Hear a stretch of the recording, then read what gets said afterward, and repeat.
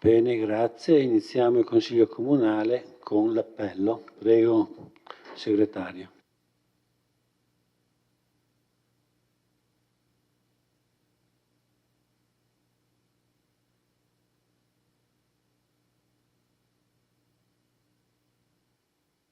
Bortolotto Giulia.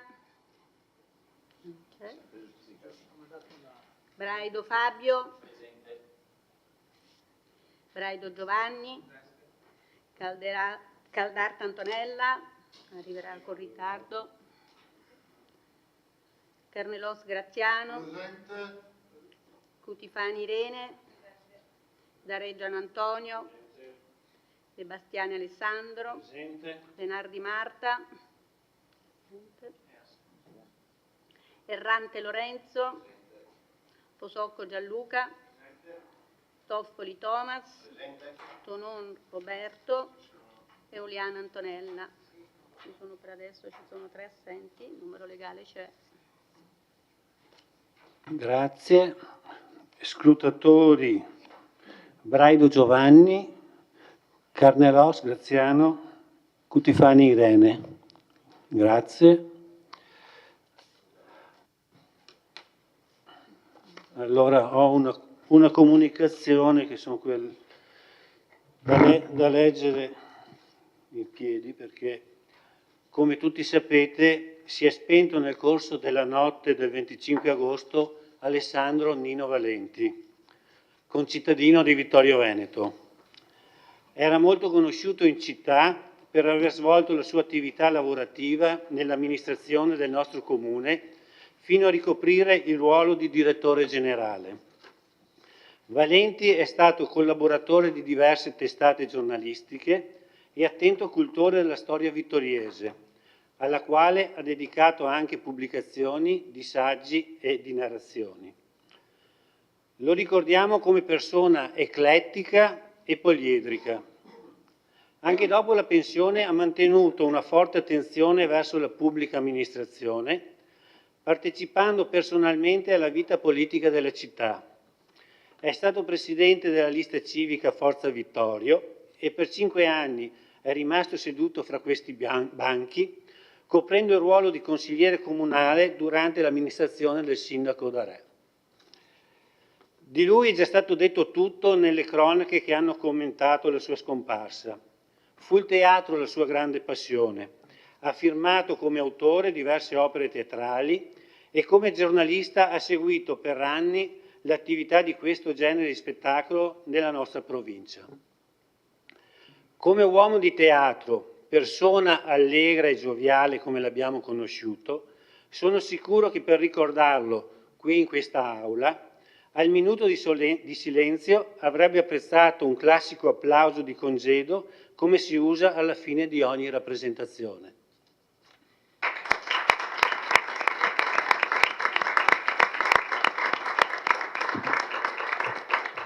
Grazie. Allora non so se ci sono altre comunicazioni. Prego.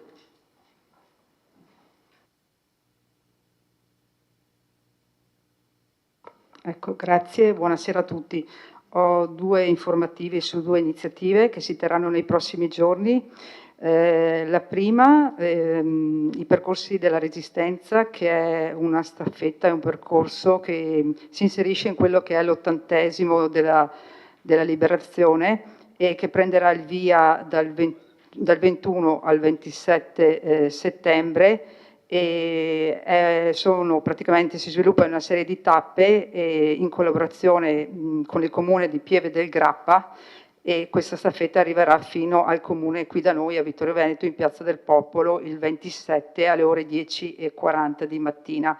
Questa iniziativa l'abbiamo coordinata assieme a 11 comuni appunto che vanno da Pieve del Grappa fino a Vittorio Veneto, e volevo appunto darne notizia. Per tutte le informazioni basta consultare il sito del comune di Vittorio Veneto.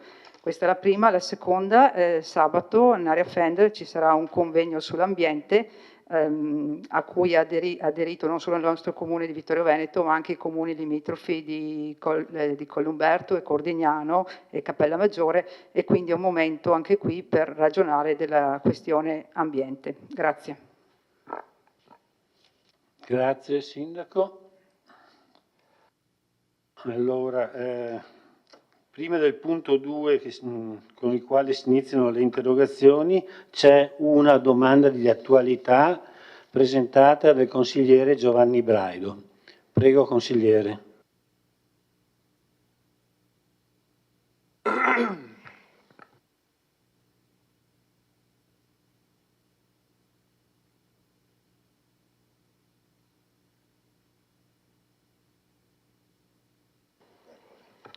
Allora, questa domanda di attualità è una domanda un po' più ampia, nel senso che succederanno, accadranno ancora sicuramente, perché insomma, purtroppo si va verso questa situazione, altri incidenti, chiamiamoli così. Ma quello che a me interessa sapere è se l'assessorato all'ordine pubblico e il comando di polizia municipale hanno, come dire, intenzione di procedere in un certo modo. Cioè, mi spiego. Monopattini e biciclette lungo i viali della Vittoria da sempre, non da questo 1 anno e mezzo, anche prima. Eccesso di velocità la mattina, 70-80 all'ora, io che sono qui in centro li vedo sempre.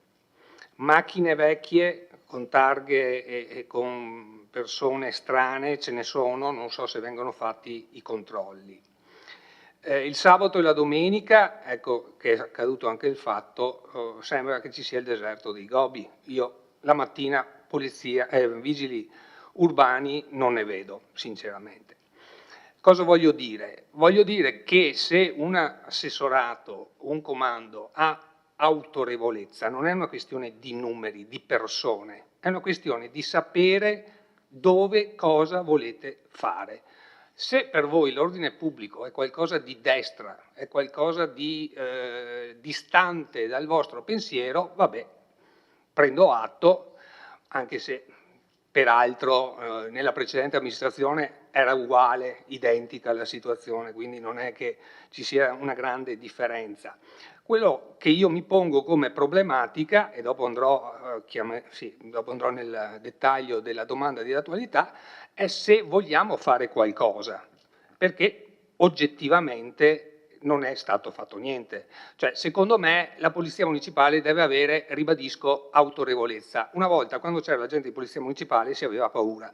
Invece i nostri agenti sono anche a volte derisi dai giovani, non c'è quel senso di forza, ribadisco, di autorevolezza che, come dico, voglio dire, è come un deterrente, che possa essere un deterrente anche per le persone che vogliono, come dire, fare varie scorribande. Detto questo, vado alla domanda di attualità e sappiamo quello che è successo sabato lungo il Viale della Vittoria, sappiamo che erano dei pakistani e dei italiani di seconda generazione, peraltro credo siano sempre gli stessi, e già questo la dice tutta, ma non in riferimento a noi, in riferimento un po' allo Stato e a come funzionano le cose in Italia.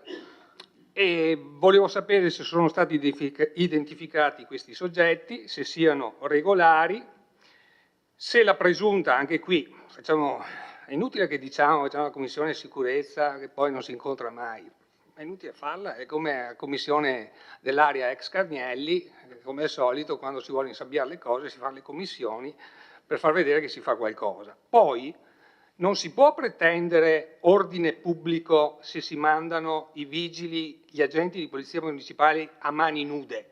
La pistola gliel'ho data io 20 anni fa e insieme alla pistola gli ho dato il sfollagente, non chiamiamolo manganello perché è fascista, sfollagente. Dopo che io sono andato a casa, 2009-2010, quello dopo di me, o non so se era quello dopo di me, so che i sollagenti sono spariti. Spariti.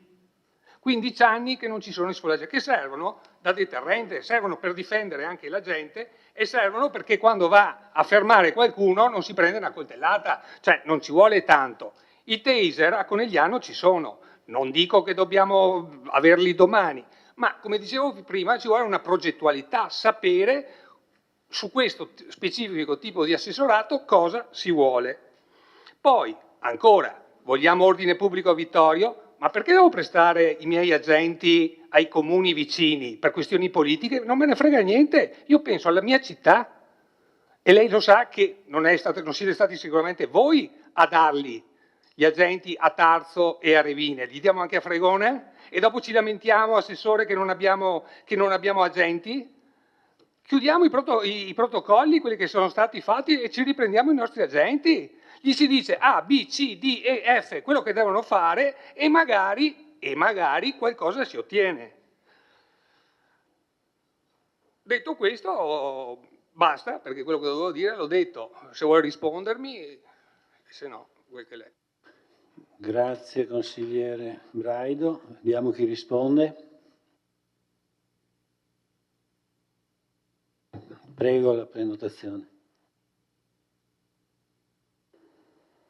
Allora, grazie al consigliere Braido per l'interrogazione.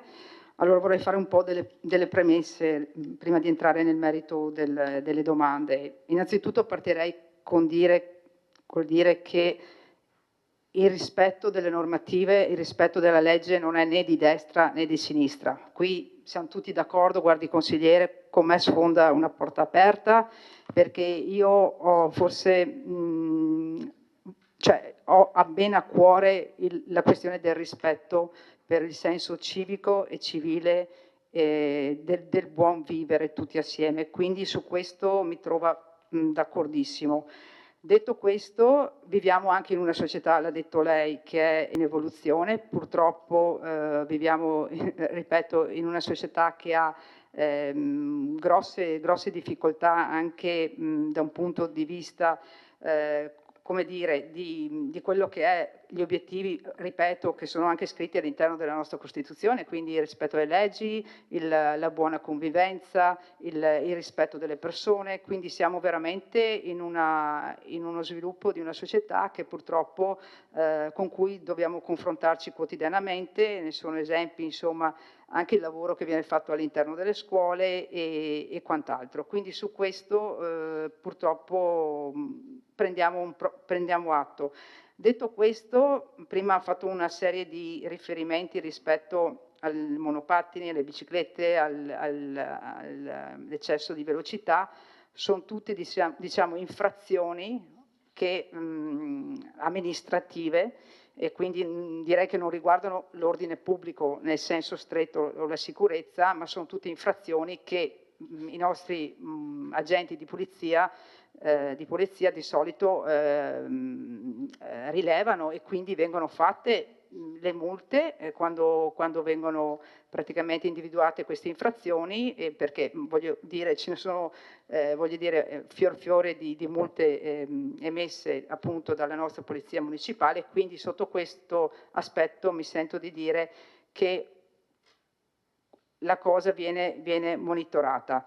Forse non viene monitorata abbastanza per la questione del numero di agenti presenti all'interno della nostra polizia municipale, che siamo ben consapevoli che è inferiore rispetto al fabbisogno, rispetto alla necessità della presenza nel territorio di questi agenti di polizia. Adesso avvieremo un altro concorso pubblico per l'assunzione di altri 3 agenti. Detto questo,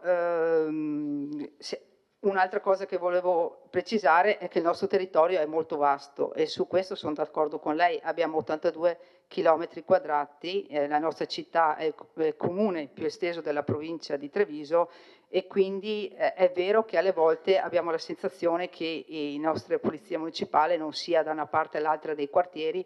Abbiamo quartieri insomma, che va da Carpesico a Cuzzuolo per arrivare su ogni Fadalto, quindi se la polizia è da una parte sicuramente non potrà essere dall'altra. Detto questo, andando nello specifico delle domande che lei ha fatto, nel caso specifico di... ecco, no, aspetti, devo rispondere rispetto alla dotazione che hanno i vigili, no? Quindi sulla questione, attualmente hanno l'arma quindi in dotazione, che è già abbastanza una responsabilità da parte dell'agente di polizia averla in dotazione. Per quanto riguarda il sfollagente, da quanto ne so, sono di competenza solo delle forze dell'ordine. Allora, a me è stato detto questo da normativa, solo la Polizia di Stato può avere il sfollagente. E per quanto riguarda il taser, su questo, anche qui ogni comando di polizia può avere solo un taser per tutti gli agenti, e su questo mi sono anche confrontata col comandante. Noi riteniamo che al momento, vista la situazione del comune di Vittorio Veneto, a noi sembra non sia utile avere questo taser, anche perché, voglio dire, c'è un'ulteriore responsabilità da parte degli agenti, devono sottostare a dei corsi di preparazione, e non ultimo il taser, purtroppo è brutto dire, ha già fatto parecchi morti, c'è più dell'arma, no? Quindi voglio dire, prendiamo in considerazione, no, anche questo. Quindi, insomma, prima di dotare, ripeto, di taser i nostri agenti di polizia municipale, pensiamoci, perché la responsabilità della gente poi è molta. Detto questo, andiamo nell'ordine dell'evento che si è verificato sabato. Quindi i soggetti sì, sono stati identificati. Sono regolari perché sono stati identificati, perché avevano i documenti e quindi sono regolari, direi di sì. Per quanto riguarda tra l'altro vorrei evidenziare che è avvenuta questa lite per futili motivi. Per quanto riguarda la commissione sicurezza, non era una vera commissione, noi abbiamo riunito i capigruppo una volta, non so se lei era presente, ma abbiamo riunito il capogruppo rispetto alla mozione che era stata fatta anche, mi sembra, dai banchi della minoranza, dal consigliere Posocco, e abbiamo anche verbalizzato, insomma, quello che è emerso rispetto a questa commissione. Anzi, approfitto per dire che abbiamo mandato al prefetto e alla questura la mozione presentata dal consigliere Posocco, e a cui abbiamo dato seguito, insomma, rispetto a questo, e prossimamente, nei prossime settimane, avremo anche un colloquio con la prefettura rispetto a questo, che era quello di ampliare le funzioni, la territorialità rispetto al commissariato di polizia di Conegliano. Ecco, su questo stiamo vedendo, adesso vediamo un po' la risposta.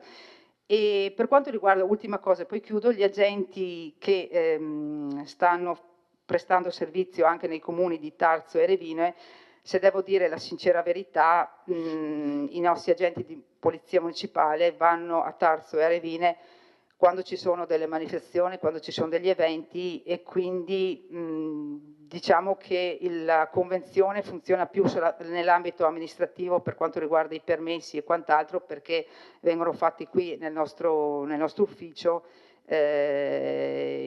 Ecco, questo è quanto. Detto questo, mi sento di dire che non sono mai abbastanza, forse gli agenti che abbiamo in dotazione non saranno mai abbastanza. C'è da fare una politica di coinvolgimento, ripeto, con varie agenzie educative. Stiamo collaborando bene con le forze dell'ordine, con i carabinieri, ci sentiamo ogni settimana. Producono un report preciso sulla situazione sul territorio. Ricordiamoci che anche i carabinieri hanno aumentato la presenza grazie all'aumento di agenti dei carabinieri, appunto dei militari, che è stato fatto quest'ultimo anno. Grazie. Grazie Sindaco. Consigliere, se vuole il diritto di replica.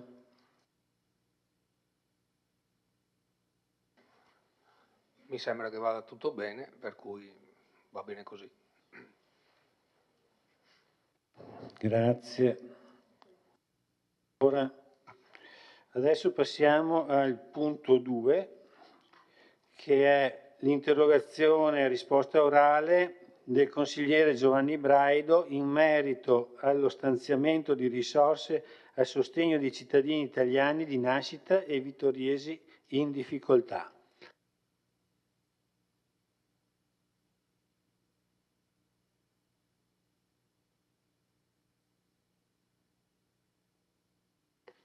Grazie Presidente.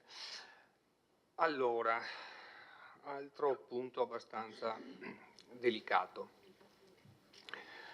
Diciamo che ultimamente frequento un po' di più, come dire, le questioni sociali, sia per motivi professionali, sia per motivi amministrativi, sia per situazioni che mi sono capitate. E devo dire sinceramente, non solo a Vittorio, ma toccando con mano, mi rendo conto che ci sono molte persone in difficoltà, persone fragili, persone giovani e specialmente anziani. No, perché manco mai. Non capisco il manco mai. Continui, consigliere, continui. Non... Sembra che meno mi sia reso conto di vivere in un altro mondo, cioè, forse, vabbè. Detto questo, il problema che io rilevo è che, a mio modesto avviso, bisognerebbe implementare, visto che mi pare il vostro bilancio, adesso non so se in conto capitale o spese correnti, è florido, sarebbe il caso di aumentare le spese per il sociale. Faccio un esempio, ad esempio c'è una cittadina che credo nota ai servizi sociali, ad esempio una cittadina marocchina, vedova di un cittadino italiano, che il 1° ottobre ha un preavviso di sloggio. L'ho seguita io e so che il 1° ottobre andranno con le forze dell'ordine a portarla fuori.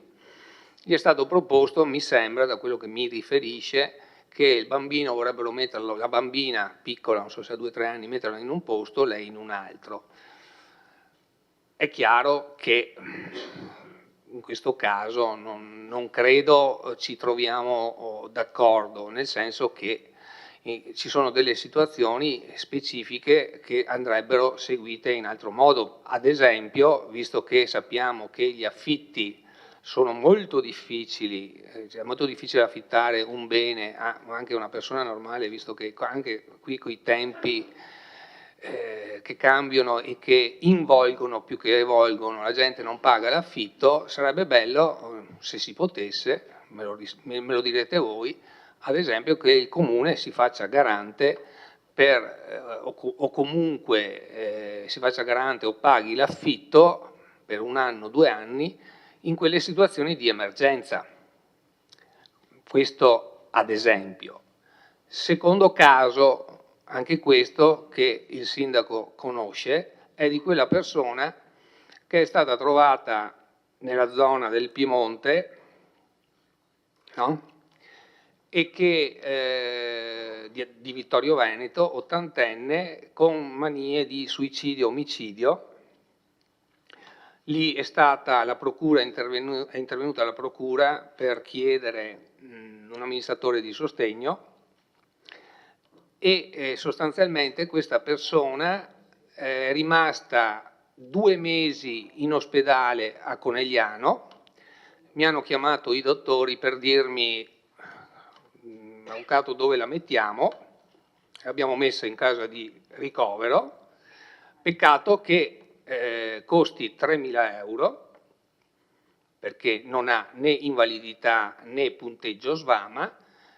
Ho avuto l'udienza l'altro giorno col giudice e stiamo aspettando per vedere cosa succederà, perché la domanda è, visto che bene le mozioni sulla Palestina, sull'Ucraina, sul mondo, vogliamoci bene tutti, ma questo cittadino italiano domani, quando viene dimesso è messo su una strada perché non ha abitazione a 10 mesi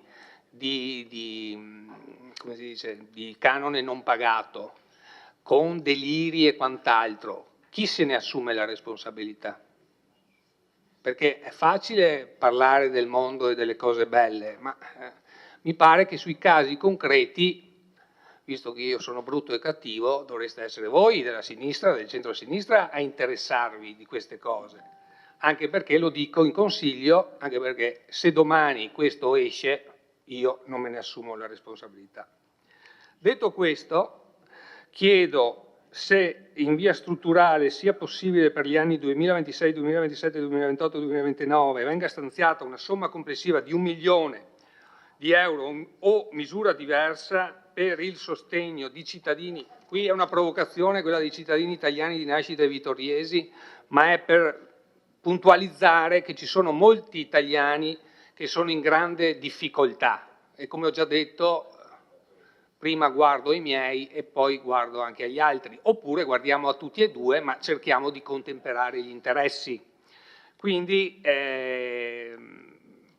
chiedo questo e indico anche che questa somma possa essere trovata o nel bilancio o attraverso la Vittorio Veneto Servizi, magari viene il Presidente che così ci dice qualcosa, visto che dopo che si è presentato chi l'ha visto, ovvero tagliando il 5% orizzontalmente il budget di tutti i referati degli assessori, in modo tale da creare questa somma d'urgenza strutturale per chi ha bisogno. Grazie. Risponde l'assessore Ceccarini, prego.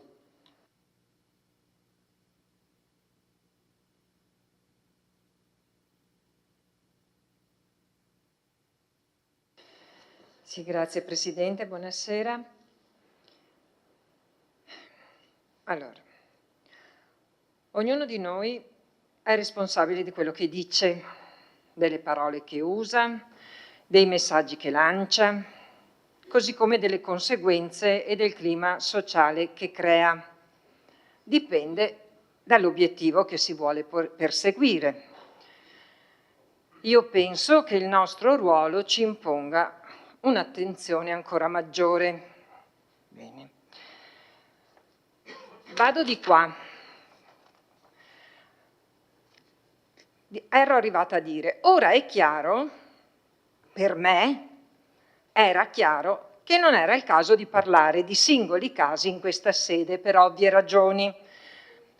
Invito piuttosto il consigliere Braido, nella sua veste professionale, a prendere nuovamente contatto con gli uffici e insieme, se vorrà, a me, possiamo verificare le situazioni degli utenti da lei segnalate, in considerazione del fatto che ogni contributo è concesso dopo un'attenta verifica. Quindi questo glielo lancio come un'apertura. Torno all'inizio. Il consigliere Giovanni Braido ben dovrebbe sapere che l'avanzo di amministrazione di milioni di euro può essere utilizzato solo per il finanziamento di spese di investimento o eventualmente per il finanziamento delle spese correnti a carattere non permanente. Tutti i capitoli che riguardano i servizi sociali comunali non rientrano in questa fattispecie, essendo per loro natura spese correnti, quindi permanenti, così come gli stipendi del personale, le utenze, i materiali di consumo, le attività culturali, l'organizzazione di eventi, facciamo un po' di... È vero che le situazioni prese in carico dai servizi sociali sono sempre più complesse e sempre più numerose, a fronte dei tagli applicati dal governo nei trasferimenti ai comuni. Inoltre, lo Stato ci ha imposto di accantonare circa 80.000 euro di spese correnti in un fondo obbligatorio previsto dalla manovra 2025, cifra che potrà essere impiegata solo in esercizi successivi per finanziare investimenti. Bene. Nonostante questo, il Comune continua a rispondere alle richieste di natura economica da parte dei cittadini, di tutti i cittadini residenti a Vittorio Veneto, con una cifra importante, Al momento abbiamo impegnato quasi 500.000 euro. Volendo entrare nello specifico, se volete, insomma, 180.000 per contributi assistenziali, inserimenti in strutture, 130.000 per il cosiddetto minimo vitale, 180.000 per il servizio residenzialità delle persone con disabilità. A questo dobbiamo aggiungere l'assistenza domiciliare, i pasti a domicilio, che sono servizi erogati in base all'ISEE, ma che in molti casi vengono dati a titolo gratuito viste le condizioni. È una spesa che va stimata intorno ai 377.000 euro. Inoltre, qui sì, utilizzando contributi statali e regionali, si riescono ad assegnare altri aiuti per circa 60.000 euro, sostegno all'abitare, famiglie fragili, contrasto alla povertà educativa. L'amministrazione comunale garantisce comunque il costante implemento dei capitoli di spesa, in risposta alle maggiori necessità avanzate dai servizi sociali, con le variazioni di bilancio note, l'ultima di 60.000 euro, che vanno naturalmente a incidere in negativo sugli altri referati. Quindi si preferisce il sociale ad altri referati se c'è necessità. Per quanto riguarda i proventi delle società partecipate, questi sono già utilizzati proprio per sopperire ai maggiori costi dei servizi sociali. E per concludere, mi piacerebbe davvero sapere la fonte nella quale ha trovato l'importante contributo economico che gli stranieri avrebbero dallo Stato, oltre naturalmente vitto e alloggio. Grazie Assessore. Se vuole, il consigliere Braio ha diritto di una replica.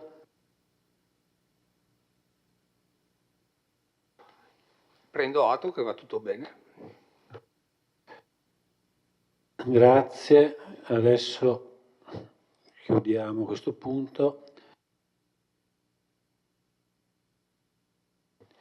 Punto 3, interrogazione a risposta orale del consigliere Giovanni Braido in merito al ripristino dei consigli di quartiere.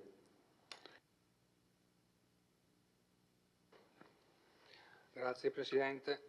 Allora, diciamo che a monte, anche quando ero amministratore, non sono mai stato contrario all'abolizione dei consigli di quartiere, per il semplice motivo che ho sempre ritenuto che se un'amministrazione lavora bene, a prescindere che i consigli di quartiere a suo tempo fossero anche un po' politicizzati, non ti curar di loro, vero consigliere Tonoro, ma guarda e passa. Se ritengo di far bene il mio lavoro di amministratore, non mi smuovono le critiche dei presidenti dei quartieri, anzi se ritengo che alcuna critica sia giusta e doverosa, l'ascolto a prescindere. Detto questo, non entro nel merito di chi ha voluto, come, perché ha voluto abolire i consigli di quartiere, che sinceramente non, insomma, come direbbe qualcuno, non disturbavano il manovratore. Tuttavia ricordo che il centrosinistra, giustamente, aveva detto che diciamo, non gli era parso fosse molto democratico chiudere i consigli di quartiere, quindi dare la possibilità al quartiere stesso di poter esprimere le proprie valutazioni. Detto questo, io anche quando io faccio una critica cerco anche di dire quella che è la mia posizione, cioè quello che io farei, come l'ho detto prima per il sociale, come l'ho detto prima per l'ordine pubblico. Anche qui ho detto, siccome ormai anche qui c'è secondo me più una involuzione che una evoluzione, e sono sicuro che ormai pochi abbiano il desiderio di fare i consiglieri di quartiere o il presidente di quartiere, ho detto, dopo deve essere seguita chiaramente dagli uffici, io lanciavo l'idea, poteva essere di dire, faccio per dire, dal 1° ottobre al 30 ottobre chi vuole presentarsi come consigliere di quartiere si presenta, dopodiché uno lo sceglie la maggioranza, uno lo sceglie l'opposizione, non io, e lì viene scelto il presidente, il quale presidente può, io l'ho già fatto, a chiedere a qualsiasi consigliere, e qui ci sarebbe anche, come dire, la giustificazione del fatto che senza modificare tanti statuti e tante cose, attraverso il consigliere singolo può presentare delle interrogazioni. Alcune delle mie interrogazioni non le ho proposte io, mi sono state preparate e io ben volentieri le ho fatte.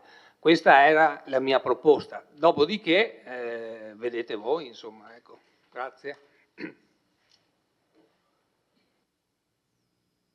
Risponde il sindaco.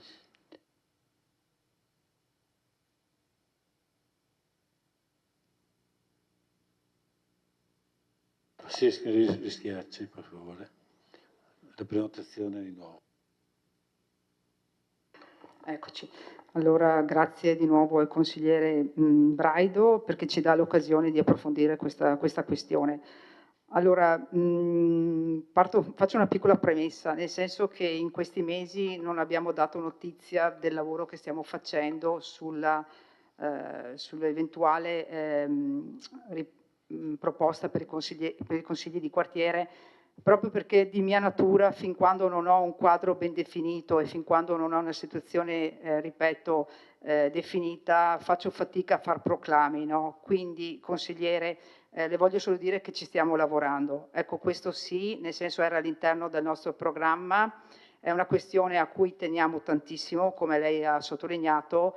Sono un paio di mesi che ci stiamo lavorando e ci stiamo un po' guardando attorno rispetto a dei modelli di consiglio quartiere che ci sono anche in altre città.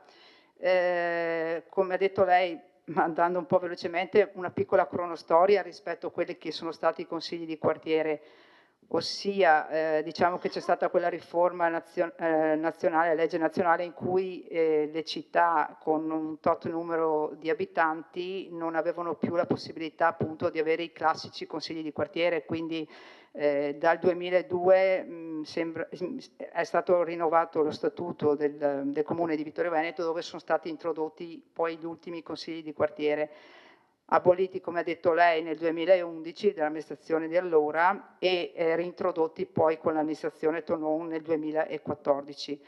Detto questo, sappiamo l'ultimo periodo in cui l'amministrazione Miato ha rivisto il regolamento e con la volontà di alzare il quorum rispetto appunto ai numeri di elettori che si recavano appunto a votare per i consigli di quartiere, e per noi quella, l'ho detto più volte anche dai banchi di minoranza, fu il segnale in cui praticamente c'era quantomeno la volontà di rendere difficile poi il raggiungimento del quorum, no? Quindi diciamo quella è stata un po' diciamo, il punto negativo, che alla fine i quartieri appunto non sono stati più rinnovati. Detto questo, ripeto, noi ci stiamo lavorando. Io colgo anche l'occasione di quella proposta che ha fatto lei adesso, poc'anzi, perché sul discorso del famoso albo ci sono comuni che appunto hanno questo regolamento in cui c'è un albo in cui i cittadini si possono iscrivere e dopodiché, come ha detto lei, alcuni consigli comunali eleggono dei rappresentanti in seno ai quartieri, oppure alle volte ci sono delle formule miste, ossia vengono anche introdotti nei consigli di quartieri dei presidenti di associazioni o le associazioni territoriali che gravitano su quei quartieri. Ecco, io le posso dire che ci stiamo lavorando, ci stiamo ragionando e spero di concludere a breve l'iter e comunque grazie per il sollecito che ci ha dato. Grazie.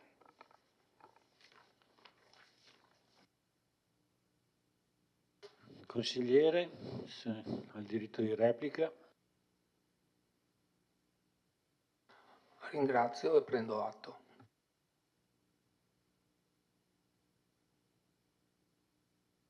Punto numero 4. Interrogazione e risposta orale del consigliere Gianluca Posocco ad oggetto gara per i lavori di ristrutturazione del percorso pedonale di Sant'Augusta. Prego, consigliere.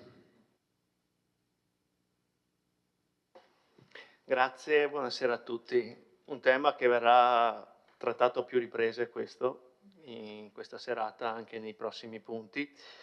Un'interrogazione che ho presentato che riguarda appunto la gara per i lavori di ristrutturazione del percorso pedonale di Sant'Augusta, dopo che nella seduta del 24 di luglio, l'assessore De Antoni aveva affermato: adesso con la variazione di bilancio procederemo per la gara d'appalto mettendo insieme i due progetti e faremo un'unica gara. Allora la mia domanda che avevo formulato prima dell'ordine del Consiglio Comunale, dei punti dell'ordine comunale di questa sera, era a che punto era l'iter per l'indizione della gara d'appalto, al posto che delle due distinte gare annunciate nella seduta consigliare del 29 novembre 2024, la prima dei quali per 700.000 euro, che veniva indicata imminente, mentre la seconda per 400.000 euro, di cui 200.000 euro da donazione, veniva rinviata ai tempi successivi. Quale ufficio stia lavorando alla gara d'appalto, entro quale termine si ritenga possa venire indetta e pubblicata la gara d'appalto. Un'altra cosa, sottolineo, se ne ho l'opportunità, sono andato ancora a fare un giro a Sant'Augusta, il percorso è sempre peggio e se oggi costa 10, domani costerà 12, fra 6 mesi costerà 15. Grazie, consigliere. Risponde l'assessore De Antoni. Confermo che nella seduta del 24 luglio ho dichiarato quanto riportato dal consigliere Posocco nella sua interrogazione.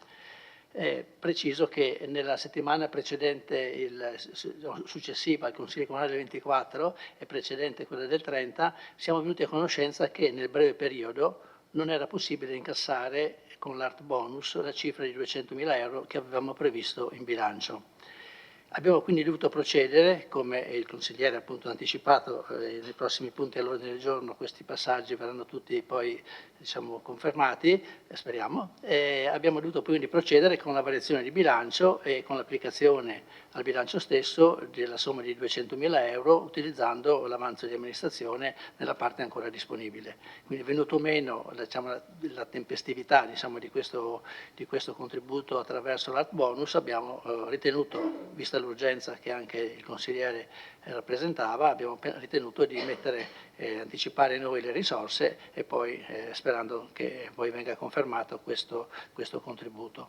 Per quanto riguarda la gara d'appalto, gli uffici che si occupano sono l'ufficio opere pubbliche e il servizio appalti e contratti e quindi a breve procederemo con la gara di entrambi i lotti. Io non voglio fare previsioni perché poi, però gli uffici mi dicono che nel giro di 2 o 3 mesi, non faccio previsioni come dicevo, anche per evitare poi che nei social e sui giornali continuino, soprattutto ci sono degli ex consiglieri molto pronti a criticare le mie previsioni, ma questi stessi poco propensi a informarsi e a ricordare, se non a comprendere, le difficoltà che ci sono sempre state e che permangono tuttora per progettare, appaltare e completare le opere pubbliche. E d'altra parte, se così non fosse, se non ci fossero queste difficoltà, non ci sarebbero in corso ad oggi circa 30 opere pubbliche, per una buona parte ereditate dalla precedente amministrazione, gravate da pesanti ritardi sia per la progettazione, per il finanziamento e per le procedure di appalto, che comunque con grande impegno i nostri uffici stanno cercando di portare a termine, rispettando i termini stabiliti, che altrimenti, se non fossero rispettati, avremmo perso anche il contributo. Quindi mi rendo conto che è difficile, mi sono reso conto quanto è difficile procedere tempestivamente a queste procedure, vi siete resi conto anche voi e anche gli altri consiglieri che protestano, che segnalano queste cose sui giornali, che poi sarebbe così semplice prendere il telefono e chiedere a queste persone che scrivono sui giornali, ma probabilmente lo scopo non è quello di essere informati, ma di fare polemiche inutili che comunque io, come diceva il consigliere, non ti curare di loro, l'ha detto lei, perfetto. Nei prossimi punti comunque come diceva il consigliere, procederemo a due passaggi diversi con la modifica del piano delle opere pubbliche e con l'applicazione al bilancio di questi 200.000 euro, sperando poi che prima del termine dei lavori ci possano essere recuperate le 200.000 euro che erano previsti. Grazie, consigliere.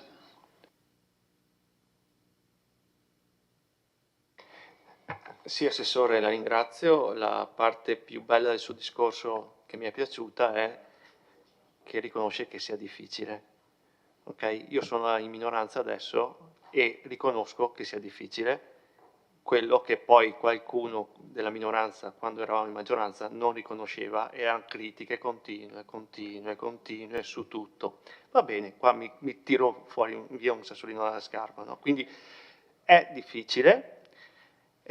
Poi mi permetta, lei ci mette delle sue, anche sfortunato, nel senso che si sa che se ho i soldi posso fare la gara d'appalto, se non ho i soldi devo metterceli con una variazione di bilancio. Lei nel momento in cui a luglio mi ha detto facciamo la gara, convinto che ci fossero i soldi già in bilancio, quindi voglio dire, o è sfortunato o ci fa proprio trascinare dalla voglia di dire facciamo, quando invece se mancano 200.000 euro dobbiamo, come questa sera, poi ci spiegherà i motivi per cui non ci sono, quando arriveranno, eccetera, eccetera, come stasera dovremo votare una variazione di bilancio e da qui partire con la gara d'appalto. Grazie. Grazie consigliere Posocco. Abbiamo concluso le interrogazioni, adesso passiamo al punto numero 5.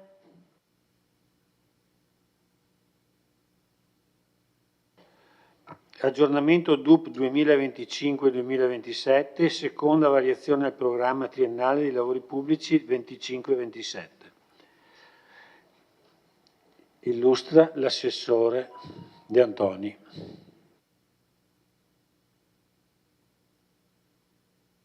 Sì, ho chiesto alla dottoressa Dalla Torre di venire al tavolo qui, se si piazza, si mette qui o anche di vicino come vuole.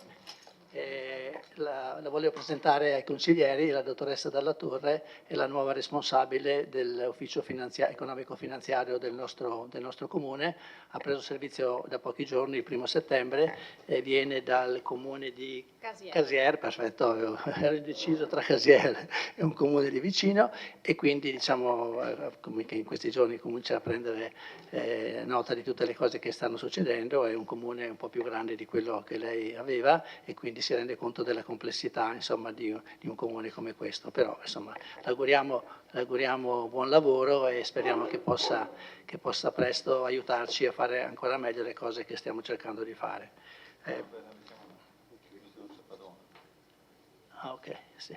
Per quanto riguarda diciamo, questo punto all'ordine del giorno, in pratica la modifica del piano delle opere pubbliche consiste in una rimodulazione delle fonti di finanziamento dell'intervento. Come si anticipava prima, c'è questo secondo stralcio di 400.000 euro che nel piano delle opere pubbliche, diciamo, in corso quest'anno, prevedeva, diciamo, dopo il Consiglio Comunale di maggio, prevedeva il finanziamento per 200.000 euro con i proventi da alienazioni e per 200.000 con l'applicazione dell'art bonus.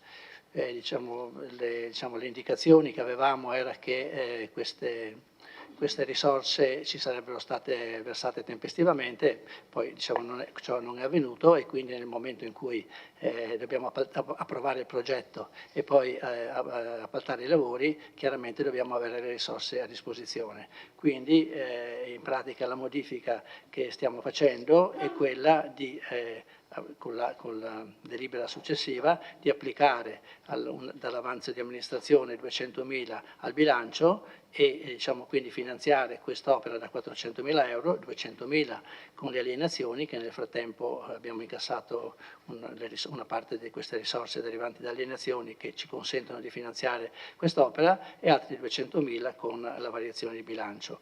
E i tempi, ecco, l'aggiunta che volevo fare prima era che domani c'è la Giunta comunale, quindi abbiamo già previsto all'ordine del giorno l'approvazione del progetto esecutivo del secondo stralcio della sistemazione della strada di Sant'Augusto, per cui, come dicevo, i 2 mesi, insomma 2 o 3 mesi che sono previsti per l'appalto sono anche, diciamo, si può pensare che siano anche rispettabili, in quanto quasi tutto è pronto.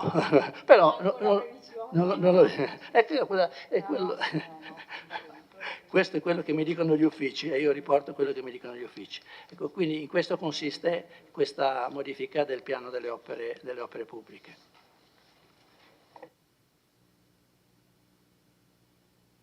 Grazie Assessore. Adesso apro il dibattito, invito i consiglieri a intervenire.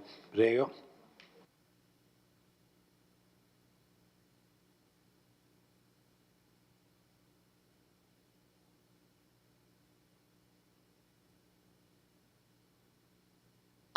Prego, consigliere Posocco. Allora, vorrei fare una domanda riferita alla cifra della donazione che dovrebbe arrivare.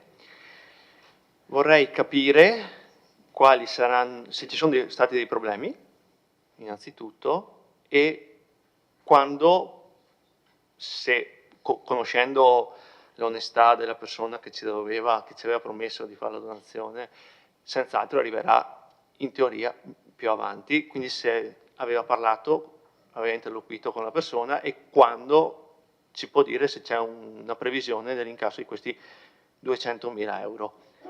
Aggiungo come anche che questo mi fa astenere da votare un voto positivo nella modifica del piano opere pubbliche del DUP. Grazie.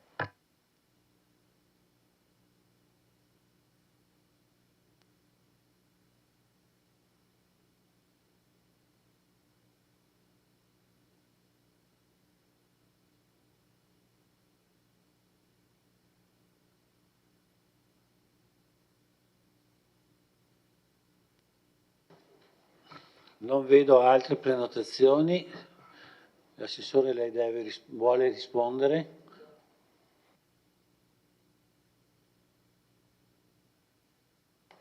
Sì, diciamo che quelle che il precedente sindaco chiamava interlocuzioni, diciamo, le interlocuzioni con il benefattore sono state portate avanti dal sindaco Miatto e quando siamo arrivati abbiamo chiesto conferma di questo impegno che era scritto in un documento, insomma, e questo ci è stato confermato. Sulla tempistica la persona ha ritenuto di non farlo di non poterlo fare, di non essere in grado di farlo in questo momento e ci ha detto che sarà fatto il prossimo anno appena possibile, quindi non abbiamo voluto neanche, quando una persona si offre così, è anche difficile discutere, anche perché le interlocuzioni non erano state gestite da noi, abbiamo preso atto di questa cosa e quindi diciamo, aspettiamo che questo processo possa maturare, però siccome, come diceva anche lei, c'è l'urgenza di mettere a posto questo percorso, abbiamo ritenuto di anticipare noi le risorse e quindi aspettiamo con fiducia che attualmente, per la verità, ci sono 420 euro, non mi ricordo più, sull'art bonus, scusa? 520, ci sono 520 euro che alcune persone hanno voluto versare su questo conto aperto. Grazie, Assessore. Se ci sono altri interventi.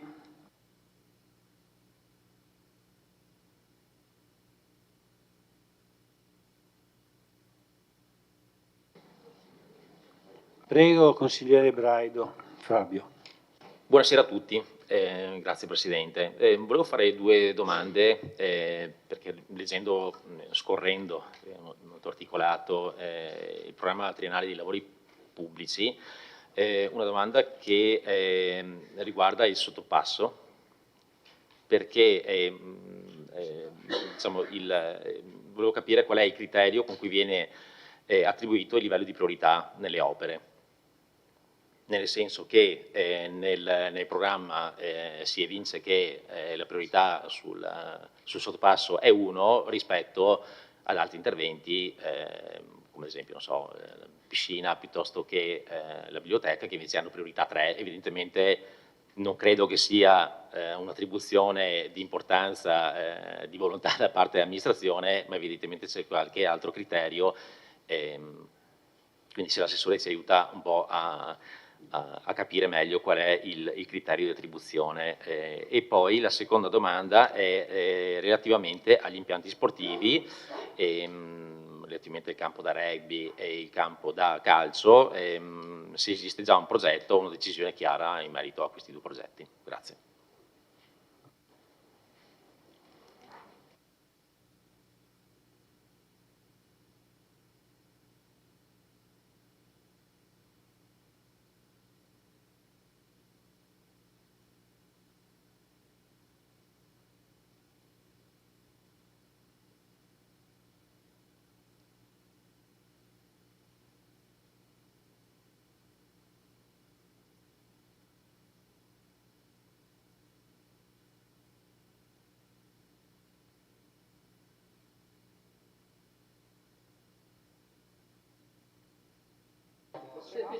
Allora, ma difatti io non ho detto niente in questo momento. Sto aspettando altri interventi.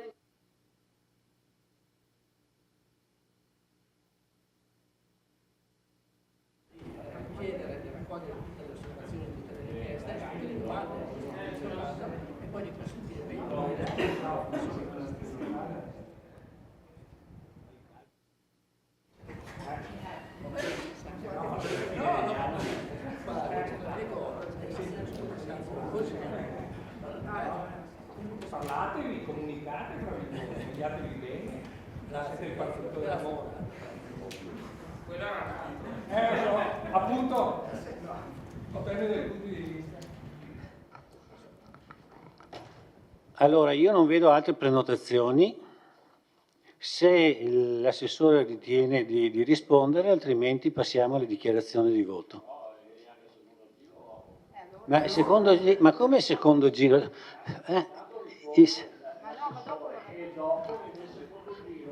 Non funziona proprio così. No, non esiste il primo e il secondo giro. Esiste la replica. Comunque, molto volentieri le do la parola.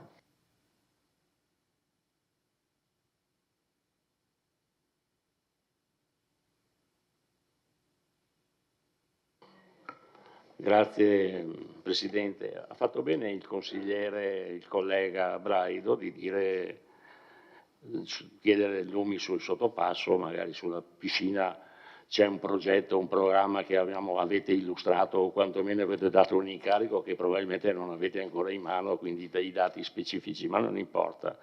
Volevo capire sul sottopasso e se è siccome c'era un accordo con Ferrovie dello Stato in cui Ferrovie dello Stato aveva dato anche per la chiusura, anche perché la contrattazione è stata fatta tra il Comune di Vittorio Veneto e anche il Comune di Conegliano sulla chiusura dei vari passaggi. E fortunatamente noi abbiamo portato a casa qualcosa anche con dei contributi delle ferrovie. Volevo capire se quel contributo delle ferrovie è ancora in essere, se è stato cambiato qualcosa, se avete qualche progetto diverso, perché effettivamente qualche passaggio a livello è stato chiuso a Conegliano, creando dei disagi dall'altra parte. È un comune con termine, ma non è che per questo dobbiamo gioire se qualcuno ha delle difficoltà poi di trasferirsi in zona industriale, perché insomma siamo una comunità che va ben al di là del confine del comune stesso.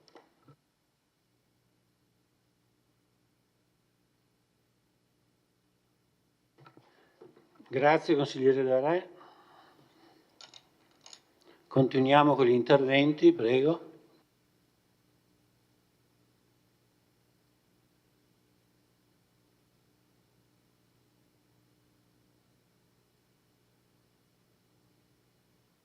Beh, allora approfitto anch'io a tornare sul tema sottopasso, visto che il consigliere Braido l'ha tirato fuori. Ho visto dalla stampa che c'è stato un incontro con Ferrovie e quindi volevo capire, al di là del sottopasso sì, sottopasso no, che poi è una domanda già fatta, il discorso della convenzione, quella volta stipulata tra RFI e l'amministrazione, penso ci sia stato del sindaco Tonon quella volta, che appunto dovevamo chiudere a quell'epoca nella convenzione 3 passaggi a livello e poi con una modifica è stato, fra virgolette, posticipato in via Martel, però mi risulta che entro il 31 dicembre 2025 deve essere chiuso il passaggio a livello di via Callarga. Questo da convenzione con RFI, c'era scritto così, e quindi se mi può tranquillizzare in questo senso che il passaggio a livello non verrà chiuso. E poi, come diceva il mio collega da Re, è da capire se Vittorio Veneto, il Conegliano ha chiuso 3 passaggi a livello, creando un bel po' di disagi, specialmente nella zona di Ogliano, Scomigo. Vittorio Veneto se la cava chiudendo solo quello in via Donagutti. Siamo bravi, se è così siamo bravi. Grazie.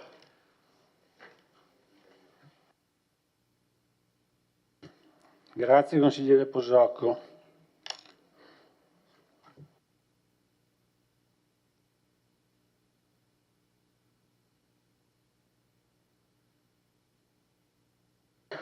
Allora, se non ci sono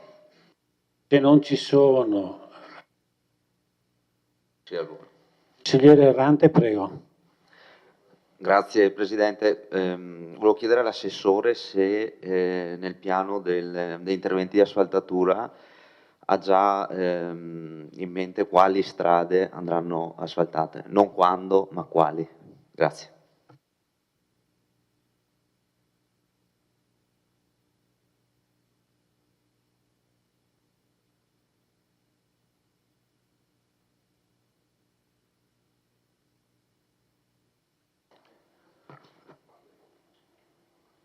Non vedo altre prenotazioni, non so se l'assessore vuole rispondere.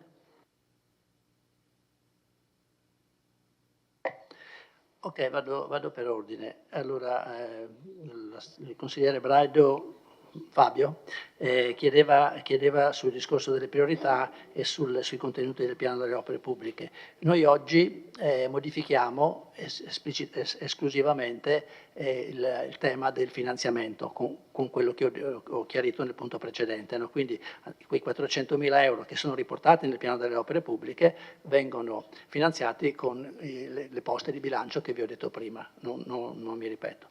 Quindi non abbiamo toccato quello che è il piano delle opere pubbliche. E quindi le priorità sono quelle che erano state considerate precedentemente, che sono state riportate ancora a dicembre. Il tema del sottopasso, che è un tema molto delicato. È molto delicato perché, come ho già avuto modo di dire in un altro consiglio comunale, quando siamo arrivati in amministrazione noi, 5 giorni dopo che siamo arrivati, ci è arrivato il progetto, diciamo che era stato da uno studio tecnico incaricato dalla precedente amministrazione, che portava il costo del progetto da 2 milioni a 5 milioni e 100.000 euro, più 400.000 euro di opere già eseguite con uno stralcio, secondo me, non funzionale, per realizzare una soletta sotto i binari dell'attuale linea ferroviaria. Quindi il costo complessivo di questo sottopasso a prezzi del 2023 è 5 milioni e 100 più 400.000 già spesi, ripeto, con uno stralcio non funzionale.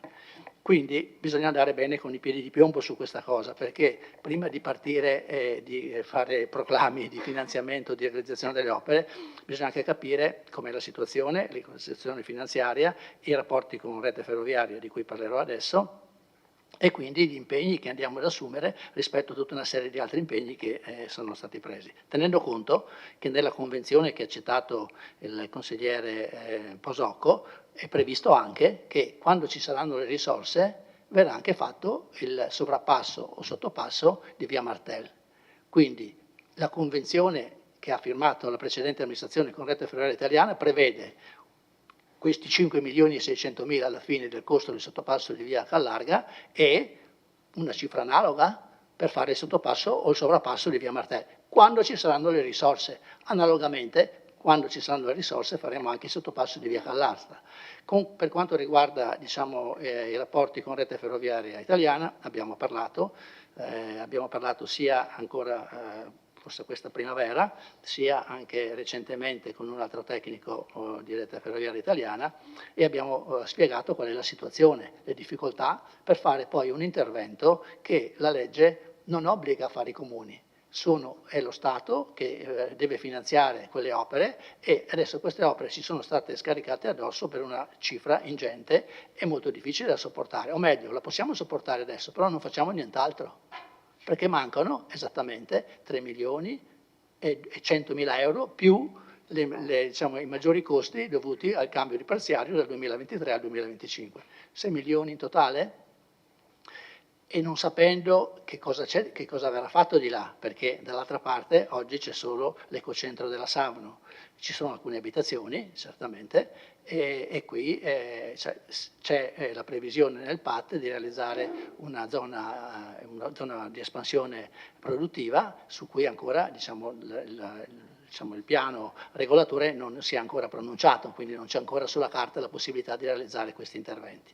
Quindi un insieme di cose. Dicevo che abbiamo parlato con Rete Ferroviaria e abbiamo spiegato le difficoltà, c'è stata la massima disponibilità, come era stata anche precedentemente con l'altra amministrazione, quando la scadenza, perché anche questo è da dire, la scadenza dei lavori in base alla convenzione sottoscritta nel 2019 dalla precedente amministrazione prevedeva la ultimazione dei lavori del sottopasso entro il 31 dicembre 2023. Nell'impossibilità di fare, tanto non mi fanno le domande ma poi non mi ascoltano, ma non ha importanza, quando è stata fatta questo accordo nel 2023 c'erano i soldi per fare l'opera, perché quella volta l'importo del progetto, che era stato affidato a un altro studio tecnico sempre da parte della precedente amministrazione, valeva 2 milioni di euro. E i soldi c'erano e ci sono ancora adesso. Noi in bilancio abbiamo 2 milioni di euro, di cui 1.300.000 circa sono risorse del Comune, circa 670.000 sono a carico di Rete Ferroviaria Italiana, che per ogni passaggio a livello che chiude ti dà un contributo di 670.000. Ce l'ha già dato per la chiusura del passaggio a livello di Via dei Ganuti e si è impegnata a darcelo anche su questo intervento. Parlando con questi funzionari che parlavano da Verona, c'è stato detto, insomma, ci rendiamo conto della situazione, possiamo congelare la situazione per il momento, quindi rinviare i termini di scadenza quando anche voi avrete capito meglio quello che potete fare con le risorse. E loro, non ritengono che la convenzione sia per noi, come dire, passatemi il termine legale, sia vincolante, ecco, nel senso che anche loro, e qui passo alla convenzione del 2018 firmata dal sindaco Tonon, anche loro avevano previsto di fare, senza nessun termine, avevano previsto di fare un sottopasso sulla stazione ferroviaria che passava dalla stazione fino al di là di tutta la stazione ferroviaria, così è scritto nella convenzione. Ora hanno iniziato i lavori e fanno solo il sottopasso per raggiungere il secondo binario, mentre sono impegnati, e questo l'abbiamo messo nel dare parere di conformità urbanistica al progetto che ci hanno presentato, mentre loro sono impegnati a fare tutto. Quindi è una cosa che è in corso e sulla quale stiamo molto attenti, perché le cifre in gioco sono davvero importanti. Dopo risponderò ad alcune altre cose sempre sul sottopasso, tornando ad altri interventi che il consigliere faceva presente. Sul campo da calcio non c'è nel piano alcun interventi per i campi da calcio al momento, come finanziamenti nel piano delle opere pubbliche. Per quanto riguarda il campo da rugby, siamo in corso, abbiamo fatto questo piano di valutazione delle alternative progettuali, sono state individuate almeno 3 posizioni, che hanno poi un punteggio che il professionista ha come dire, ha applicato secondo le valutazioni tecniche che ha fatto. Sono individuati due siti che sono ugualmente validi per quanto riguarda l'aspetto tecnico, ce n'è un terzo un po' meno valido. Comunque su questo ci stiamo muovendo. In bilancio abbiamo un importo a memoria di 500.000 euro per realizzare quest'opera e a brevissimo, con questo documento che ci è stato consegnato da poche settimane, dovremo riuscire a definire,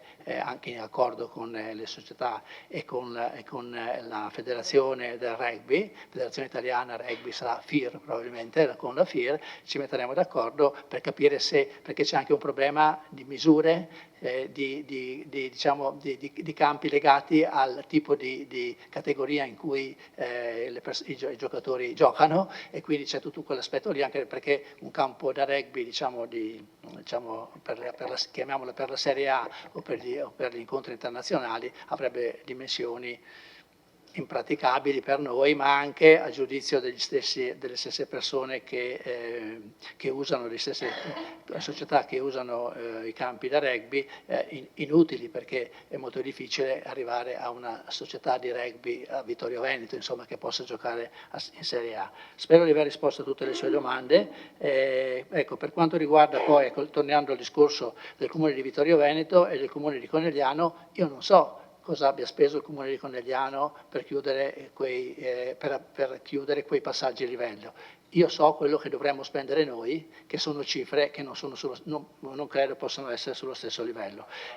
Scusa, ecco, non ci siamo comunque limitati all'aspetto del sottopasso, alla chiusura quindi del passaggio a livello. Abbiamo recentemente appunto parlato, e qui c'è anche l'assessore Lus che mi può dare conferma, abbiamo recentemente parlato anche con un altro tecnico che segue direttamente le linee della nostra zona per richiedere che al più presto il passaggio a livello che ora insiste appunto su via Callarga venga automatizzato e quindi vengano superati quei tempi d'attesa inaccettabili di quasi 10 minuti per quando scendono le sbarre, aspettare 10 minuti perché vengono riaperte. La cosa è possibile, costa, ma comunque è una cosa che può essere anche utile in relazione poi alla necessità di assicurare un servizio anche soprattutto per gli abitanti che sono pochi, ma ce ne sono, che abitano dall'altra parte. Spero di aver risposto a tutti. Dopo c'è, sì, scusate, le asfaltature. In commissione mi avevano chiesto di essere più preciso su quali tratti di strade vengono previste le asfaltature del 1 milione di euro che è già stato stanziato. Anche in questo caso abbiamo già affidato la progettazione a un tecnico indicando come possibili interventi, alcuni tratti di via Cansiglio, via Carbonera, via Maspieron, via Caldelivera, via Citolini, parcheggio di via dell'Industria, via Caldeprade, viale della Vittoria, via Cavour e via Roma, come possibili tratti su cui intervenire. Il nostro intervento chiaramente va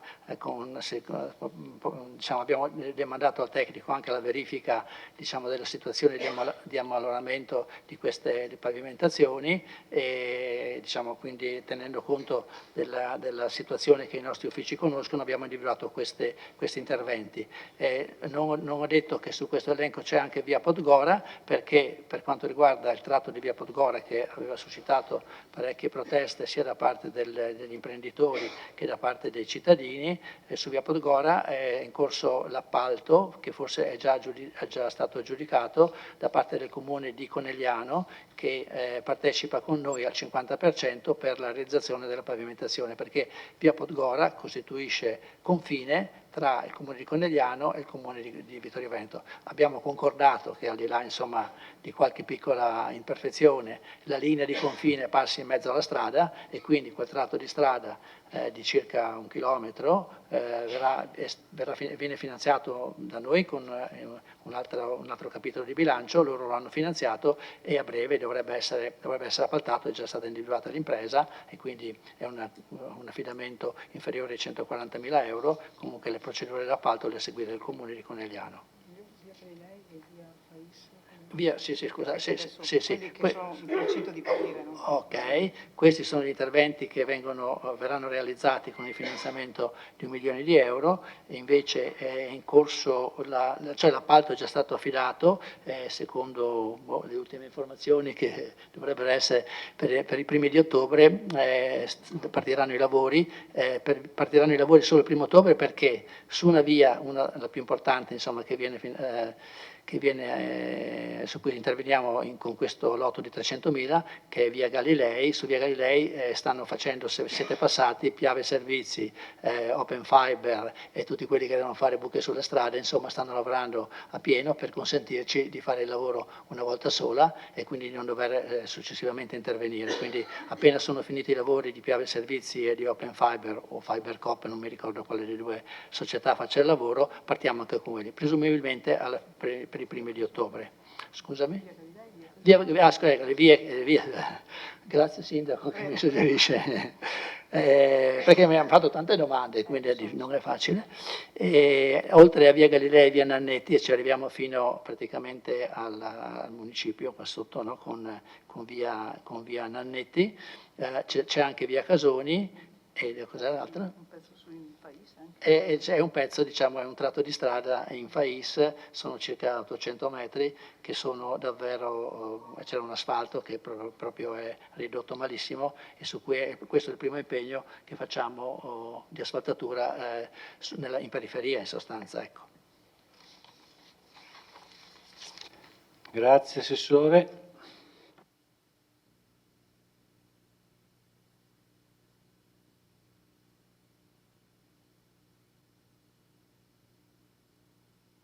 A prenotare se ci sono repliche, altrimenti passiamo alla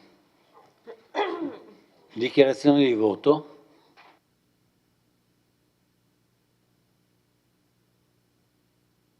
Consigliere Bassetto, è una dichiarazione di voto oppure un intervento? Prego.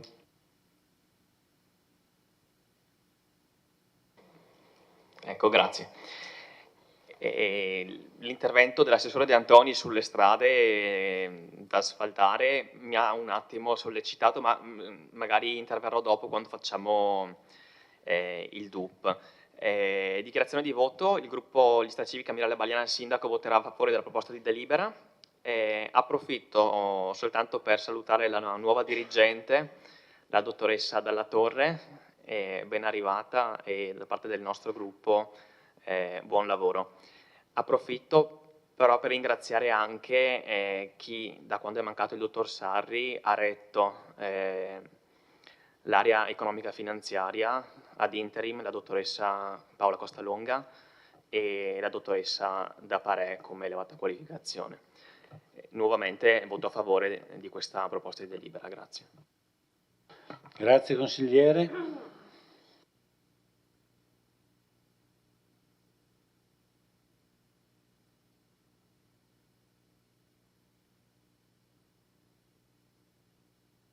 Non ci sono altre dichiarazioni di voto. Chiudo la discussione.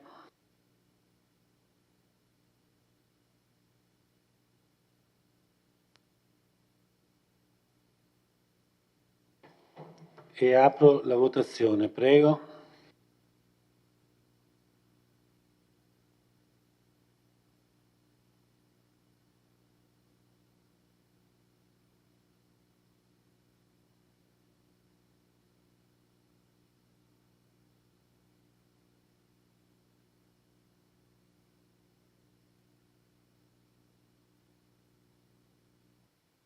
Chiudo la votazione.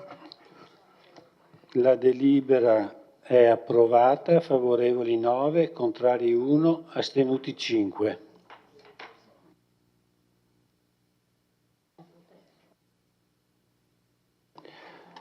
Immediata esecutività. Apro la votazione, un attimo.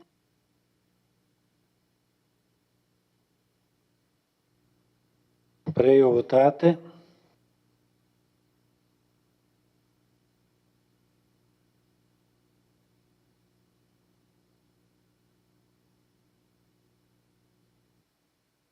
Grazie. Approvata, favorevoli 9, contrari 1, astenuto 5. Possiamo passare al sesto punto dell'ordine del giorno. Bilancio di previsione triennio 2025-2027, variazione numero 6.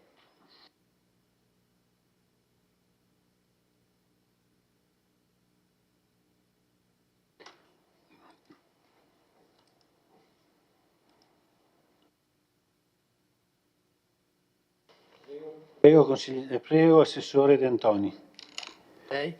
Diciamo che tutte le informazioni hanno preceduto, sono state riportate nei precedenti punti. Comunque appunto prendiamo in esame il bilancio di previsione 2025-2027. Qui appunto con la precedente delibera di Consiglio abbiamo approvato la variazione del programma triennale e annuale dei lavori pubblici, e quindi c'era questa necessità di integrare modificare il finanziamento dei 200.000 euro che, diciamo, che in base al precedente piano era prevista il finanziamento con l'applicazione dell'art bonus, e invece noi lo trasformiamo, quindi questo finanziamento lo riportiamo come finanziamento che utilizzando l'avanzo di amministrazione, per cui in sostanza insomma, questi 400.000 euro verranno finanziati per 200.000 euro con l'alienazione con le alienazioni e per 200.000 euro con l'avanzo di amministrazione. C'è il capitolo di bilancio che trovate negli allegati in cui viene riportato questo importo e viene, diciamo, data contezza di quello che è stato fatto dal punto di vista contabile.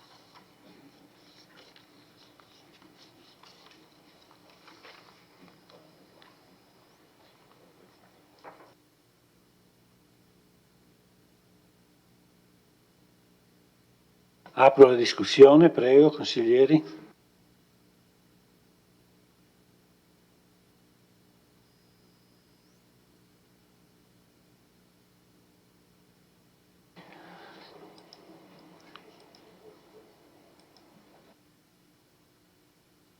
Consigliere Carneros.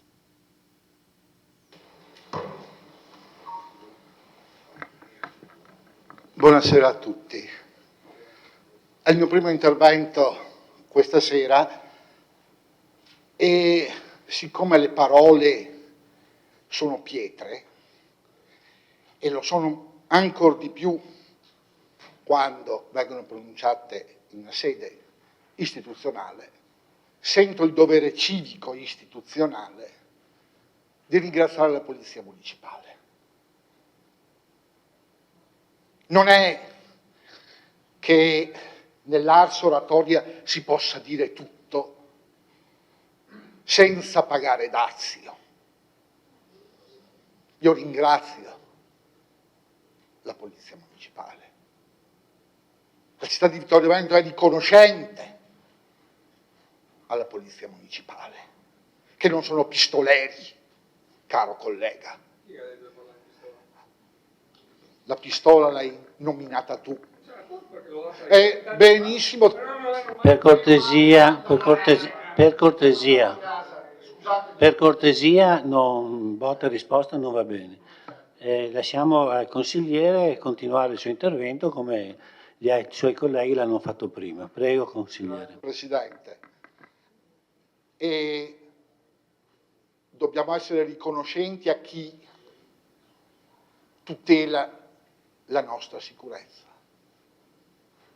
Sono stati dipinti come che non fanno nulla, non ci sono mai, non mettono multe, tranne poi, lo si è detto anche in questo Consiglio Comunale negli scorsi anni, poi quando ci sono le multe si dice i vigili lo fanno per fare cassa, poi troppo dure, poi in ogni caso arriverà il condono fra poco, per cui tutte le multe, cioè le pene per le infrazioni, verranno tout court cancellate. E no, signori miei, a che gioco giochiamo? Mi spiace, ma almeno da parte di questo consigliere comunale non ci sarà tolleranza di fronte, come si può dire, a disquisizioni demagogiche e populiste. Certamente non è il Bronx, probabilmente. Consigliere Braido, per cortesia, facciamo proseguire la seduta, no, non serve. Ognuno dà quello che può.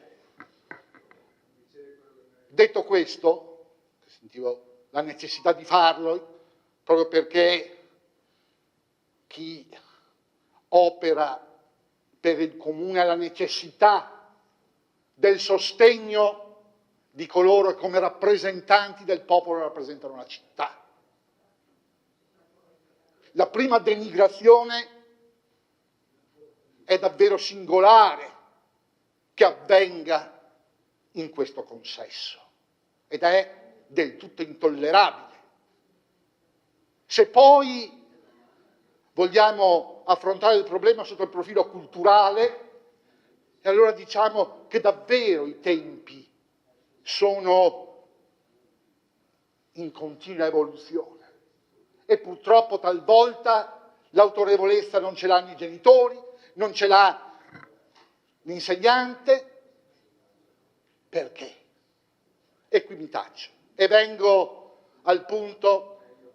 Ho esaminato con attenzione il documento unico di programmazione e la cosa che mi sento di dire è, quantomeno proprio perché delle volte noi nella nostra verve polemica guardiamo l'opera pubblica e in realtà è pregevole il lavoro che è stato fatto, soprattutto a proposito dell'aspetto sociale, che vedo che comincia ad avere interesse anche da parte di chi in passato diceva che c'era assistenzialismo a go-go. E volevo dire, ci sono dei dati importanti e invito anche proprio i miei colleghi consiglieri ad esaminarli perché ci fanno un quadro davvero, come si può dire, significativo. Pensate, delle famiglie vittoriesi, 2/3 non hanno figli. Pensate, le scuole, sta calando la popolazione scolastica e è significativo se guardate 120 in meno nelle scuole secondarie, cioè che quindi riflettono tutto il bacino nostro. E questi sono posti di lavoro persi, sono famiglie che si trovano in difficoltà. Conosco colleghi che perdono le cattedre. Magari arrivasse qualcuno a riempire queste scuole. Interessante poi, e finisco, anche l'aspetto appunto demografico e dell'indice di vecchiezza.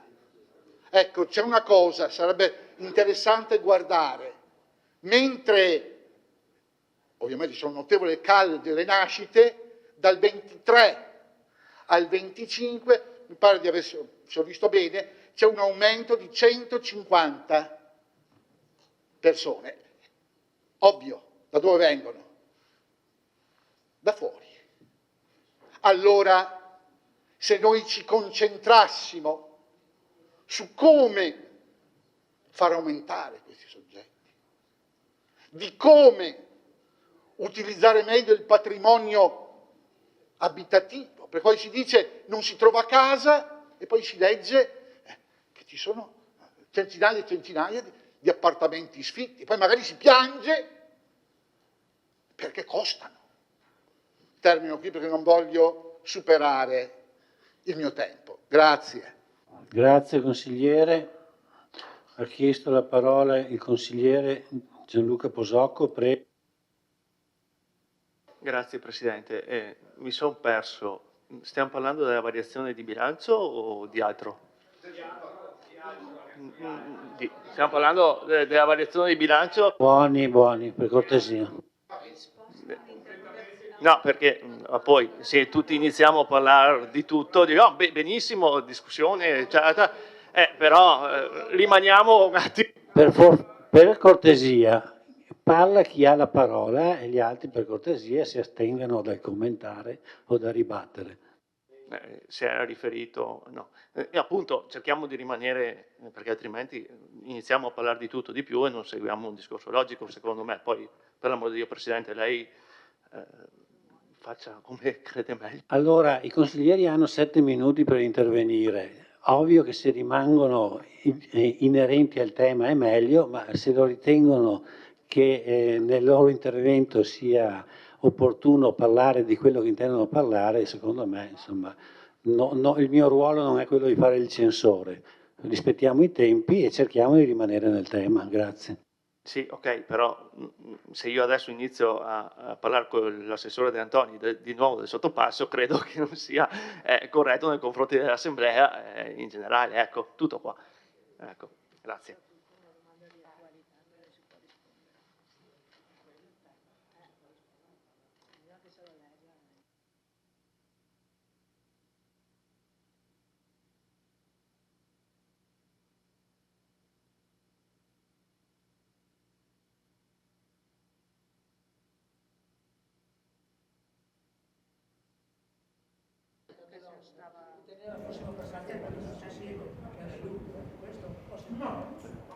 Non lo fanno più dopo, ovviamente. Sì, ma ecco, scusate, ecco, penso di interpretare quello che è successo, no? Nella confusione tra DUP, bilancio, eccetera, il consigliere Carnelos, che era presente anche in commissione, pensava fossimo già passati al punto successivo che era il DUP, no? Perché l'argomento, diciamo, l'argomento che lui ha trattato non si può riferire al bilancio, no? Questo argomento che lei ha trattato, consigliere, e che abbiamo trattato anche in commissione, era riferito al punto successivo che è appunto la presentazione del DUP 2026-2028. Diciamo niente di grave, ecco, però sì, diciamo che ha anticipato anche alcune cose che volevo dire io e comunque è soggetto al prossimo punto, per cui se posso dire, non so, vedete voi, ma credo che si debba ritornare al punto del bilancio, no? Che era quello, che è il punto numero 6. Ha concluso l'intervento, Assessore, vero?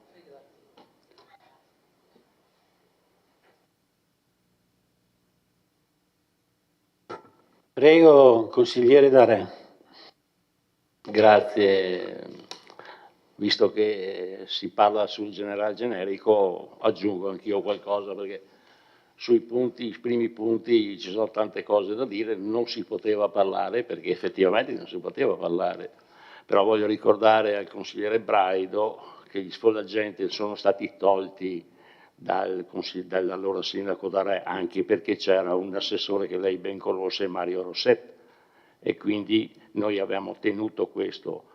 Poi sul lavoro dei vigili urbani, credo che nelle difficoltà che ha le divise in questo momento in cui non c'è il rispetto della divisa, a maggior ragione i vigili urbani che sono ancora più in difficoltà magari dei carabinieri o della Polizia di Stato. E voglio anche ricordare, visto che ha tirato fuori i quartieri, che i quartieri sono stati chiusi per legge, per una legge nazionale, che io ho applicato, anche perché a suo tempo i presidenti di quartiere utilizzavano la carta intestata del comune e scrivevano agli enti nazionali, vedi ANAS, anche nel merito dell'allora traforo che si stava cercando di costruire. Quindi la mia diciamo, contrarietà ai consigli di quartiere nasce anche da quello, è ben motivata, non è per una questione soggettiva per questo o quello, anche perché si erano fatti un ruolo che non era il loro. Per quanto riguarda il documento unico, preferisco sentire l'assessore.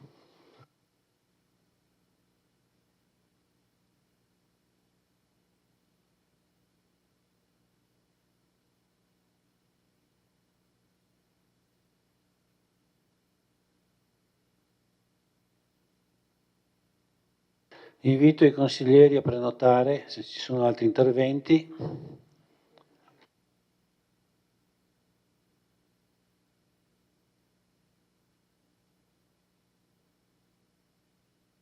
Non vedo prenotazioni. L'assessore ha dei temi su cui rispondere, delle domande su cui rispondere?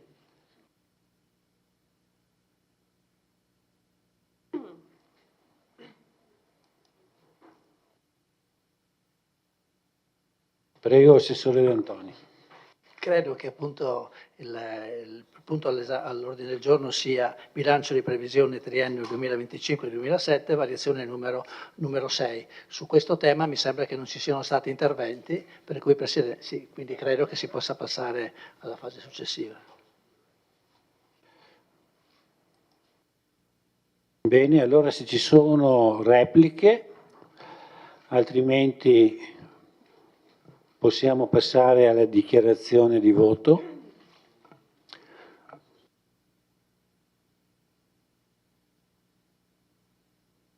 Dichiarazione di voto.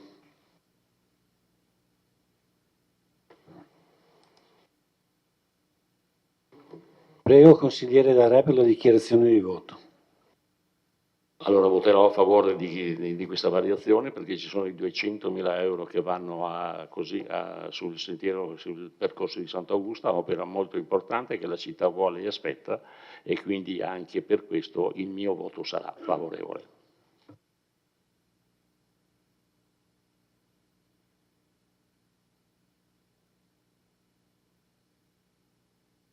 Grazie consigliere. Non vedo altre prenotazioni, altre richieste di dichiarazione di voto, quindi dichiaro chiuso la discussione su questo punto.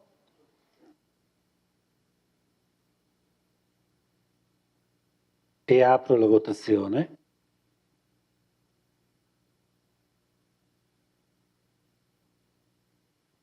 Prego consiglieri, votate.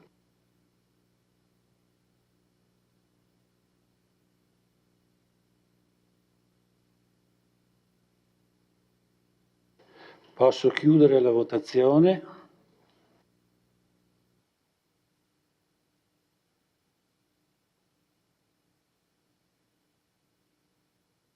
La proposta di delibera è approvata con favorevoli 14, contrari 1, astenuti 0. Adesso votiamo l'immediata esecutività, un attimo.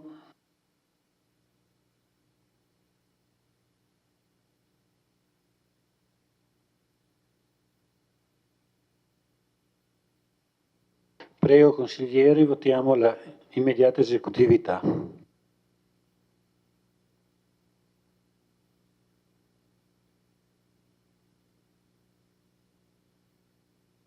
Grazie, chiudo la votazione. Favorevoli 14, contrari 1, astenuti nessuno. Grazie, è chiuso il punto numero 6.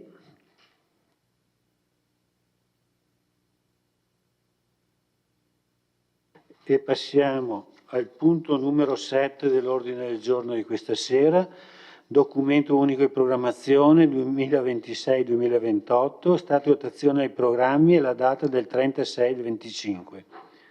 Presentazione ed approvazione.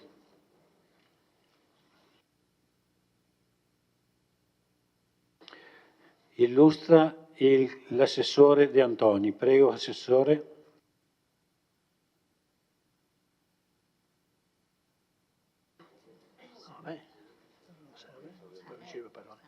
Ok, sì, scusate. Quindi l'argomento è la presentazione del documento unico di programmazione 2026-2028. La norma prevederebbe che l'approvazione di questo documento avvenisse entro il 31 luglio dell'anno precedente, quindi avremmo dovuto presentarla al Consiglio entro il 31 luglio. Di fatto comunque l'orientamento del Ministero e di tutti insomma, gli organi preposti l'orientamento è quello di consentire agli enti locali di far confluire il percorso della programmazione quindi dell'approvazione del DUP nell'ambito dell'approvazione del bilancio e quindi evitando che si debba parlare insomma a distanza di poco tempo su due argomenti che sono strettamente legati, e quindi questa consuetudine insomma è quella di approvare comunque questo documento entro settembre e poi di portarlo per l'aggiornamento entro il 15 novembre, e questo termine in genere deve essere rispettato. Sì, è successo insomma sempre questa cosa, anche perché a luglio ancora non ci sono gli elementi, che non ci sono neanche a settembre per la verità, per poter valutare nel dettaglio tutti gli aspetti soprattutto finanziari, soprattutto dell'andamento delle spese, dell'andamento degli incassi, eccetera. Dicevo che e quindi questo documento che ora presentiamo contiene solo le linee generali che verranno poi completate a novembre. Nella parte finale del documento abbiamo riportato un allegato che riporta lo stato di attuazione degli obiettivi strategici operativi che ci siamo dati all'inizio dell'anno con il DUP e che hanno valenza comunque triennale. A questo punto ho chiesto alla dottoressa Costalonga di venire appunto al tavolo per illustrare brevemente i contenuti. Ecco, la dottoressa, come diceva prima il consigliere Bassetto che mi ha preceduto, in questo anno e qualche giorno, per la verità 1 anno e 7 giorni mi sembra, ha avuto l'incarico ad interim anche per il settore economico-finanziario, e quindi oggi c'è come un passaggio insomma, no? tra la dottoressa Costalonga e la dottoressa Dalla Torre, un passaggio diciamo formale, ma comunque che già in questi giorni insomma è avvenuto, quindi per tutta una serie di considerazioni e di impegni insomma che la dottoressa Costalonga ha preso in questo periodo, aiutata moltissimo, dobbiamo dire, aiutata moltissimo dalla dottoressa Daparè, la posizione organizzativa che ha curato tutti gli aspetti in un momento veramente difficile per il nostro ente.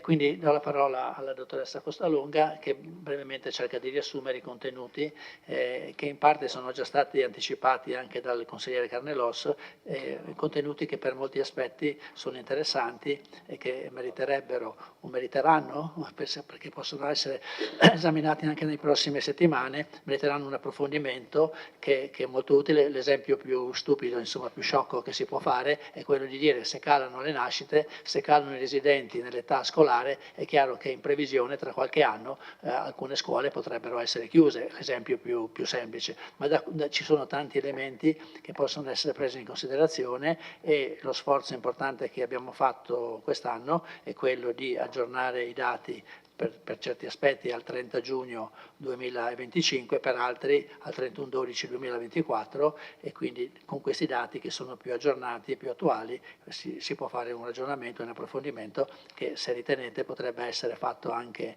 in commissione nelle prossime settimane, perché è bello confrontarsi sui numeri e dai numeri ricavare le proposte per una corretta programmazione. Prego, dottoressa Costalonga. Sì. Parli con me, se vuoi usare questo, aspetta, facciamo che... Ci sei? Sì, sei ospite. Vai. Bene, buonasera a tutti. Allora, illustro io questa sera questo documento perché appunto è stato elaborato in un momento in cui avevo ancora la dirigenza di interim, e quindi ho espresso io i pareri di regolarità tecnica e contabile su questo documento. Allora, come è accaduto appunto la prima volta che è stato presentato il DUP per appunto il triennio 2025-2027, abbiamo scelto una struttura un pochettino più snella rispetto agli anni precedenti, quindi molte sono le tabelle che abbiamo inserito e abbiamo appunto fatto il discorso degli obiettivi strategici e degli obiettivi operativi. Anche per l'anno 2026-2028, quindi gli obiettivi strategici rimangono quelli che erano stati inseriti per la prima volta l'anno scorso, in quanto gli obiettivi strategici hanno un arco temporale temporale di 5 anni, gli obiettivi operativi invece hanno un arco temporale del triennio, che però possono essere poi adattati diciamo, ogni volta che l'amministrazione fa il bilancio, se ad esempio un obiettivo è già realizzato oppure può essere eventualmente modificato. Vengono comunque per il triennio in questa fase di DUP ripresentati gli obiettivi strategici e gli obiettivi operativi. Abbiamo quindi inserito, abbiamo aggiornato, come diceva prima l'assessore al bilancio, le tabelle con gli ultimi dati disponibili, quindi riportano i dati dell'ultimo triennio 22, 23, 24, quindi i dati che abbiamo a disposizione al 31 dicembre 2024. Sono stati inseriti quindi a pagina 42 i progetti di investimento in corso di esecuzione e non ancora conclusi, c'è quindi l'elenco e lo stato di attuazione dei programmi delle opere pubbliche, e riportati gli indirizzi che in questo momento di elaborazione, cioè quando è stato elaborato il DUP, quindi a luglio 2025, sono stati riconfermati gli indirizzi che vengono appunto dati alle società partecipate, in particolare alla Vittorio Veneto Servizio e al Cesana Malanotti, e riportati un po' gli indirizzi che l'amministrazione aveva già espresso per in materia di politica tributaria e tariffaria, e anche per quanto riguarda la gestione del personale. Per quanto riguarda appunto la gestione del personale, come poi c'è nell'allegato lo stato di attuazione degli obiettivi, abbiamo quasi completato la programmazione delle assunzioni che per l'anno 2025 l'amministrazione aveva programmato.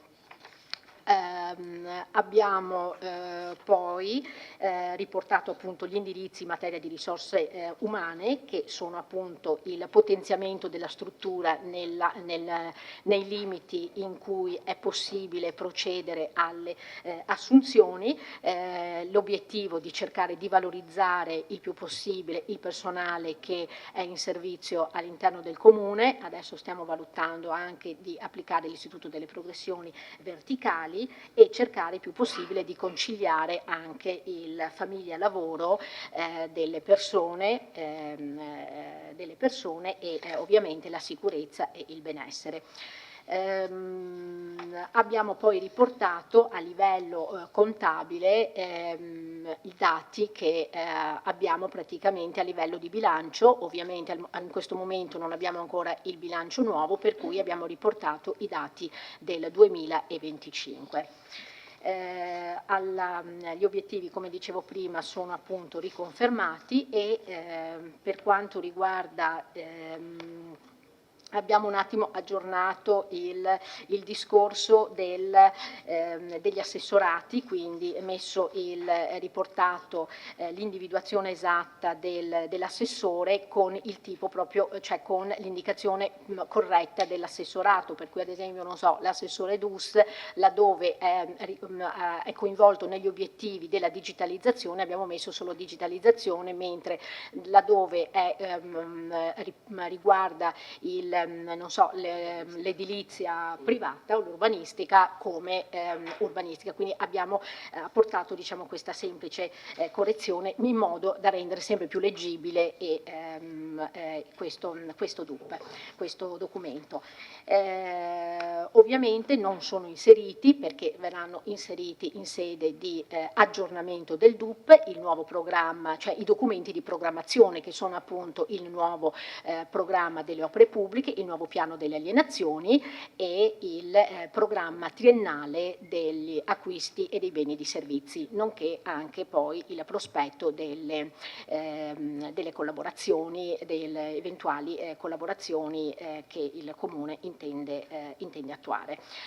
Per quanto riguarda il DUP, questa diciamo, è la prima fase, poi ovviamente sarà completato in fase di nota di aggiornamento con i dati contabili. Collegato a questo DUP, perché appunto lo dice il principio, i principi contabili, in sede di presentazione del DUP deve essere anche allegato lo stato di attuazione dei programmi. Quindi allegato a questo DUP trovate lo stato di attuazione dei programmi operativi, strategici operativi che sono stati realizzati, quindi sono stati realizzati nel periodo primo semestre 2025. Quindi la fotografia che è riportata sono tutte le iniziative, attività, cioè le azioni che l'amministrazione insieme ovviamente agli uffici ha posto in essere dal 1 gennaio 2025 fino la fotografia è al 30 giugno 2025. Io terminerei qui e poi se avete domande sono a disposizione, ovviamente domande tecniche. Grazie dottoressa Costalonga.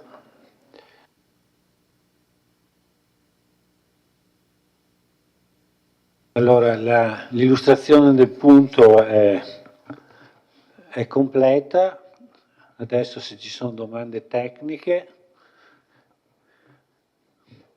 o altrimenti passiamo agli interventi.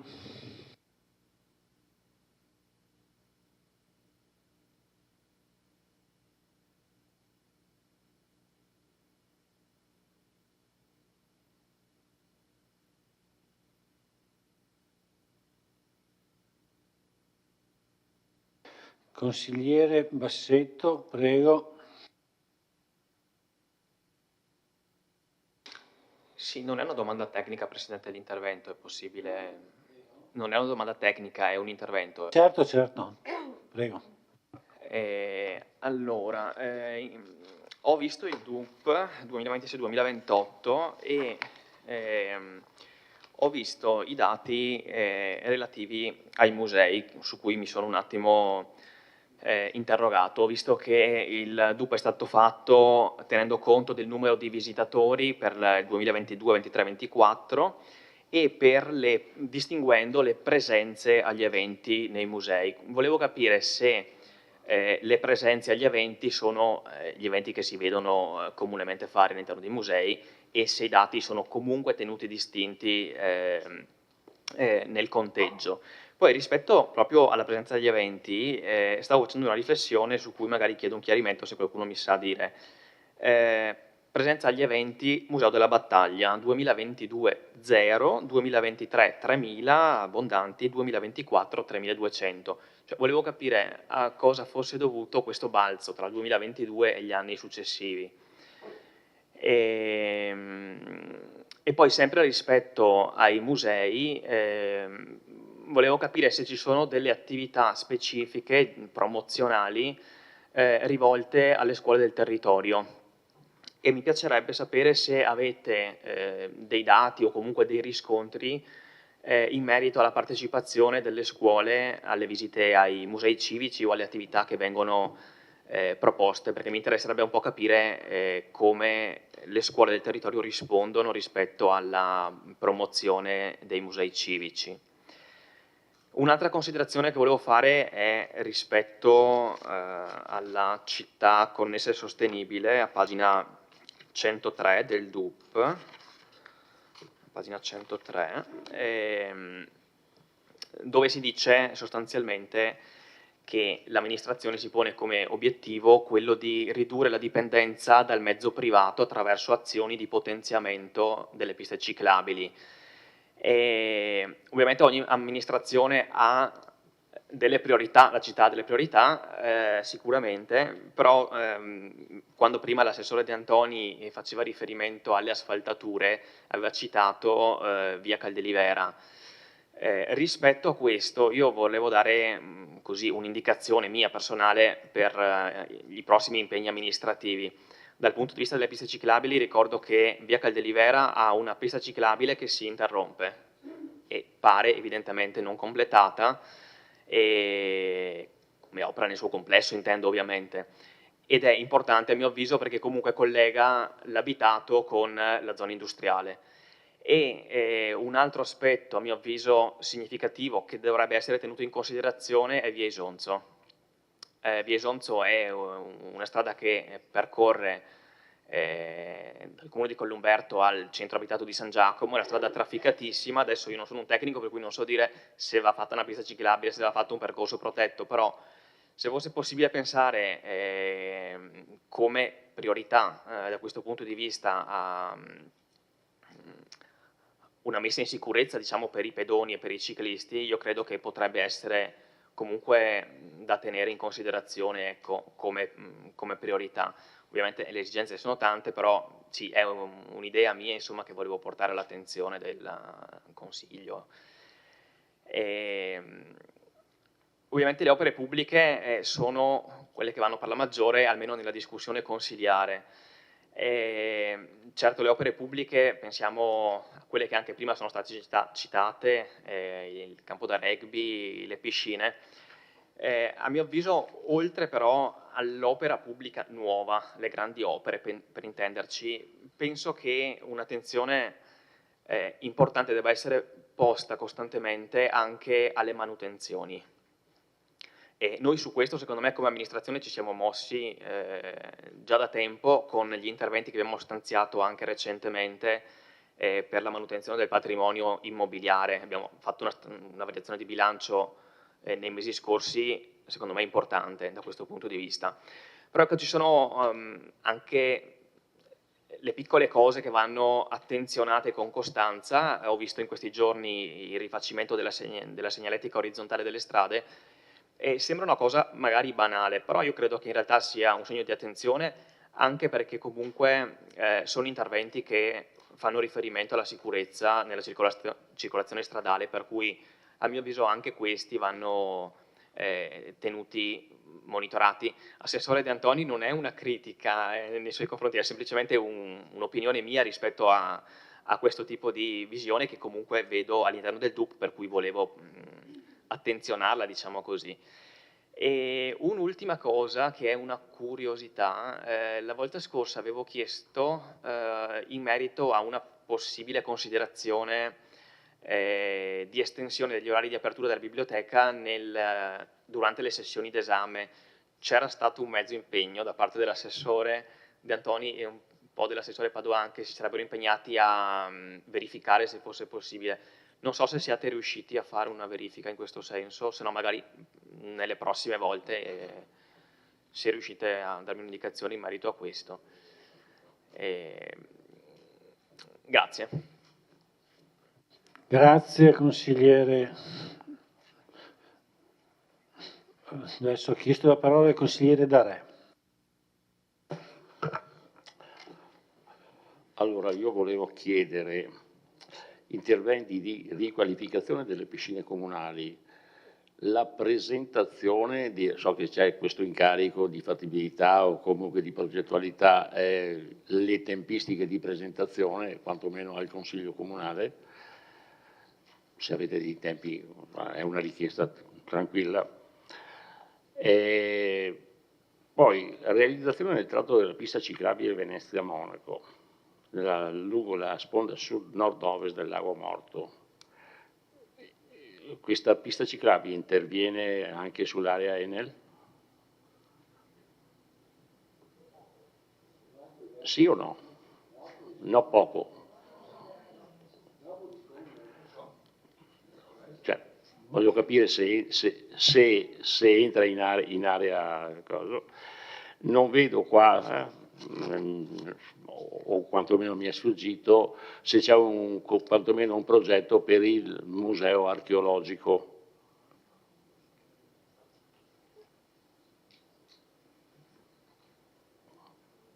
Grazie. Grazie consigliere. Interviene la consigliera Caldardo. Grazie. Voi sapete che noi apparteniamo a una lista che che aveva come slogan e comunque nel suo nome la persona al centro, quindi È chiaro che la nostra attenzione, la mia in questo momento in particolare, cade sul punto 6, quello che avete chiamato una città attenta alle persone. Quindi cerco di focalizzare il mio intervento su questi interventi. Allora, io sostanzialmente qui il lavoro è quello dei due assessorati, dell'assessore Padoan e dell'assessore Ceccarini.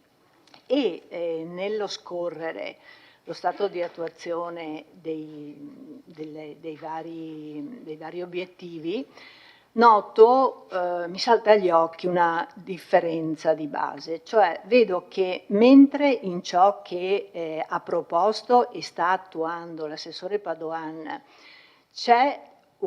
denotano i suoi interventi un pensiero politico dietro, cioè io leggo la presenza di un assessore che sta dando delle indicazioni, alcune delle quali personalmente condivido in pieno. Per esempio all'inizio l'assessore parla del possibile progetto di riqualificazione di uno spazio per, immagino, le famiglie dei bambini più piccoli, no? Perché si parla dei minori. Così come ritengo che sia stata una scelta intelligente quella delle borse di studio per gli studenti meritevoli, e mi piace in modo particolare il lavoro l'impegno per attivare i percorsi post diploma. Qui l'assessore dice che si sono iniziate le interlocuzioni, è chiaramente un tema molto difficile, però se dovesse concretizzarsi direi che questo è senza dubbio un ottimo obiettivo.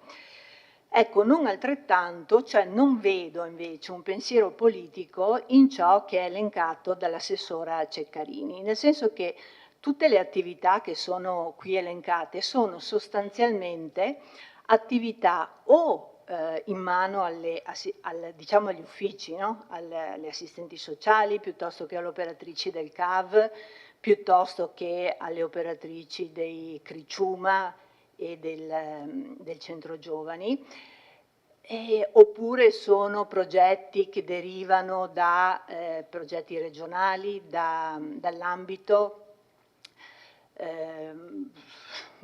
partecipazione all'UVMD in revisione piano socioassistenziale, è chiaro che lo si fa.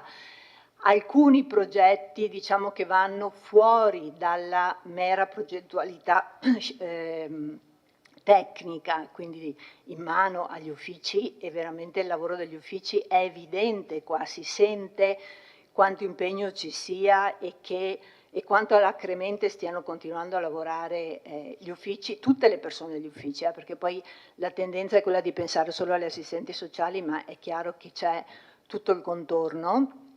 Gli altri, quelli che non sono, diciamo, per così dire, inerenti al lavoro specifico appunto del personale, sono progetti o che in qualche modo l'assessore ha ereditato e che devono essere portati a casa, portati a termine, tipo share.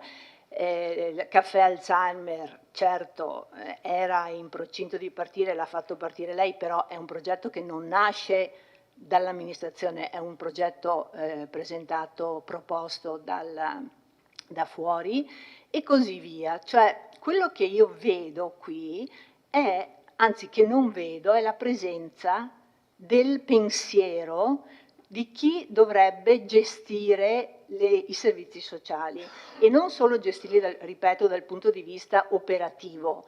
E indubbiamente da questo punto di vista si sta lavorando alacremente, i bisogni, lo sappiamo, aumentano, le risorse, ce l'ha detto anche prima lei, sono importanti, perché l'investimento del nostro bilancio per il settore è un investimento percentualmente importante, però non vedo la sua presenza. Cioè, non so, le faccio un caso, un anno fa io le ho chiesto cosa farà per il CAV, e lei mi ha detto abbiamo appena iniziato, giusto, però è passato più di un anno e l'unica attività che vedo qui elencata è la famosa, quella era la CPO, era niente, c'è scritto continuare il proprio lavoro come da statuto a supporto alle donne, ovvio, ci mancherebbe, ma dov'è il lavoro sulla formazione degli operatori e sulla informazione della popolazione. Qui si parla di, siccome ci sono non so quanti anni del CAV,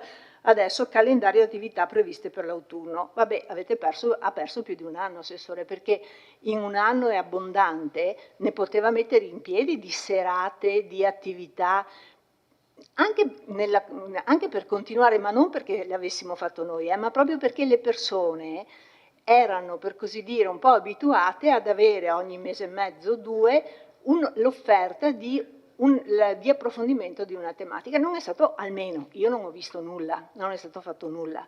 E questo è un peccato. Ora vedremo cosa metterete in campo con l'autunno, però la vedo un po' misera. Anche la CPO alla fine cosa ha fatto? La camminata di pari passo. Bene, cosa ha portato al di là della giornata, della passeggiata, degli striscioni, eccetera? Ma qual è la vera conseguenza? Cioè, dico, per fortuna che sul tema dell'abitare, come ci ha detto la volta scorsa l'assessore Denardi e come anche qui scritto, grazie al suo intervento l'assessora Denardi ha proposto la ristrutturazione, se ho capito bene dal tavolo, di un immobile da destinare al tavolo del welfare. Però dov'è la sua presenza? Dov'è che lei sta incidendo veramente sulle politiche sociali? Lo so che non è facile, lo so, però dovrebbe dimostrarcelo, perché questa cosa qui, lo stato di attuazione, lo può aver scritto la dirigente, la responsabile della... come si chiama, la responsabile del settore, ma io non vedo l'anima qui, mi manca vedere l'anima. E giusto, vabbè, concludo dopo.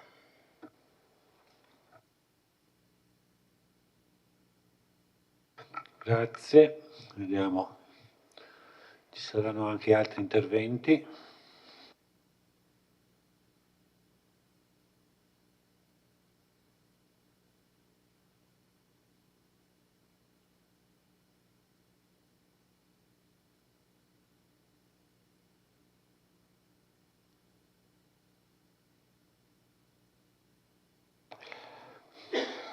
Consiglieri, vi invito a prenotare l'intervento prima di dare la replica agli assessori. Se mettiamo insieme le domande è meglio.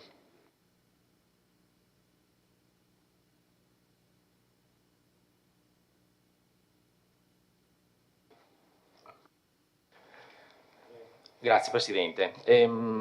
Relativamente al DUP, in particolare in due punti. Uno, quello che riguarda la partecipazione ai patti di collaborazione che secondo lo stato, diciamo, di applicazione non risulta ancora attivo e volevo poi chiedere alla Sindaca se ci può così aggiornare. Poi volevo intervenire su un altro punto che riguarda i consigli di quartiere. Innanzitutto non mi risulta che allora i consigli di quartiere siano stati tolti perché la normativa diceva che non si potevano tenere, la possibilità di tenerli c'era, è stato deciso di toglierli, quindi non è esattamente come è stato raccontato prima. E sempre a questo proposito, appunto, dei consigli di quartieri, volevo fare un po' una riflessione dicendo che il Partito Democratico allora, credo che risalga a 2 anni fa, si è battuto insieme ad altri gruppi politici e civici per il mantenimento dei consigli di quartiere, raccogliendo firme che però sappiamo che poi non hanno raggiunto il quorum e quindi sappiamo come sono andate poi a finire le cose. C'è qualcuno che dice che i consigli di quartiere sono entrati in difficoltà perché c'è poca partecipazione. Questo può essere anche vero, però se la scarsa partecipazione fosse un motivo sufficiente per abolire strumenti di rappresentanza, anche la politica e quindi tutti noi verremmo immediatamente delegittimati, perché spesso vediamo che alle votazioni ci vanno il 30% delle persone a votare, quindi non sono motivi sufficienti, altrimenti andiamo a contraddire sostanzialmente il nostro ruolo. E quindi volevo chiedere all'amministrazione, forse alla sindaca o qualche altro assessore, qual è l'orientamento riguardo appunto i consigli di quartiere. Grazie.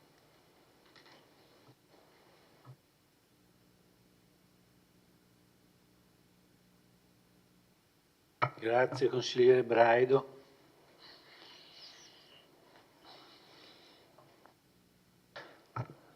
Allora, io non registro.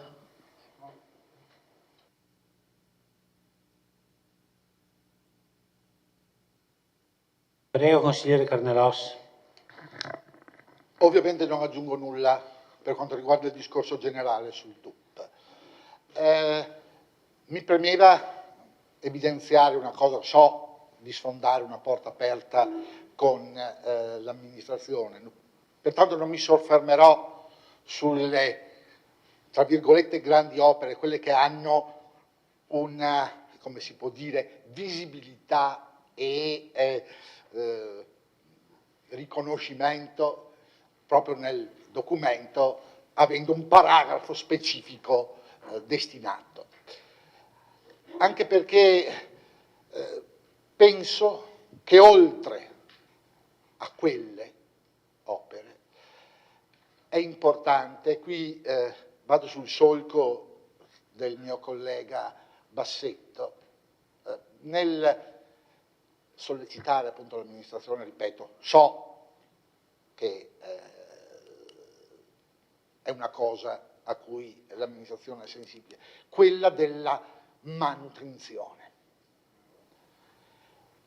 È vero che le grandi opere cosiddette danno visibilità, riempiono le pagine dei giornali, riescono, come si può dire, a creare dibattito, sono gentile, nei social, ma è altrettanto vero che è nei piccoli lavori che, come si può dire, la collettività, la pubblica opinione ha la sensazione della vicinanza dell'amministrazione alla sua gente. L'amministrazione dovrebbe fare come il buon padre di famiglia, se ci pensate, ciascuno di noi a casa nostra ogni tanto fa la grande opera, la grande ristrutturazione, ma invece giornalmente si occupa delle piccole cose, di sistemare cose già fatte, ma che hanno qualche ammaloramento, qualcosa che non funziona. E sotto questo profilo, visto che parlo di manutenzione, ecco, e c'è il capitolo apposito, non ha bisogno, diciamo, della scheda specifica, ma visto che ci sono, credo che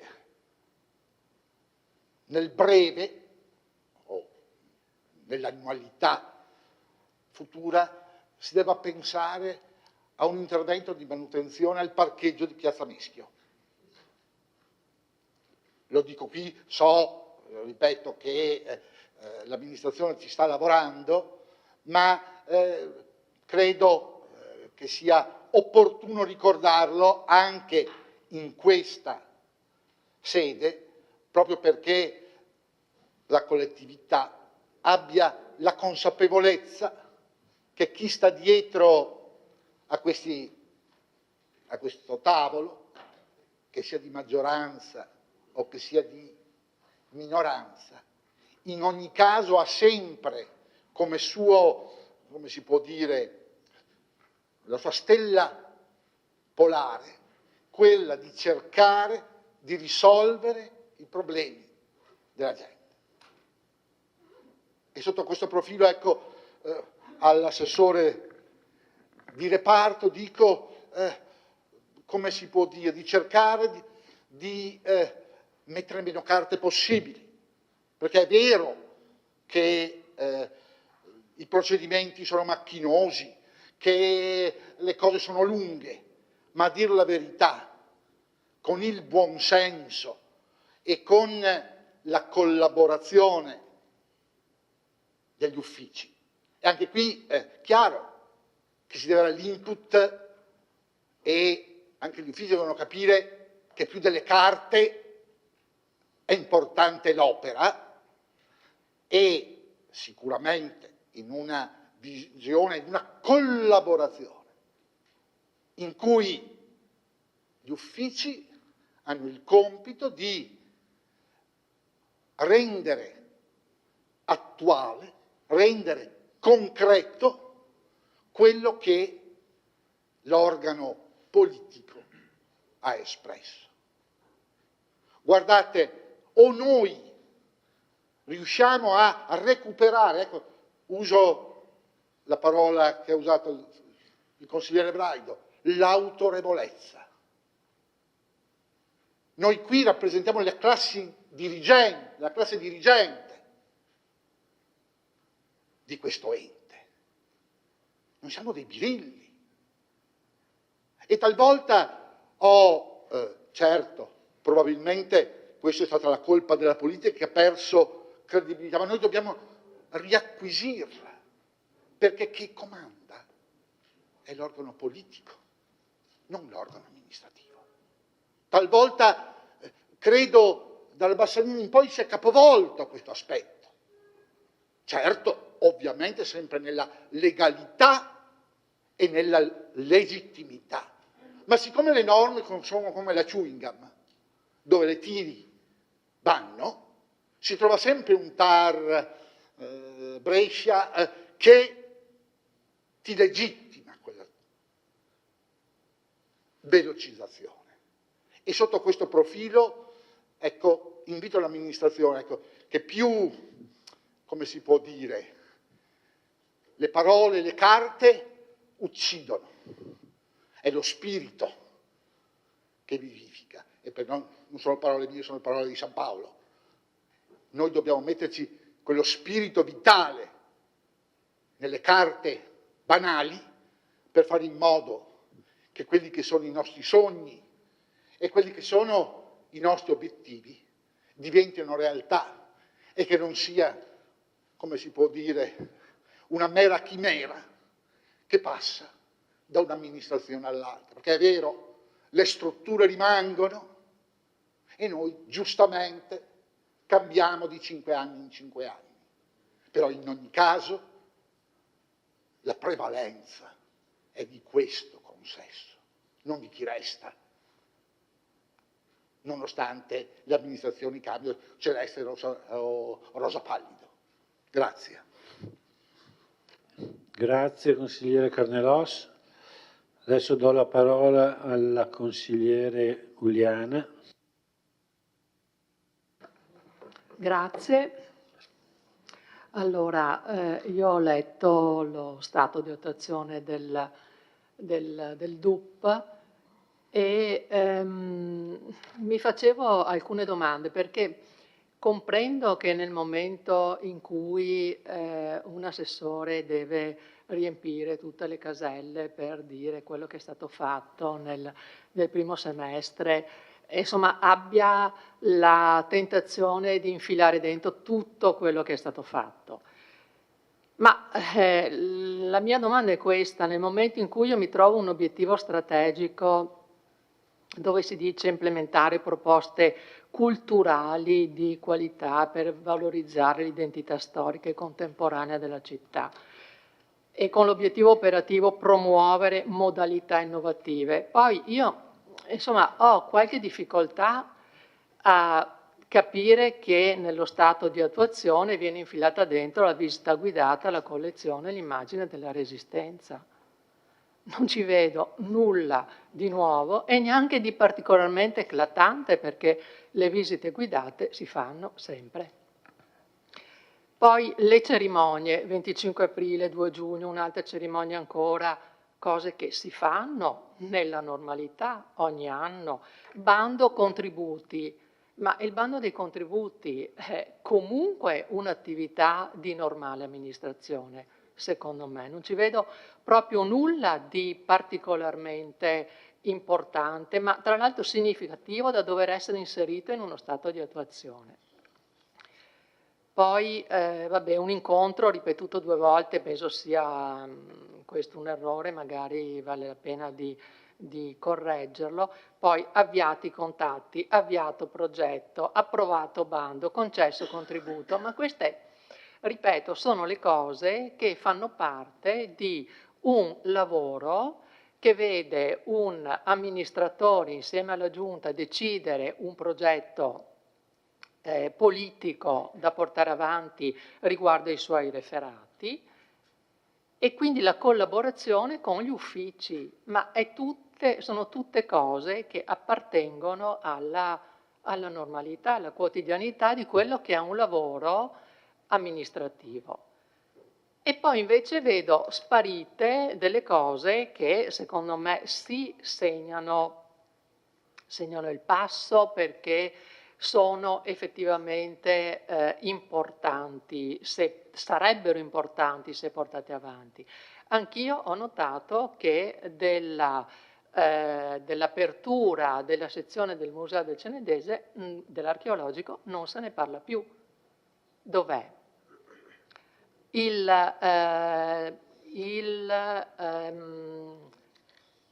L'archivio, avviare la soluzione per l'archivio, che soluzione è stata avviata?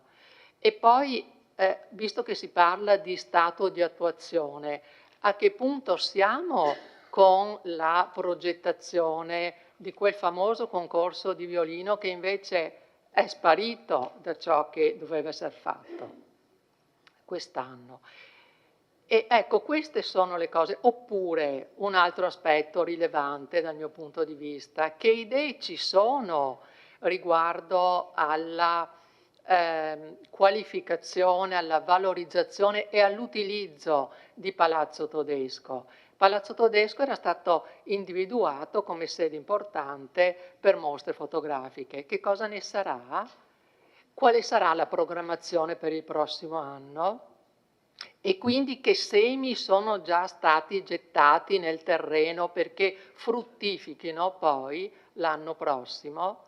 Si va avanti così, improvvisando, oppure c'è un'idea più a lungo respiro che ci possa far pensare ad una programmazione seria perché pensata, perché elaborata? Grazie.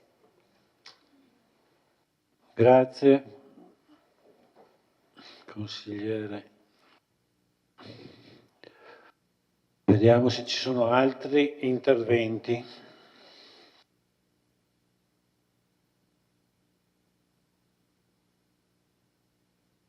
Prego, consigliere Tonon.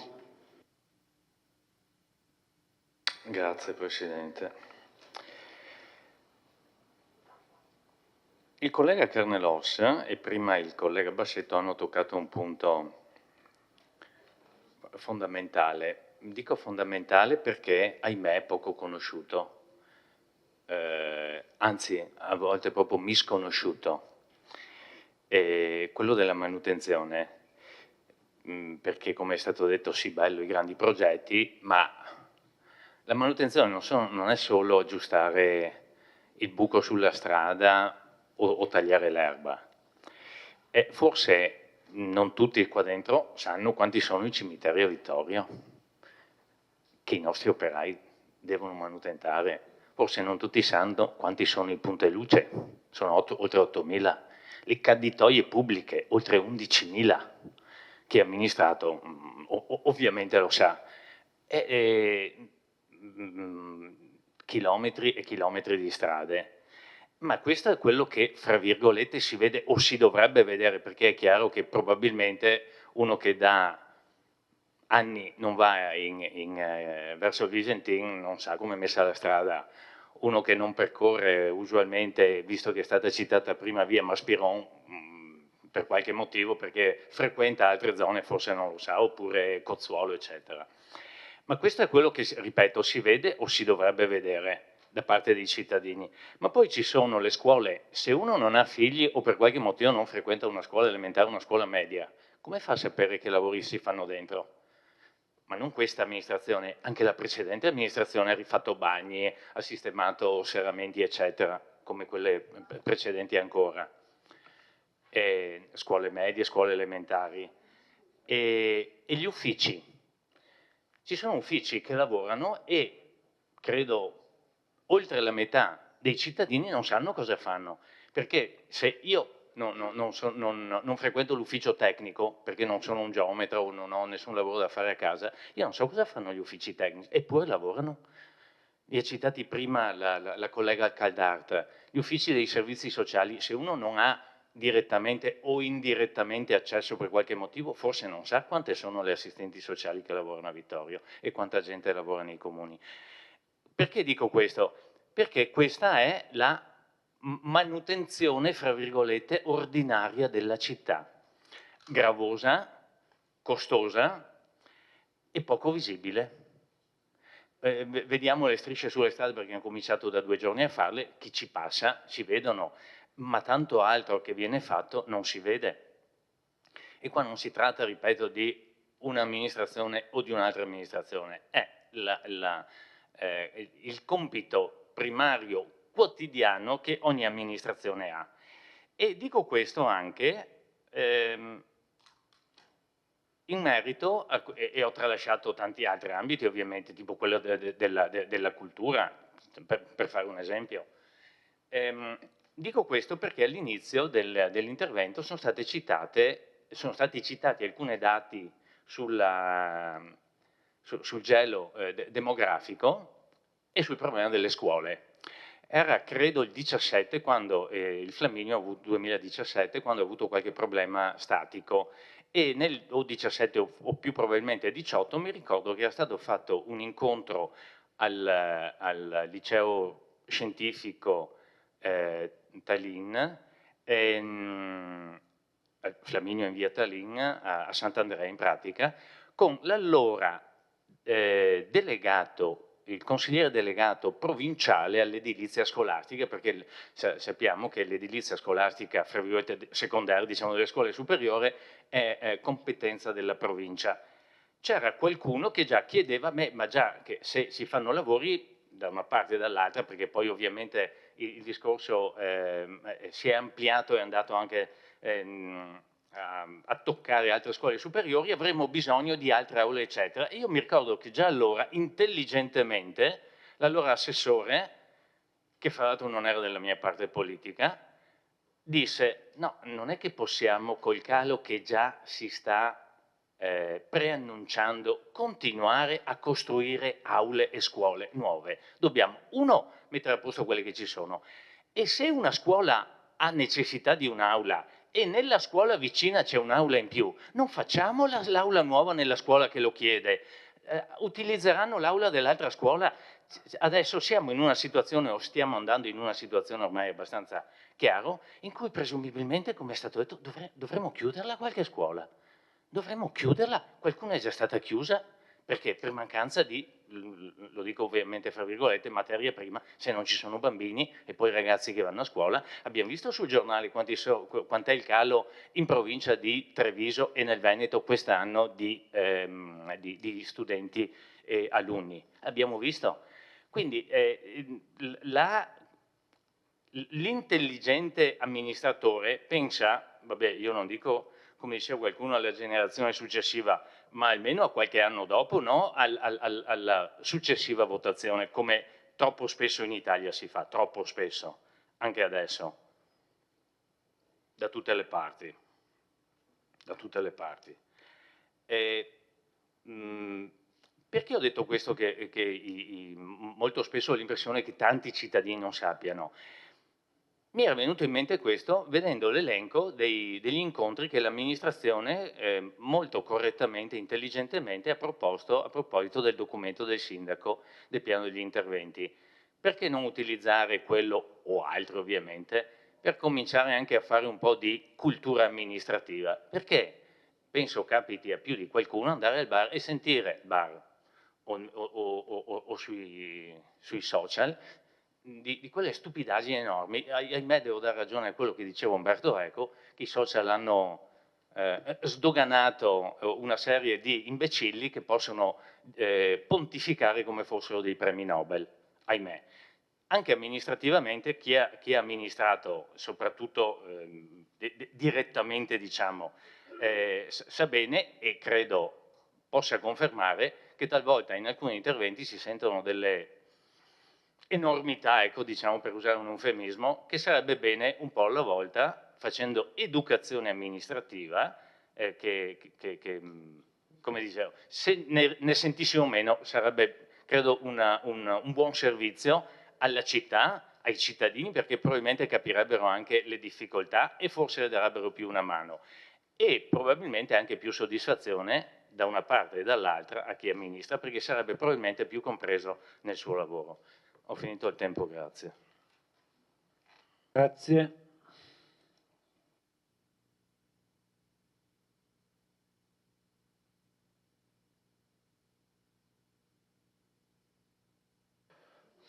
Allora, se non ci sono ulteriori interventi, penso che gli assessori vogliano rispondere, vogliano replicare.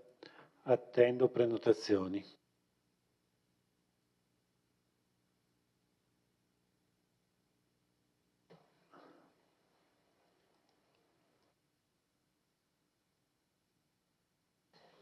Sì, Assessore. Comincio io come Assessore al bilancio, che quindi ha la responsabilità anche della gestione del documento unico di programmazione, che ricordo anche al consigliere Uliana, è strutturato il documento unico di programmazione su 5 anni per quanto riguarda gli obiettivi strategici e su 3 anni per quanto riguarda gli obiettivi operativi. Quindi, siccome il bilancio, diciamo, lo stato di attuazione è stato portato al 30 giugno del 2025, abbiamo del tempo davanti per realizzare tutta una serie di contenuti che sono riportati nel documento.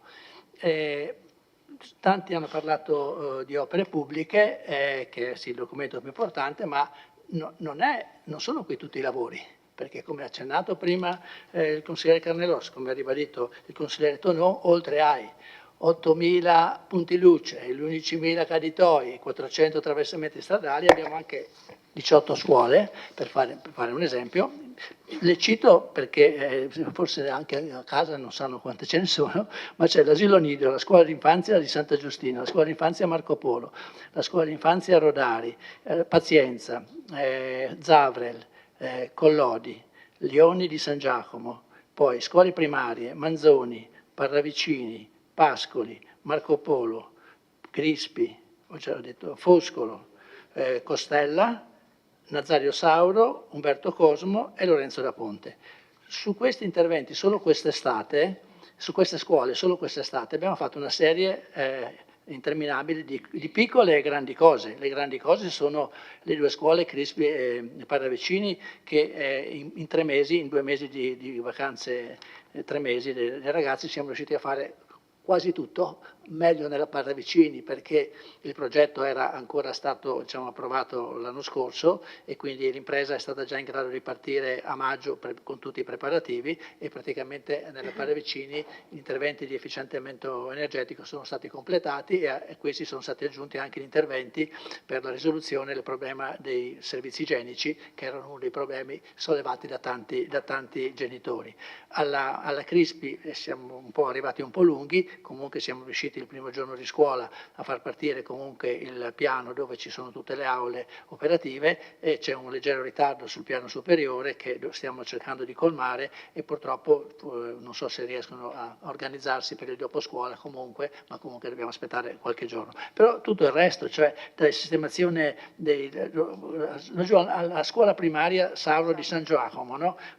Una cosa che un po' fa rizzare i capelli o diventare più bianchi i miei capelli, cioè abbiamo speso quest'anno 30.000 euro per i lavori di messa in sicurezza del lato sud della scuola, poi abbiamo speso 4.000 euro per l'elettropompa che era stata fatta pochi anni fa e l'abbiamo rimessa, lavori di manutenzione straordinaria della copertura della scuola primaria Nazario Sauro, 112.000 euro. Sì, non è tanti anni che è stata fatta nuova, e sono ancora meno anni che è stato fatto un intervento importante.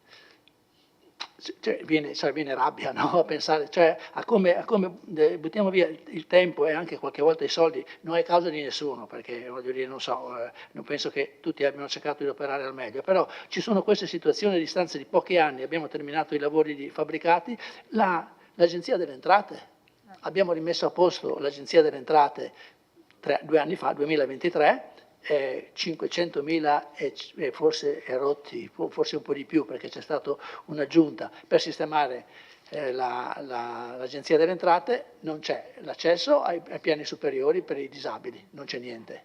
E purtroppo le foto che sono girate, che io ho visto, con i secchi, i secchi, consigliere, gliele faccio vedere perché mi hanno dato le foto, i secchi che prendono giù l'acqua che cade dal tetto. Allora, capite che è un rincorrere continuo. Allora, questi 18 interventi, ho citato i più grossi, ma ce ne sono uno e più su ogni scuola. È un intervento enorme. La manutenzione la stiamo cercando di riprendere in mano, perché purtroppo, e torno a dire, io non do le cause a nessuno, ci sono stati forse anni difficili dal punto di vista economico che hanno impedito di fare tutti i lavori che si potevano fare, però questo è l'elenco delle opere pubbliche, che ho citato almeno 30, ce ne sono quasi 50, considerando quelli che sono in corso, che sono, come dire, in previsione. Non ho citato la piscina tra quelle 30, e magari non ho citato Borgo Larigo, che è già finita l'illuminazione, i lavori di 130.000 euro per l'illuminazione pubblica, ma sono ancora in corso la parte di contabilità, eccetera. Cioè è un lavoro enorme, enorme, enorme. Quindi l'impegno c'è sulle opere pubbliche, e qui dirò alcune cose su San Giacomo che il consigliere Bassetto ha rilevato, però le manutenzioni sono davvero una cosa che stiamo prendendo in mano, c'è anche l'assessore al patrimonio che può testimoniare, stiamo prendendo in mano Palazzo Todesco, Palazzo Todesco, scusate, Museo Archeologico, no? Cioè nel piano delle opere pubbliche c'è un importo di 570.000 euro, di cui 34.000 già finanziato per sistemare il museo archeologico.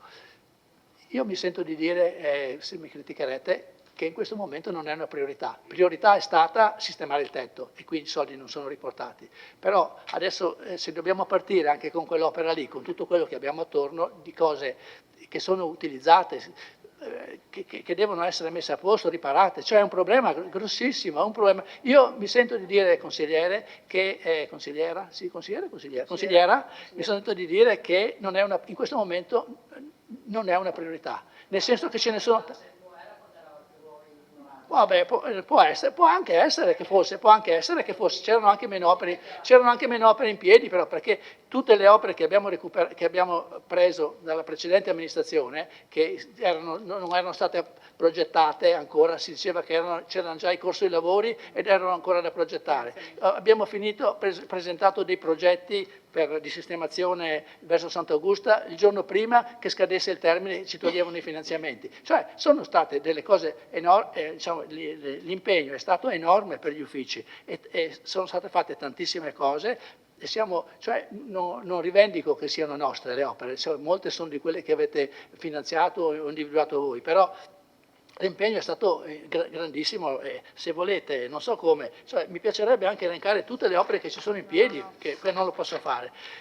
Rispondendo al consigliere Bassetto, piste ciclabili, c'è anche l'assessore Dus che si sta impegnando su questo tema, però via Caldelivera abbiamo già chiesto a un progettista che sta affrontando alcune opere sulla viabilità, non solo quella a San Giacomo, di completare il pezzo di pista ciclabile su via Caldelivera ed è la cosa un po' più che è abbastanza facile dal punto di vista realizzativo perché c'è già lo spazio per continuare quella che c'è.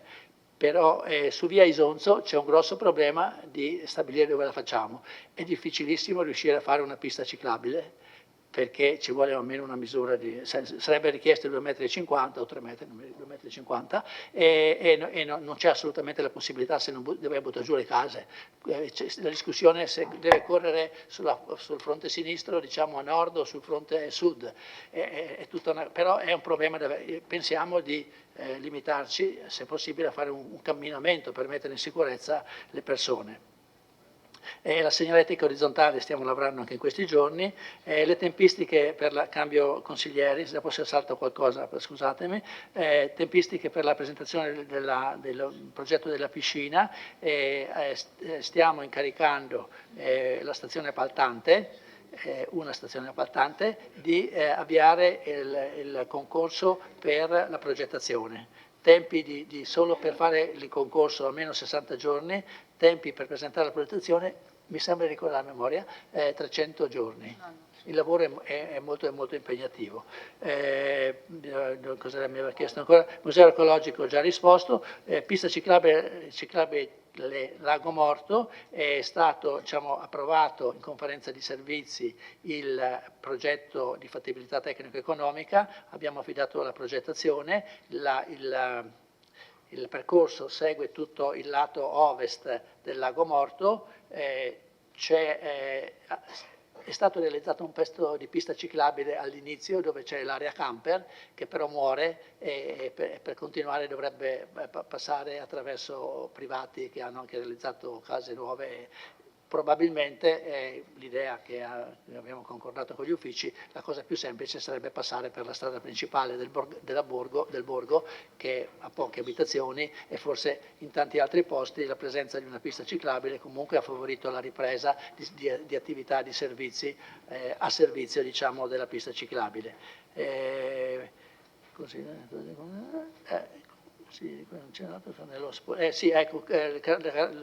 consigliere Carnelos, manutenzioni, le dico solo, a seguito anche degli eventi atmosferici che ci sono stati nel mese di luglio, abbiamo affidato incarichi per pulizie e caditoie e ne stiamo facendo anche noi direttamente con i nostri operai che hanno ripreso l'uso della macchina abbiamo affidato lavori per sistemare le grondaie, per sistemare tetti, e qui oltre a quelli che ho detto prima ci sono tutti Palazzo Torres, Palazzo Tedesco e tutti gli altri. Paravicini ho detto, abbiamo sistemato la strada di San Mor, abbiamo affidato incarichi per la spolonnatura, anche qui un po' tirati sui tempi ma abbiamo fatto questo, abbiamo dovuto, è in corso l'abbattimento di 23 alberi a seguito della pioggia che c'è stata, tutta la parte della posa in opera della fibra ottica, come ho detto abbiamo parlato con Open Fiber, abbiamo parlato con Fibercop, abbiamo preteso che prima di partire con le nuove ordinanze per quanto riguarda soprattutto Open Fiber, abbiamo chiesto che vengano sistemati gli innumerevoli lavori lasciati in disordine e quindi abbiamo già mandato un elenco lungo a Open Fiber perché i sistemi hanno già ci hanno fatto vedere la previsione di interventi che devono fare prima che scadano i termini del PNRR. Tutti questi allacciamenti di fibra saranno fatti a numero civico, quindi tra poco avremo l'elenco di tutti i numeri civici, soprattutto per le zone grigie che sono quelle più periferiche. Basta. Ho risposto a quello, se ho dimenticato qualcosa, scusatemi perché poi il Presidente mi richiama che la faccio troppo lunga. C'è il secondo intervento dopo. Va bene.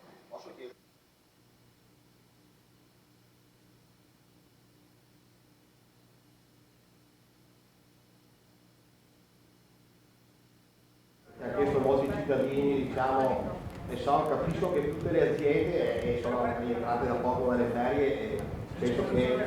Aspetti consigliere. Scusa se no, ma intervenga, perché è fuori registrazione. No.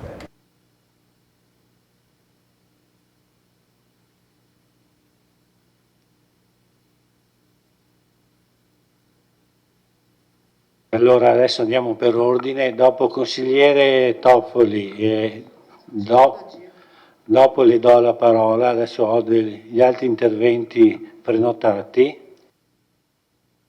Prima di dare la parola all'assessore Padoan, faccio intervenire il consigliere Darè, che così se ci sono altre domande le mettiamo assieme a quelle precedenti. Io ho capito, cioè il museo ho capito che in questo momento non lo prendete per mano, è una scelta, io non l'ho visto, ho chiesto una domanda che ho fatto la stessa cosa per quanto riguarda il discorso piscine quando capisco che è un progetto estremamente complesso e quindi solo chiedevo se c'erano dei tempi tecnici. La cosa invece che le ho chiesto se la pista ciclabile passa all'interno della proprietà dell'Enel. Le spiego perché. Perché nella fase di progettazione o comunque di idea bisogna risolvere quel problema, perché transitiamo con una strada su una proprietà che non è nostra praticamente, e quindi potrebbero esserci delle problematiche, cosa che all'allora assessore Fasan era già stato detto che lì c'era quel problema. Non so se poi nel progetto avete aggirato la proprietà Enel, e quindi avete risolto il problema, o comunque in ogni caso lo dovete risolvere con un accordo bonario all'interno della società. Quindi è questo che io le ho chiesto in maniera specifica.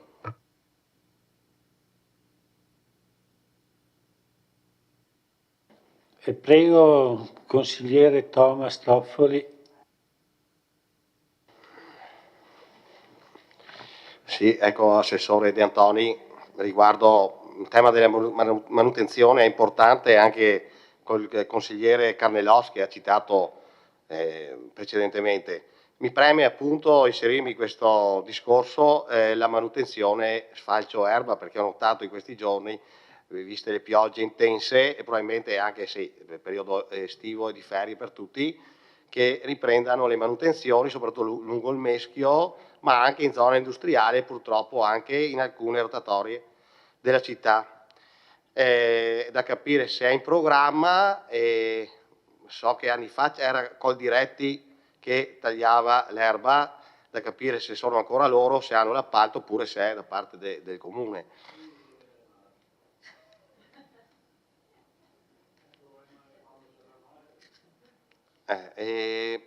Appunto partiamo dalle piccole manutenzioni che secondo me l'amministrazione si deve concentrare.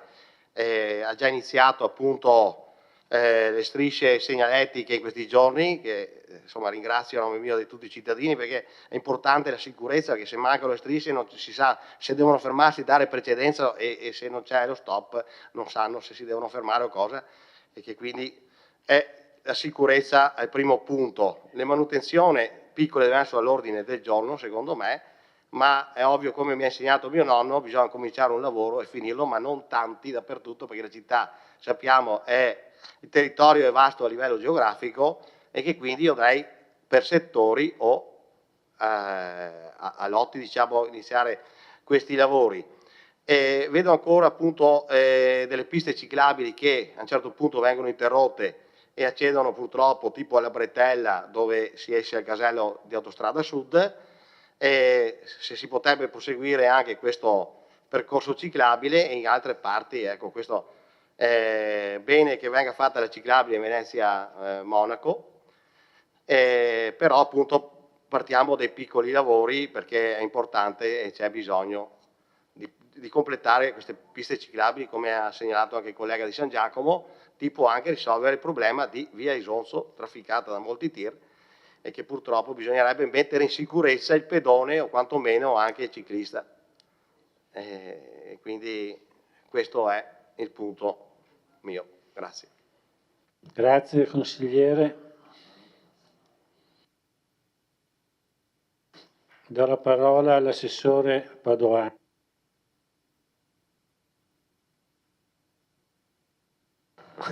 Grazie Presidente. Dunque, grazie dei solleciti e insomma, degli spunti. Ho notato un po' di cose particolarmente dai consiglieri Bassetto e Uliana.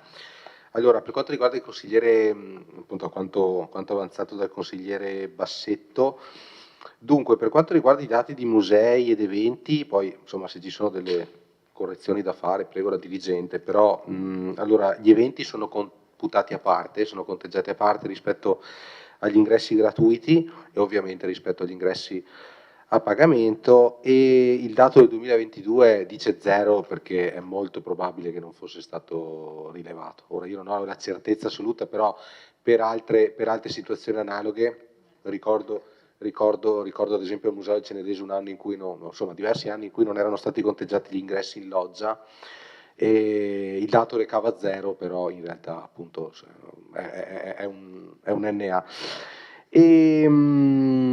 Poi per quanto riguarda le proposte alle scuole, per come dire, spingere anche le visite guidate dei nostri musei, allora premesso che i servizi museali fanno una operazione che peraltro è insomma, importante, dura tutto l'anno e già in questi giorni in realtà, anzi insomma, qualche giorno fa, qualche settimana fa, sono approntate le proposte didattiche per i laboratori appunto proposti alle scolaresche. Ma posso produrre i dati, nel senso che io credo che ci sia risposta, ma potrebbe essercene di più, e devo dire la verità, è difficile come dire, chiedere troppo agli istituti scolastici dal punto di vista delle visite. Dico anche il perché, insomma c'è stato un PNRR che ha inondato le scuole di soldi che non sempre sono diretti a priorità, sono diretti a progetti, progettini e proposte extracurricolari che vanno investiti, che insomma a detta perlomeno degli stessi dirigenti con cui mi confronto non sempre rispondono a progetti strutturali o urgenze particolari.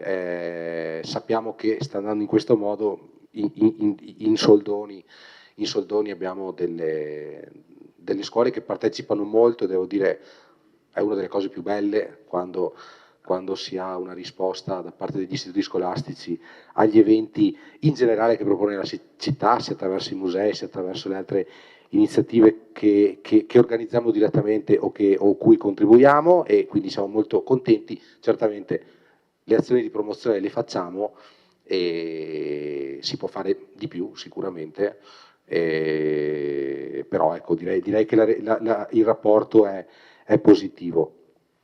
Per quanto riguarda il tema delle aperture della biblioteca, sì, avevo detto insomma, che ci saremmo impegnati in tal senso, e in realtà confermo. Speriamo insomma di fare delle valutazioni più come dire, più generali e più a lungo termine tra dicembre e l'anno prossimo, nel senso che noi abbiamo bisogno anche di sapere esattamente gli impatti che le aperture hanno in termini di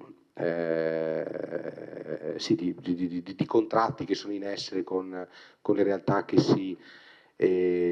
gestiscono le aperture, per cui c'è un tema di investimento, non è tanto quello, spesso c'è anche un tema proprio di vincoli contrattuali che si deve un po' valutare, però insomma quest'estate siamo riusciti, grazie al lavoro insomma degli uffici, a trovare lo spazio per poter fare questo primo tentativo, che è promettente sicuramente, così come promettente sono state anche le aperture museali estive, che hanno portato insomma un deciso incremento delle visite ai musei civici serravallesi durante i mesi di luglio e agosto. Stiamo parlando di variazioni di ingressi importanti, e quindi c'è da fare, però dobbiamo fare i conti soprattutto con vincoli contrattuali, quindi da considerare. Poi per quanto riguarda invece, credo di aver risposto più o meno agli spunti proposti. Per quanto riguarda invece le sollecitazioni della consigliera, una premessa direi metodologica. Vabbè, lei come ben sa, insomma, questi sono documenti che sono in gran parte redatti dagli uffici, e credo che insomma la metodologia sia stata la medesima, quindi anche negli anni passati venivano inserite, io almeno ho visto quello, ho avuto la possibilità di vedere quello dell'anno scorso, venivano inseriti gli eventi rilevanti, quindi insomma a parità di metodologia.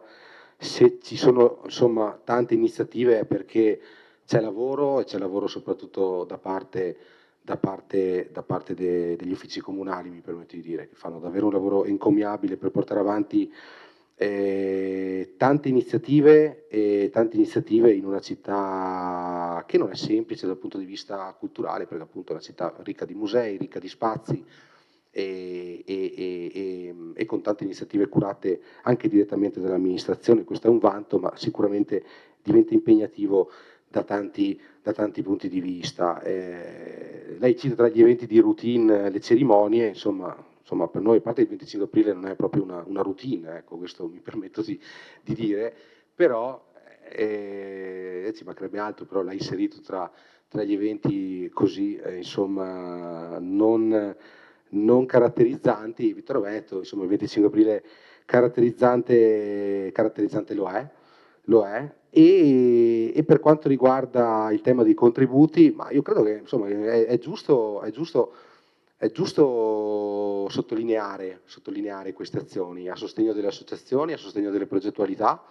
Abbiamo avuto un bando specifico per l'80°, insomma, quindi un bando tematico che, voglio dire, cerca di dare una linea politica e anche raccogliere sollecitazioni delle associazioni. Sono stati aumentati i fondi per i contributi alle associazioni, anche spingendo per proposte in sinergia tra associazioni, anche per stimolare insomma, eventi più strutturati. Credo sia importante sottolinearlo. Lei, tra l'altro, non mi ricordo se social, mezzo stampa, aveva anche accusato questa amministrazione di scarsa trasparenza, dicendo che avrebbe portato in sedi opportune queste accuse. Io lo sto ancora aspettando, siccome sono accuse gravi, sono accuse molto gravi quelle che lei ha fatto pubblicamente sui contributi. Se ci fa il piacere di essere, grazie consigliere Posocco per prendersi questo disturbo. E poi certo tante cose sono avviate, noi siamo arrivati da pochi mesi e io non ho visto tutta questa grande programmazione su tante cose. Lei mi cita il tedesco, ma la programmazione del tedesco, quando io sono stato, quando ho assunto l'incarico, non è una programmazione pluriennale, cioè non è neanche una programmazione mensile, capisce? Quindi certo, scadenza elettorale della serie arriverà chi arriverà, però ecco, questo è lo stato delle cose che io mi sono trovato. E credo che Palazzo Tedesco sia uno spazio meraviglioso che vada, a parer mio, valorizzato anche in base ai progetti culturali più ampi che vengono portati avanti in città. In altri contesti abbiamo portato avanti questo tipo di idea, ad esempio penso a Works, con cui abbiamo proposto la fotografica di Arcangelo Piai alla Torre dell'Orologio, Bergamini, tra l'altro con insomma, un numero di presenze davvero importante, inserito all'interno dei progetti legati alla resistenza. Si tratta di avere insomma, degli spunti culturali e cercare poi di portare avanti una coerenza complessiva. Cita l'archivio, la soluzione dell'archivio è legata al momento, al bando che abbiamo avanzato in tandem con il comune di Valdobbiadene, perché all'interno di quel bando c'è anche la soluzione dell'archivio. Ci auguriamo, spero tutti, insomma, altrimenti si dovrà ripensare ovviamente a una soluzione alternativa. E per quanto riguarda il concorso di violino, sinceramente stiamo lavorando tanto e non ho altro da dire al momento, anche perché non vedo che stato avanzamenti i lavori dovrei portare in questa sede. Grazie mille.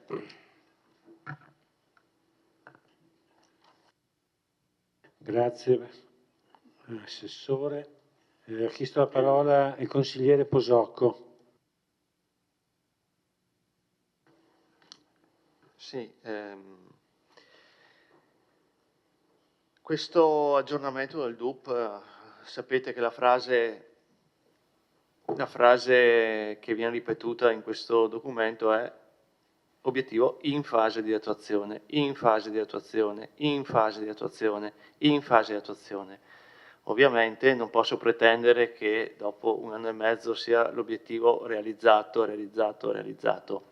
Però quello che mi spaventa, e l'ho detto anche nel precedente intervento sul DUP, è che vedo tante parole, tanti progetti, e però vedo poca concretezza nel portare avanti il tutto. Poca concretezza, ma anche vista negli incontri fatti dalla sindaca in giro dei quartieri, in cui parliamo di tante cose, di tanto, ma concretamente non c'è ancora nulla. Non c'è ancora nulla.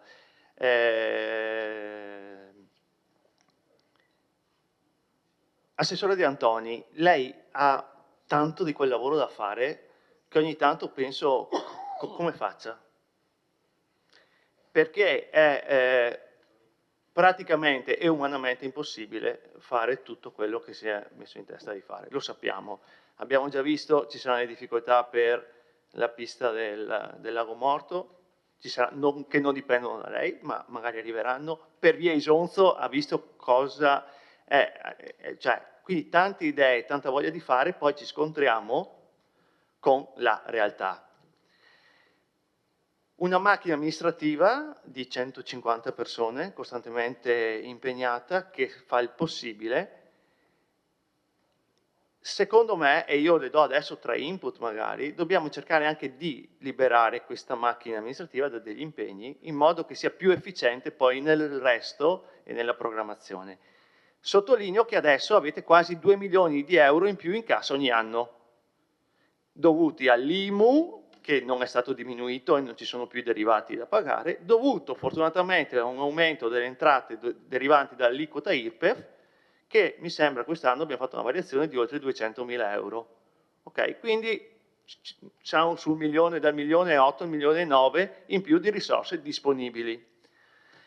Il collega Tonon ha parlato concretamente di illuminazione, di caritoie, di cimiteri, giusto? Allora lei trova 3 progetti nei cassetti per appalto esterno dell'illuminazione pubblica, appalto esterno del servizio caritoie, appalto esterno dei servizi cimiteriali. Ci sono, ne abbiamo parlato, se vuole la vengo a trovare, ci sono, ed sono 3 settori che veramente impegnano la macchina amministrativa in una maniera importante. Solo per le bollette, non so, c'è una persona, credo, dedicata a quello, oltre alle manutenzioni. Abbiamo il coraggio di farlo? Progetti senz'altro non perfetti al 100%, sicuramente. Troviamo sempre in uno di questi progetti un qualcosa che non funziona. Cerchiamo, la invito, a valutare le parti, le cose positive di questi progetti e non gli aspetti negativi che senz'altro ci saranno come in tutti i progetti. Però se non abbiamo il coraggio di prendere in mano certi settori dell'amministrazione e liberare del lavoro, poi ci ritroviamo qui col prossimo DUP a parlare delle stesse cose, fra un altro DUP ancora un'altra cosa, e questo perché è difficile. Ripeto, abbiamo risorse adesso, ne abbiamo di più. Non dico abbiamo risorse perché arrivano le ferrovie e dicono ma perché non fai il sottopasso che hai le risorse, ok? Bon, abbiamo più risorse, possiamo prendere delle decisioni importanti. Cimiteri, assessore, è un settore che va preso per mano. Ci abbiamo provato, c'è l'idea, è scritta. Siamo indietro con le tubulazioni, siamo indietro con nel sistemare tombe nuove, adesso tecnicamente non venga, sì, scusi. Là ci vuole coraggio, assessore, e senz'altro ci vuole coraggio, glielo dico io che ci vuole coraggio e capirà perché, e avrà tutto l'appoggio nostro di questa parte della minoranza. Grazie. Grazie consigliere Posocco. Do la parola al consigliere Carnelos. L'intervento dell'assessore Padoan mi ha stuzzicato e stimolato. Ha parlato del mondo della scuola, è stato il mio mondo. Se potessi fare come la Bibbia, Giosuè, fermati o sole, ci tornerei indietro, ma purtroppo la vita è una ruota e quindi indietro non si può tornare. Ma sommessamente avrei qualche suggerimento da darle, perché nella sua illustrazione ho capito qualche velata, come si può dire, rimostranza nei confronti di qualche scuola. Vede, secondo me, in realtà il coinvolgimento delle scuole non può essere ex post, ho fatto questo, venite, ma deve essere ex ante, anche perché un'impostazione di quel genere è troppo verticistica. E quanto c'è voluto per l'autonomia scolastica? Non può essere un comune certo che la limita. Allora, sotto questo profilo, vede, sarebbe importante che la progettualità culturale del comune trovasse origine non come il cervello di Minerva da un solo soggetto, ma vanno coinvolti prima. Credo che docenti e ragazzi, nel momento, certo vanno coinvolti, certo c'è tempo da perdere, certo bisogna contattarli e magari avere l'idea e a quel punto noi poi insieme a loro la realizziamo, col supporto ovviamente del comune, e probabilmente la risposta sarà più corale e magari più soddisfacente. E questo per quanto riguarda lo stimolo che mi ha dato l'assessore. A Posocco dico che il suo intervento ultimo è ingeneroso, nel senso che di cose ne sono state fatte tante. Non più tardi di 10 minuti fa, o un quarto d'ora fa, l'assessore ha illustrato e, come consiglieri, potremmo verificare, ci ha detto delle bugie, tutti gli infiniti lavori che sono stati fatti per rendere funzionali e operativi le scuole dal primo giorno di scuola. Non è poco, non è poco, sono lavori fatti, ma visto che prima avevo parlato di manutenzione, l'ho fatto come stimolo per proseguire, ma tanto per dirle una banalità, che però è un lavoro da via Masetta a via al Tabacchino, sono 15 anni che era un acquitrino. Io non so come siamo arrivati, in realtà è una piccola cosa, ha messo il Geron de Sarone e adesso non serve più fare lo slalom. È una piccolissima cosa, però è stata fatta. Anche sul verde, tanto, magari c'è da fare ancora, ma io credo che le strade sul verde non siano mai state pulite come quest'anno. Certo, manca ancora, perché si può migliorare, non c'è mai fine alla perfezione, ma onestamente credo che anche l'opposizione possa dar atto che questo è stato fatto e tantissimi altri interventi piccoli. Ho parlato da via Basetta, ma anche in via Rizera, via Gaddin, c'era un acquitrino e piccola cosa, certamente non c'era il cartellone fatto questo, fatto quell'altro, progettista, direttore di lavori, RUP, DUP, quello che è, però è stato fatto. Ecco, si può fare di più, manca ancora, certo, ma direi a Posocco che la perfezione non è di accomundo. Possiamo fare meglio, ma io dico, non sono un amministratore, le assicuriamo che credo che nemmeno questa amministrazione risolverà in toto tutti i problemi che ha la città di Vittorio Veneto. Ma, e qui l'intervento l'ho fatto, proprio perché credo che al di là delle giuste critiche talvolta è anche segno di sensibilità e di colleganza riconoscere almeno quello che è stato fatto. Grazie. Grazie consigliere Carneros. Vedo che c'è una richiesta di del consigliere Posocco, prego. No, brevemente, collega Carnelos. Io ho sottolineato il fatto che qui la parola più usata è in fase di attuazione, che qui ci sono dei programmi che se non organizziamo meglio la macchina amministrativa non li faremo mai, non li porteremo mai a conclusione. Ho parlato di 3 settori in cui secondo me c'è da prendere decisioni che vanno da un'altra parte. Poi concordo con lei, sono state fatte ordinarie amministrazioni, la gestione del verde benissimo, ma lei sa che abbiamo incominciato a usare il glifosato in Comune di Vittorio Veneto, che non si potrebbe. Quindi voglio dire, i problemi ci sono tanti, e se vogliamo portare avanti tutto questo, va cambiata rotta. Questo ho detto.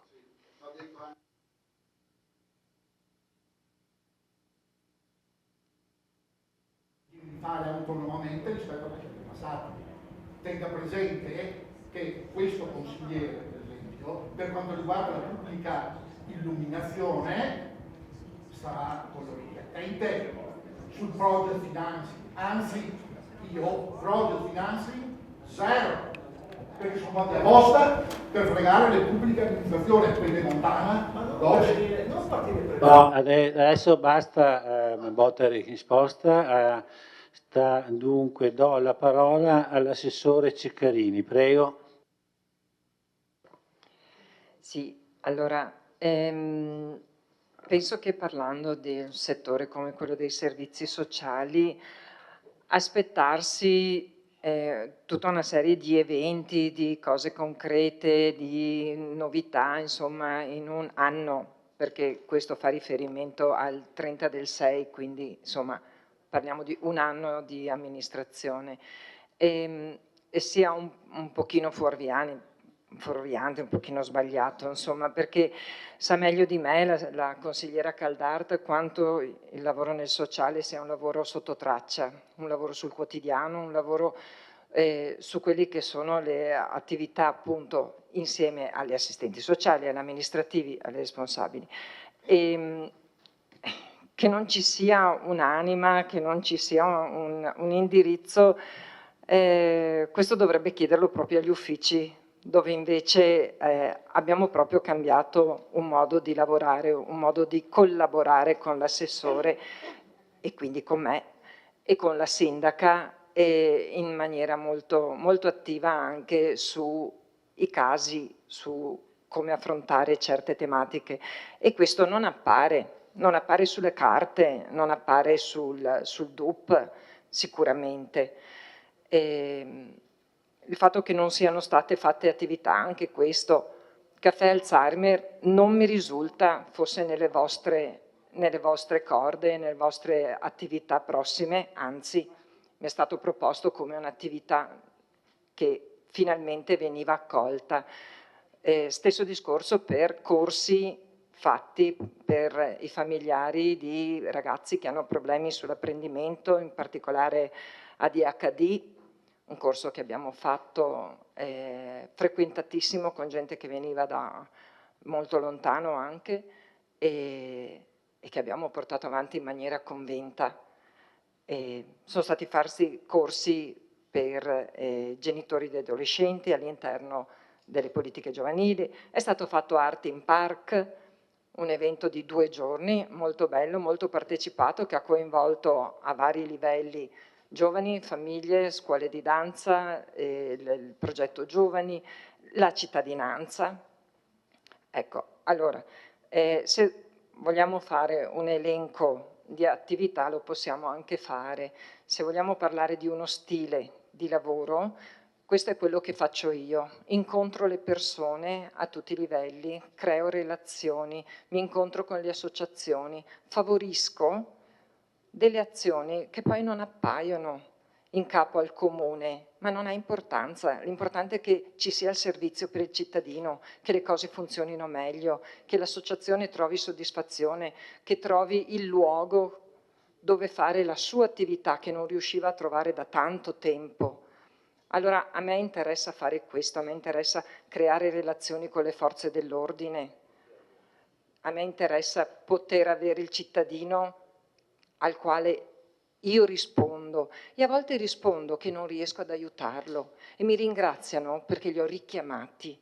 Allora, questo è il mio stile, forse non appare tanto sulle carte, forse prende caso per caso, ma riuscire a convincere, non io, però fare un lavoro di squadra dove si riesce a convincere una persona a entrare in comunità, questo sì, io lo considero un risultato enorme. Appare perché non la vedete più sulle panchine, però non appare sui giornali, non appare sul DUP, però secondo me è una conquista enorme. Ripeto, non è merito mio, è merito degli assistenti sociali, è merito di chi sta lavorando da tanto tempo probabilmente, ma con una spinta diversa ultimamente. Ecco. E poi si lavora in maniera trasversale, congiuntamente. Il discorso casa, bandi per i quali abbiamo ottenuto dei finanziamenti per creare alloggi temporanei in emergenza abitativa. Certo, patrimonio, però dietro c'è anche il nostro lavoro. E lo stesso discorso per i bandi della Regione Veneto con l'Ater, che sì, sugli alloggi ERP, e lo stesso discorso sulla sanità, tutti gli incontri ai quali partecipo e via dicendo. Allora, e pari opportunità, la camminata di pari passo e le collaborazioni con il Consiglio Comunale dei Ragazzi. Allora, se vogliamo fare un elenco lo facciamo, però ripeto, io credo e spero, insomma, ed è quello che raccolgo, c'è molta attenzione, molta disponibilità, e secondo me questa è la cosa più importante per quanto riguarda i servizi sociali. Grazie Assessore, adesso do la parola all'Assessore Marco Dus. Buonasera. Mi inserisco in questo dibattito legato un po' ai lavori pubblici e in generale alla programmazione, perché ritengo che sia stato molto importante mettere in luce la complessità e le difficoltà nell'attuare poi quelli che sono state le progettazioni che vengono fatte a monte e anche diciamo sì, il programma di mandato eccetera eccetera. Quindi come ha ricordato prima il consigliere Tonon, c'è tutto un lavoro, ci sono tutta una serie di settori che spesso non vengono messi in luce e che però occupano sia la macchina amministrativa che la macchina politica per molto tempo. Io non mi occupo di opere pubbliche, però come ha detto l'assessore Ceccarini, insomma c'è una buona collaborazione tra di noi e metto spesso il becco nelle cose che fa l'assessore De Antoni, appunto perché fa molte cose e quindi mi piace anche un po' controllarlo e capire se le cose le fa bene, no? Perché abbiamo detto che è molto difficile fare le cose e è ancora più difficile fare le cose fatte bene. Siccome tutti noi abbiamo a cuore la nostra città, cerchiamo che i soldi pubblici vengano spesi in maniera corretta. E devo dire che non è semplice passare dalle idee poi alla pratica, no? Allora mi trovo molto spesso a parlare ad esempio di asfaltature, no? Prima noi abbiamo parlato di asfaltature, dell'importanza delle asfaltature, qua e là e su e giù.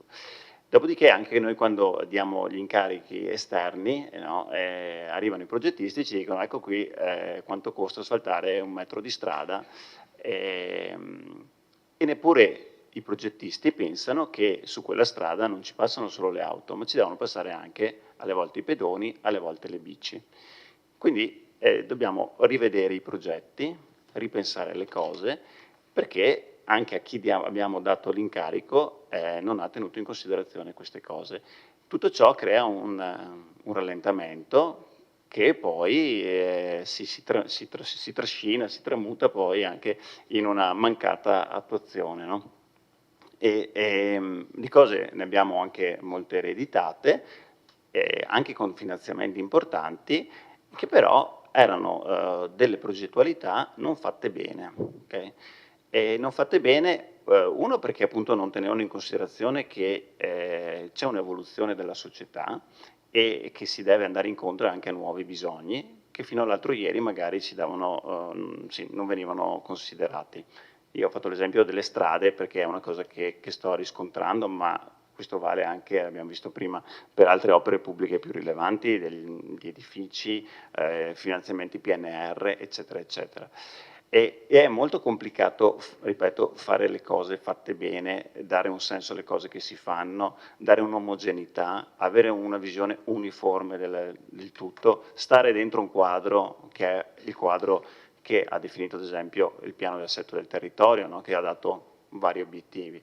E questo, ripeto, crea poi dei rallentamenti. Però io, facciamo degli esempi molto pratici. Su Via Casoni avevamo ereditato un finanziamento, una progettualità, e io ho messo il becco, diciamo, ho fatto grandi discussioni perché quella cosa lì, dal mio punto di vista, non era stata pensata come doveva essere pensata.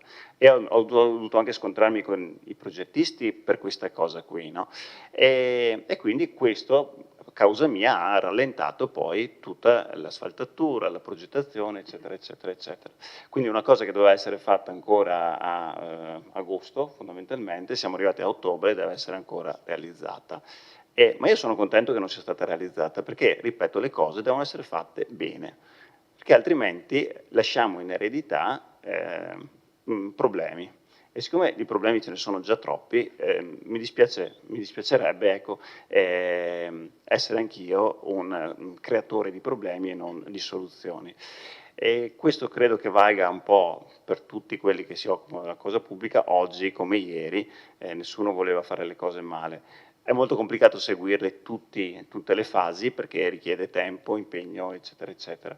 Però da parte mia e anche dell'assessore De Antoni, anche grazie alla mia supervisione, stiamo cercando di lavorare su questa direzione, tentando anche poi di avere un fil rouge, come dico spesso, sulle cose che facciamo. Non è che ci deve essere la pista ciclabile di 5 metri buttata là, altrimenti non ha senso, no? Ci deve essere un minimo di inserimento, ripeto, in un quadro uniforme ed insieme. Questo ci tenevo a dirlo perché, ripeto, questa sera abbiamo discusso di molte cose, abbiamo messo in luce anche quelle che sono le difficoltà nel portare avanti i lavori pubblici, abbiamo anche, forse non abbiamo sottolineato abbastanza qual è la frustrazione che qualunque amministratore di oggi o di ieri ha nell'amministrare, di non riuscire a realizzare giorno per giorno le opere, no? La nostra frustrazione è ancora più grande perché, a differenza di quelli che sono venuti prima di noi abbiamo anche i soldi per farlo, no? Quindi abbiamo molti soldi e non riusciamo a spenderli con la forza che vorremmo fare. Però, ripeto, l'elenco è molto lungo, è anche molto ambizioso e abbiamo iniziato un percorso che credo che darà i suoi frutti. Grazie. Grazie. Una replica dell'assessore Padoan.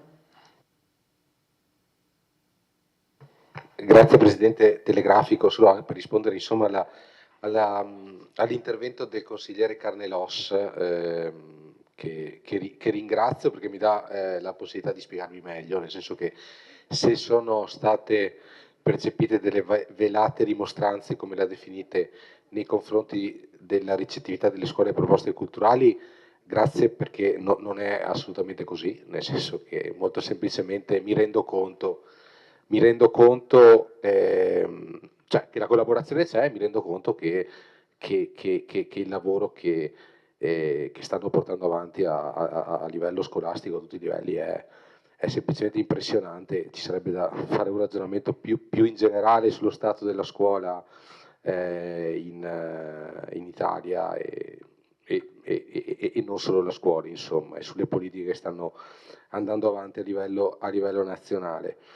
Detto questo, no, sicuramente c'è spazio per una maggiore coprogettualità. In realtà ci sono anche degli avvii in tal senso, e quindi sì, credo anch'io sia importante per coinvolgere più attori possibili, come dire, progettare insieme in maniera da coinvolgere in percorsi comuni diverse realtà. E infine, mi permetto di spendere anche io 2 parole sull'assessore De Antoni, perché voglio dire, passa così in cavalleria l'elenco di interventi che sono stati fatti quest'estate sulle scuole.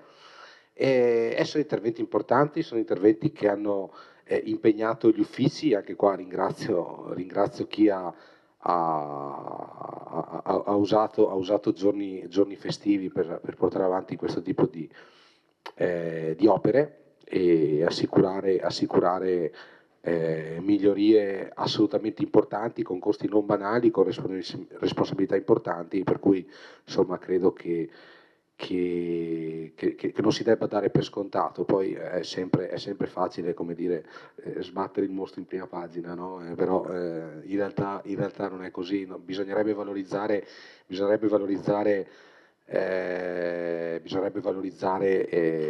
la quantità di interventi anche tempestivi che sono stati portati avanti in questo periodo. Grazie. Grazie. Interviene il sindaco. Grazie. Intervengo anch'io nel dibattito, ringrazio i consiglieri per gli spunti che hanno proposto.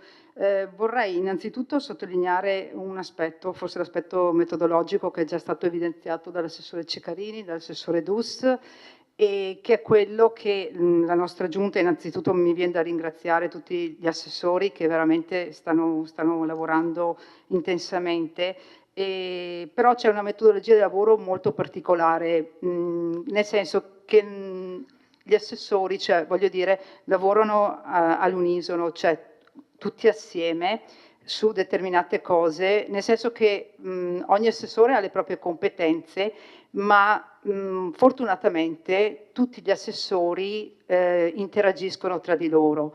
Quindi diciamo forse è un nuovo metodo anche di lavoro che avevo cercato di darci, ossia che anche l'assessore sociale si occupa di lavori pubblici, o viceversa, anche l'assessore ai lavori pubblici si occupa di sociale, perché o noi capiamo che la macchina deve essere guidata da tutti gli assessori, la squadra deve lavorare assieme, altrimenti rischiamo di fare un lavoro che non è coordinato.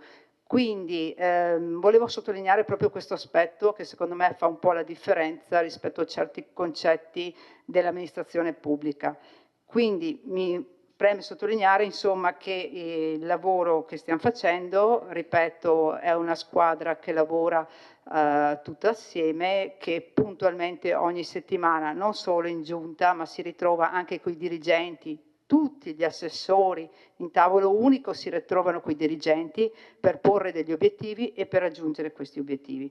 Fatta questa premessa, mi viene anche da sottolineare una cosa che non si vede nel DUP, o quella cioè che stiamo cercando anche di potenziare gli uffici, okay? Potenziare il personale che è all'interno degli uffici, cercare di organizzare la struttura, non che prima non fosse organizzata, ma sicuramente per varie ragioni, abbiamo detto anche economiche, quindi non c'era disponibilità forse da un punto di vista delle risorse, ma quello che stiamo facendo è anche quella di potenziare, ripeto, la struttura, perché solo con una struttura efficiente e efficace riusciamo a portare avanti molte cose.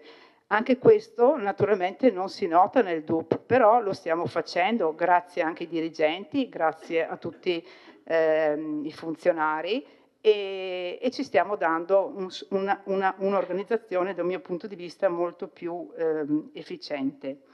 Detto questo, sulle questioni delle priorità, e qui mi collego anche alla questione del museo archeologico citata prima, ecco, l'ho detto più volte, l'amministrare è anche senso di responsabilità. Non possiamo permetterci di aprire tantissimi fronti su cui intervenire, perché avevamo 5 anni, adesso ne abbiamo 4. I fronti che abbiamo aperto sono molteplici e già questi ci impegnano tantissimo, impegnano noi, impegnano gli uffici, abbiamo visto la parte burocratica che è abbastanza importante. Ecco, voglio dire, abbiamo fatto delle scelte, la questione ad esempio delle piscine, voglio dire, 2 anni fa forse c'era ma non c'era, quindi abbiamo osato e quindi abbiamo deciso di investire su questa nuova progettualità. Ecco che passa, tra virgolette, in secondo piano il discorso del museo, ma non è che l'abbiamo abbandonato come idea. C'è la questione della biblioteca comunale, che è un'altra priorità. Quindi quello che voglio dire, come responsabilità amministrativa, possiamo concentrarci su alcune grandi opere. Altra questione è l'aspetto ordinario, che abbiamo citato prima, quindi della manutenzione ordinaria, e su questo mi sento di dire che qualcosa è stato fatto. La questione dell'illuminazione pubblica, 1 anno e mezzo fa circa, Mezza Vittorio erano spente le luci di Mezza Vittorio, quindi voglio dire anche qua un lavoro certosino, sì, consigliere Posocco, guardi, erano spente parecchie vie, guardi, vada a vedersi gli articoli di giornale e quant'altro, me lo ricordo benissimo, quindi detto questo, un lavoro certosino, grazie agli uffici, grazie a un'organizzazione precisa e capillare, che ogni segnalazione viene intercettata, Sì, no, vabbè, io faccio il mio intervento, guardi, poi lei può replicare se non so se ritiene il caso o meno. Quindi, quello che voglio dire, anche la stessa manutenzione del verde che faceva prima riferimento il consigliere Toffoli, mi trova d'accordo, c'è ancora tanto da sistemare, però per esempio la questione dei giardini, cioè il verde di competenza dei nostri giardinieri, quello mi sento di dire che è molto migliorato, quindi i giardini pubblici o le aiuole, insomma, sono migliorate. Stessa questione, voglio dire, abbiamo riacceso le fontane, sarà anche una piccola cosa, voglio dire, però c'è questo tentativo di sistemare anche l'ordinario.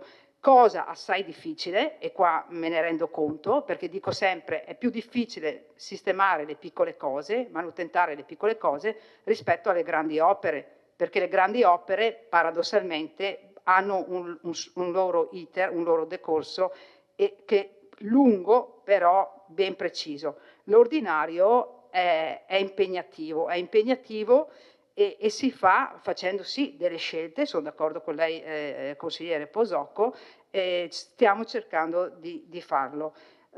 Voglio rispondere al consigliere Braido che aveva fatto le osservazioni. Allora, per quanto riguarda i patti di collaborazione, ci siamo ispirati ad altre amministrazioni in Veneto o anche in Italia, dove sono in atto questi patti tra singoli cittadini, quindi il singolo cittadino può donare, perché è tutto volontariato, il proprio tempo libero per eventualmente manutentare o una piccola aiuola o qualcosa, e appunto stiamo provando a studiare questi meccanismi, naturalmente all'interno delle convenzioni con i singoli cittadini o con le associazioni per far questo. Già si fa con le associazioni, quindi i nostri percorsi, ad esempio molti percorsi sono manutentati dalle associazioni. Questa è una forma leggermente diversa che trova anche la collaborazione del singolo cittadino. Io, ad esempio, Torino ha 1000 volontari, singoli cittadini, ne ha 1000 che operano all'interno della città di Torino, e loro hanno trovato la formula per far sì che ci sia tutta un'assicurazione e quant'altro. Quindi questa è un po' l'idea che ci siamo dati. Sui consigli di quartiere, ripeto, l'idea era quella di provare anche a sperimentare delle innovazioni, proprio perché per cercare di attirare giovani, soprattutto nello spirito partecipativo, vorremmo anche qui provare di creare o dare una formula un po' innovativa sulla partecipazione. E quindi, mi ripeto rispetto a quello che ho detto prima, stiamo monitorando e stiamo verificando le buone pratiche che ci sono in giro per le città. Ecco, grazie. Grazie.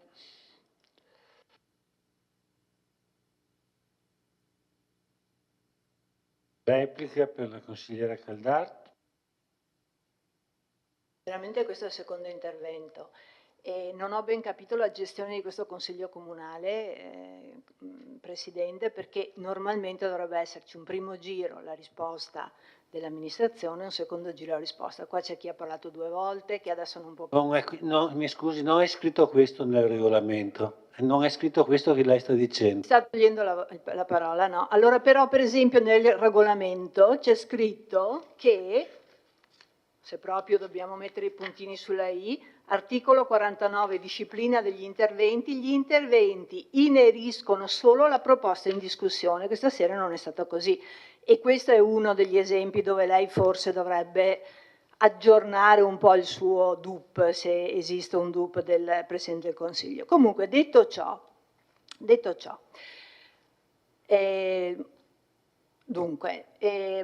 Assessore Ceccarini, lei è un assessore, non è un assistente sociale, quindi mi permetta di dirglielo, un assessore, indipendentemente che sia lei o qualcun altro, deve fare l'assessore.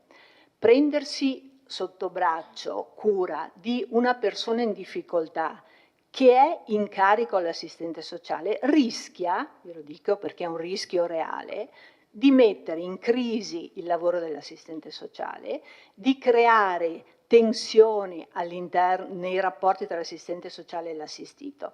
L'assessore, a mio modesto parere, io ho usato questo metodo, è colui o colei che discute del caso con l'assistente sociale, ma non si interfaccia con l'assistito, perché l'assistito deve interfacciarsi direttamente con l'assistente sociale. Io non posso fare l'amicona della persona in difficoltà, posso ascoltarla, ma non posso essere io che faccio l'assistente sociale, perché questo mette in crisi prima fra tutto il lavoro degli assistenti sociali. Poi lei faccia come crede. Tutto ciò che lei ha detto prima, che ha elencato infatti, sono attività proprie degli assistenti sociali. Non c'è nulla di nuovo, nulla di politico. Allora le faccio una domanda politica a cui non le chiedo di rispondere questa sera perché chiaramente non è una domanda a cui dare la risposta, cioè ci deve essere una risposta meditata dietro, ne parleremo magari il 15 novembre quando ci sarà il nuovo documento. Ed è un tema, l'ho già detto più volte, che a me sta caro, ma perché ne conosco, avendolo frequentato e masticato per 5 anni, sta caro perché inciderà sul futuro delle persone che oggi ci stanno ascoltando e anche di quelle che non ci stanno ascoltando. Cioè il cittadino oggi non ha la percezione di quale sia la rivoluzione dei servizi sociali con l'avvento dell'ambito. So che, spero, insomma, veramente non lo so, ma insomma immagino che stiate lavorando su questo tema. L'unica cosa che le chiedo o vi chiedo, perché poi anche la sindaca ovviamente è direttamente coinvolta, ma non questa sera, è di capire quale sarà, anzi quale sia oggi o nei prossimi mesi la vostra posizione, che è la nostra posizione, cioè della città di Vittorio Veneto all'interno dell'ambito, per quanto riguarda la scelta della veste giuridica che il nostro ambito deve prendere, perché so che gli altri, dunque l'ULSA, nostra ULSA ha 3 ambiti, 2 hanno già deliberato, se non sbaglio, con la stessa modalità. Spero che anche il nostro delibererà nella scelta di quale veste giuridica darsi nello stesso modo, perché altrimenti non andremo ovviamente ad una forma di collaborazione. Chiaro che questo tema è un tema che oggi nel momento della scelta, tocca soprattutto le lavoratrici e i lavoratori del sociale, chiaramente, Sì, ma non è che io oggi devo difendere la mia lavoratrice perché è difficile far passare il messaggio che una, diciamo così, un'uscita dal sistema comune, scusa, non giochiamo per le parole, dal sistema attuale in cui loro sono dipendenti del comune e domani potrebbero diventare dipendenti di un ambito, ok? Non può essere questo che mi blocca, perché se no non avremmo fatto nessuna esternalizzazione. Quando abbiamo fatto l'esternalizzazione dei servizi di spazzamento e di pulizia delle strade, credete che sia stato facile? Far capire, proprio capire ad uno che è un dipendente pubblico che è abituato il 27 del mese a prendersi il suo stipendio con tutte le tutele che può avere, di cosa significasse entrare a far parte, in questo caso, di una società privata. Chiaro che è difficile, ma è nostro compito, questa è essere politici.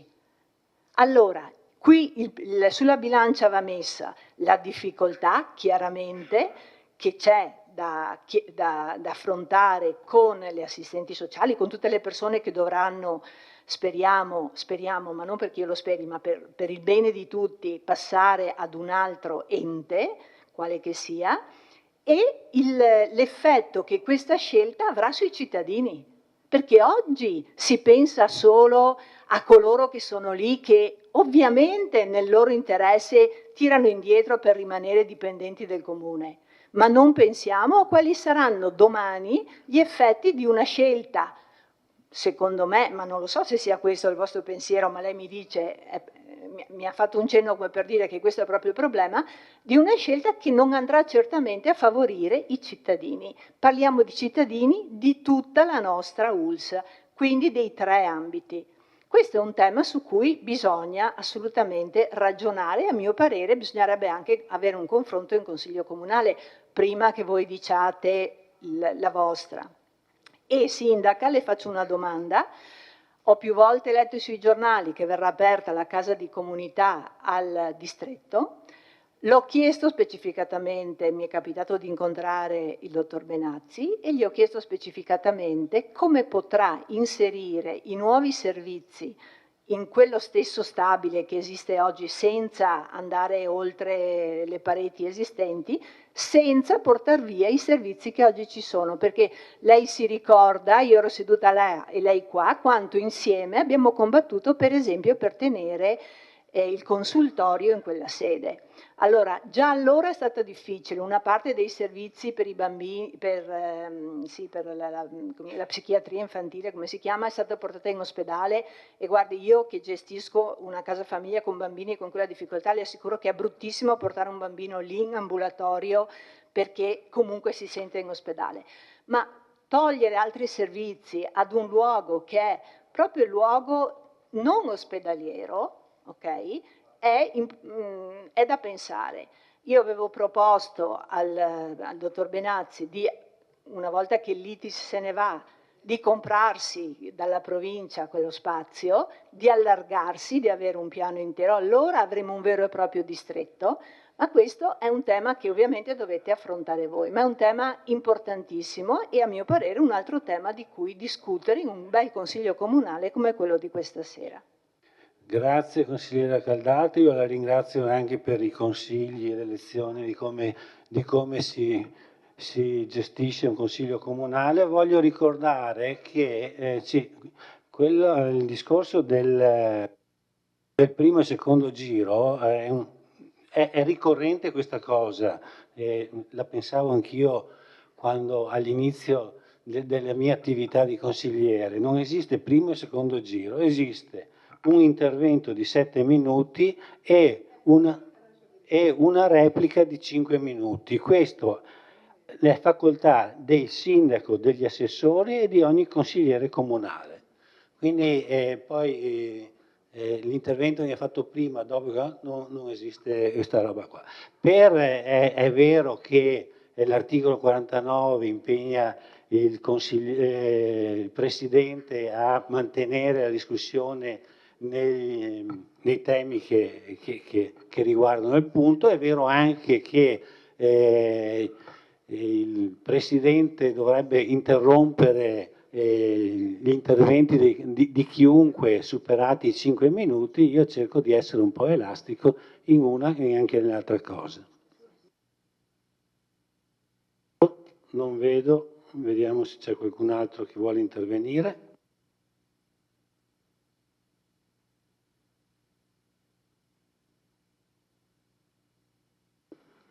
L'assessore Ciccarini ha diritto a una replica di 5 minuti.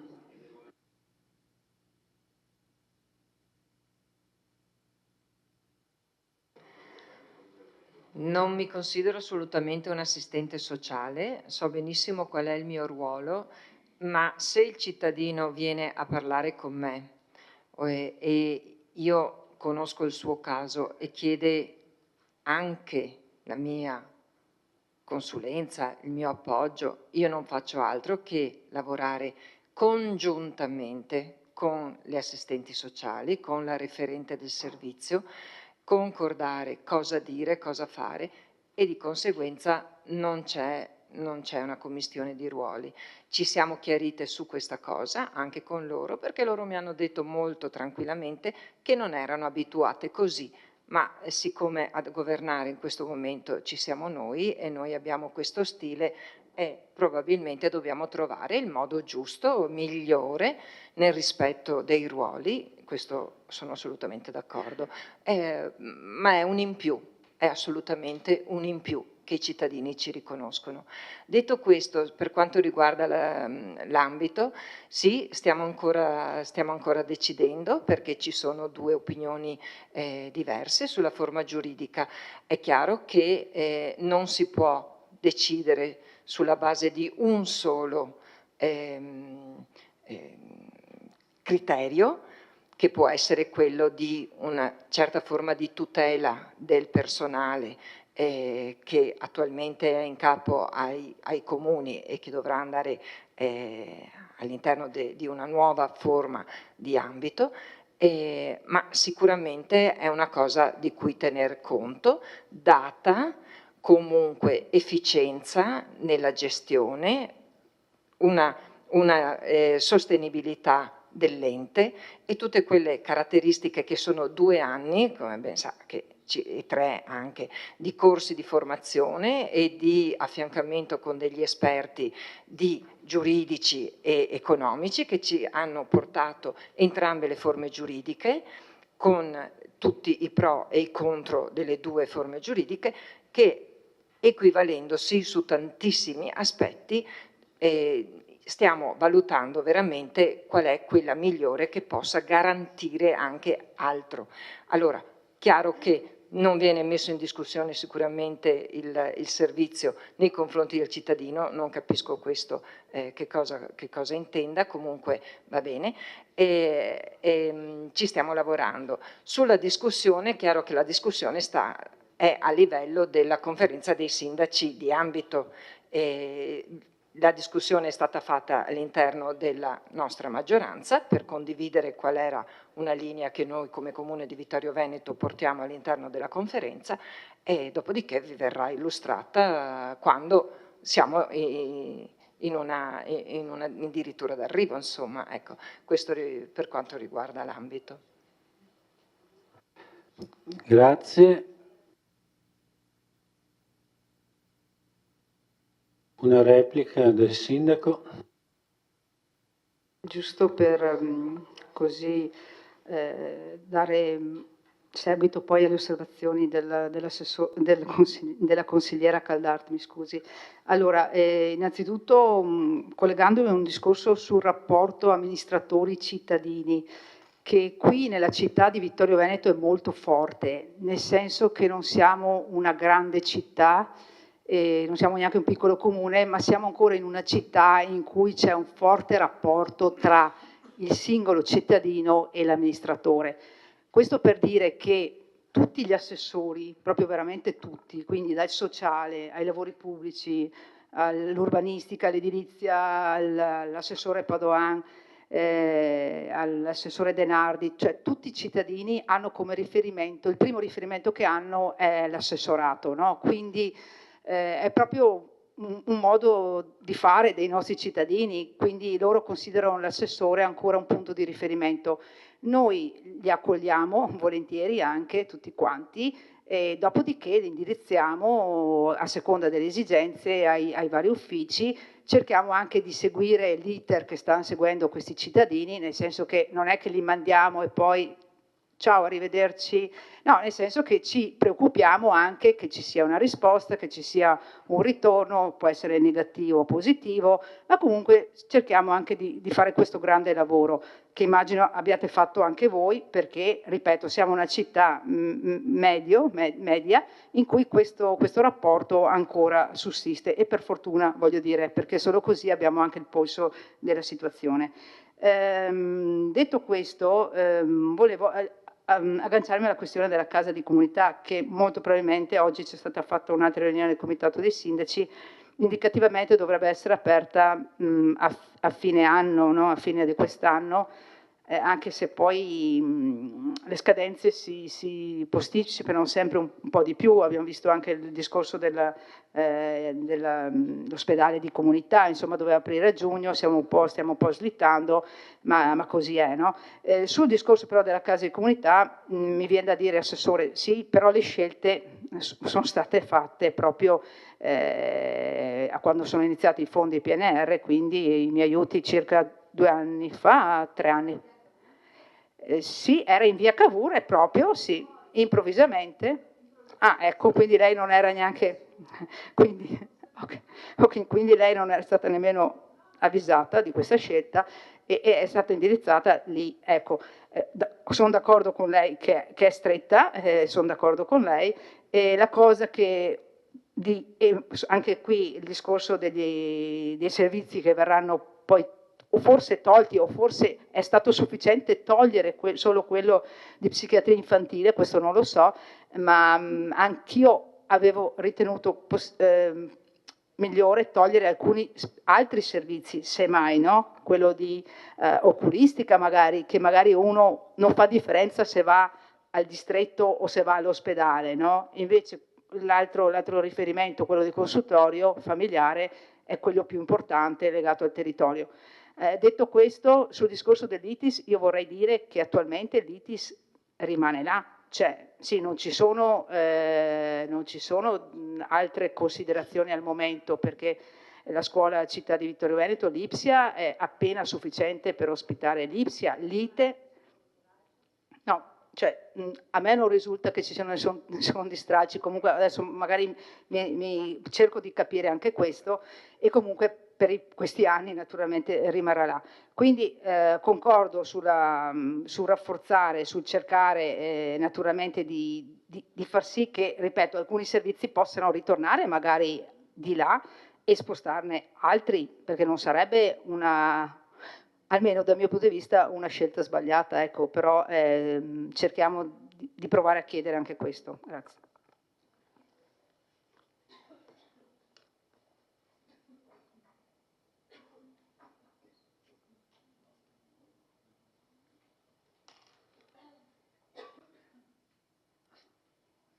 Una replica per l'assessore De Antoni, prego. No, solo per dare risposte ai quesiti che sono stati posti. Il consigliere Darè mi parlava della pista ciclabile sul lato ovest del Lago Morto. Dunque, su questo progetto abbiamo già fatto la conferenza di servizi, che è stata positiva, diciamo, quindi stiamo andando avanti. Ci sono anche proprietà dell'Enel. E come lei sa bene, quella vallata è quasi tutta di proprietà dell'Enel, tant'è che sono stati fatti investimenti per 1,5 milioni esclusivamente su proprietà Enel, e su questo tema, diciamo, qualche problema sta venendo fuori.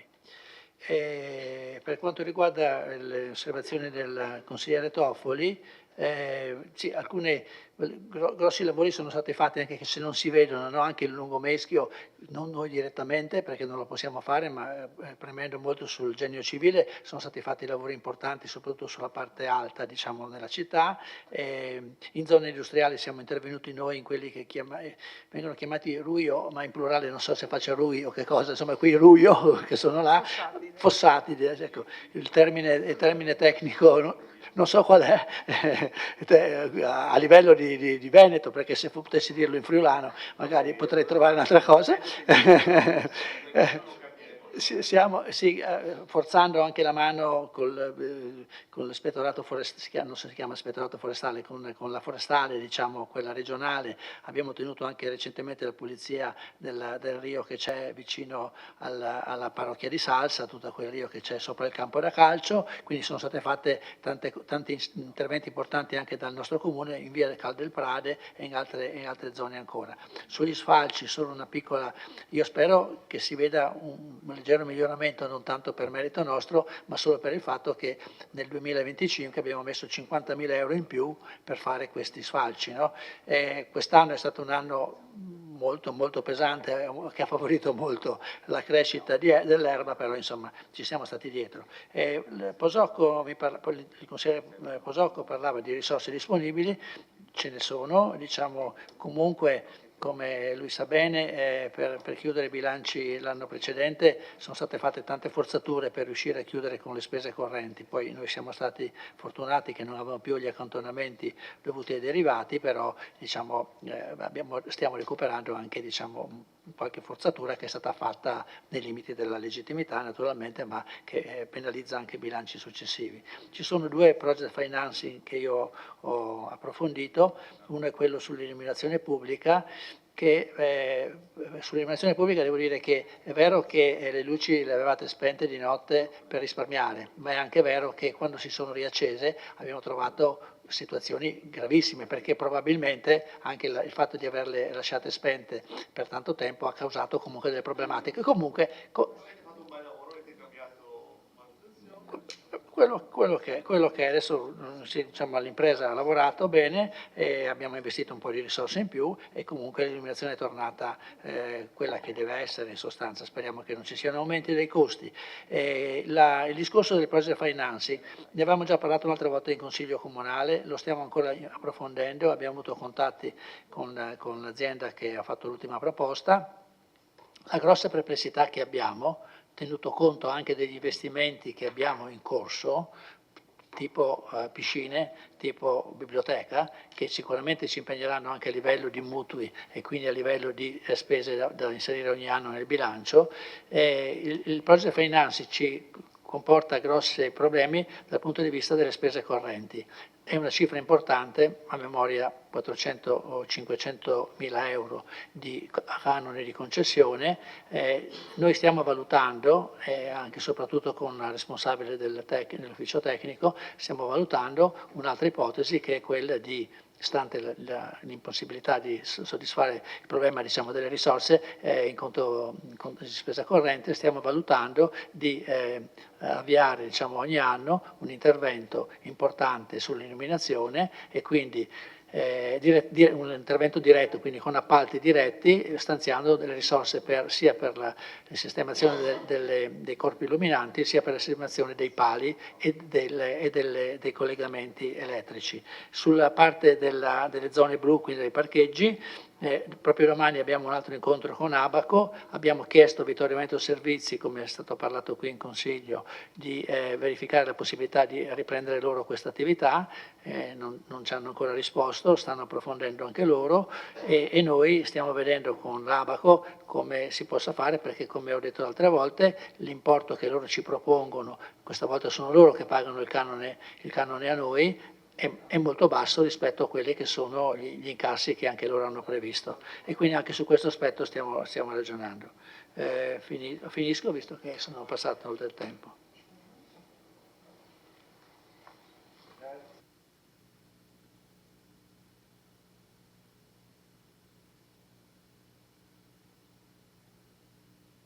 Credo che gli interventi siano terminati.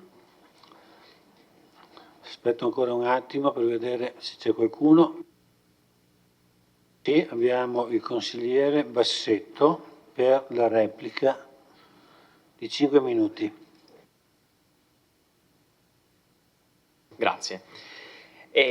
Ho trovato esaustiva la risposta dell'assessore Padoan, per cui mi soddisfa, ecco, poi vedremo con le valutazioni che farete più avanti se sarà possibile realizzare gli intenti che avevo portato alla vostra attenzione. Faccio solo una precisazione all'assessore De Antoni, non è che ho detto, siccome sono stato il primo a portare la questione delle manutenzioni, non ho detto che non ci sono le manutenzioni, ovviamente. Ho specificato peraltro che abbiamo stanziato con le variazioni al bilancio precedenti delle somme importanti sul patrimonio immobiliare, per cui l'attenzione dell'amministrazione su questo, a mio avviso, c'è. L'attenzione va però mantenuta nel tempo, secondo me, e va portata avanti anche sugli interventi più piccoli.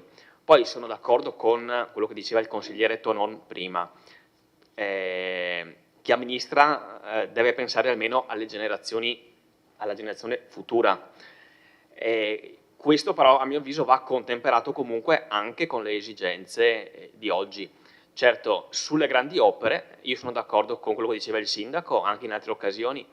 Le piscine comunali che richiedono investimenti milionari, se l'amministrazione necessita di alcuni mesi in più per delle valutazioni, a mio avviso è bene che prenda quei mesi in più che servono, data l'importanza dell'investimento. Quindi sono d'accordo con la necessità di avere la prudenza. Dall'altro lato porto come idea, almeno mia, la necessità di tenere comunque monitorata anche la manutenzione ordinaria. È difficile, sì, sono d'accordo, però insomma è anche il compito dell'amministrazione. Sono contento che mi ha parlato della pista ciclabile di Via Calderivera, ecco, è un dato che non avevo prima, che adesso ho. Via Esonzo è difficile, sì, la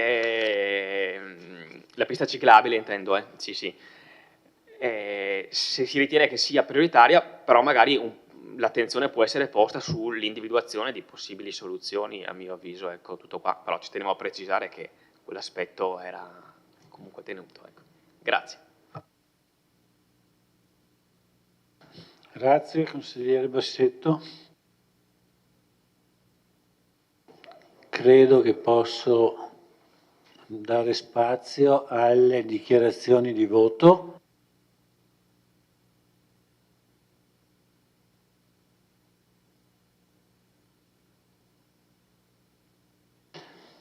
Vabbè, la discussione è stata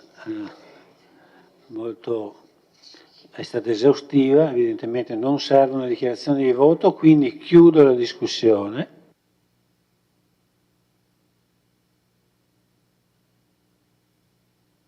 Votazione.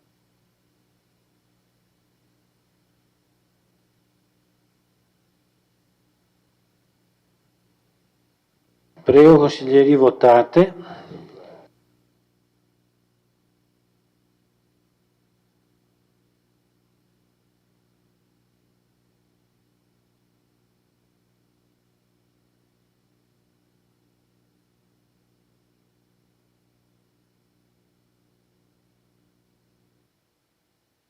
Ho chiuso la votazione, la delibera è approvata con voti favorevoli 9, contrari 4 e astenuti 1.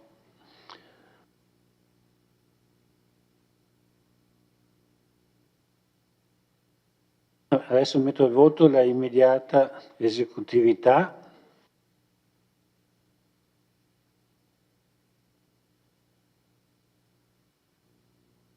Prego, votate.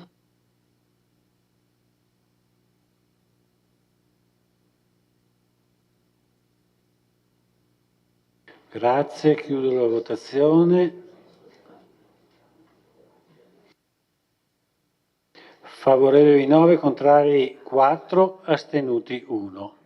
E con questo abbiamo concluso il punto numero 7, ci rimane il punto numero 8. Un attimo. Variante urbanistica numero 1, piano degli interventi, variante verde per la riclassificazione di aree edificabili. credo che illustri la delibera l'assessore Dus.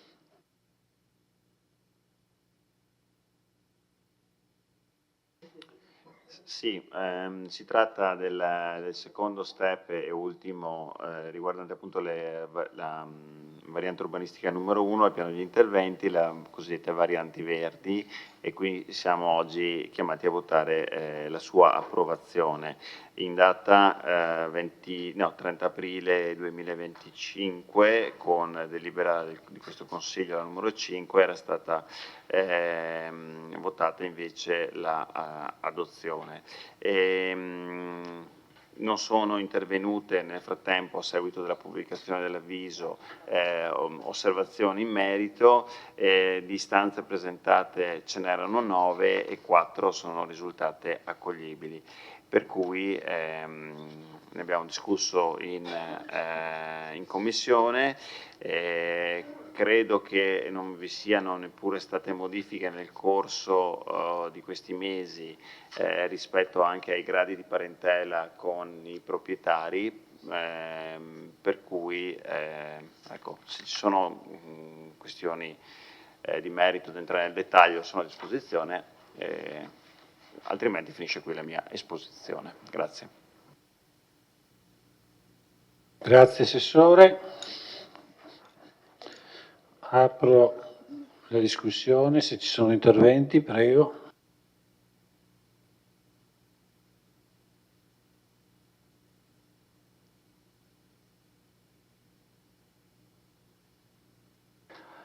Quindi credo che non ci siano interventi perché la delibera... Qua, il consigliere prego. Il voto di tutte le è complessivo o si può anche, deve essere...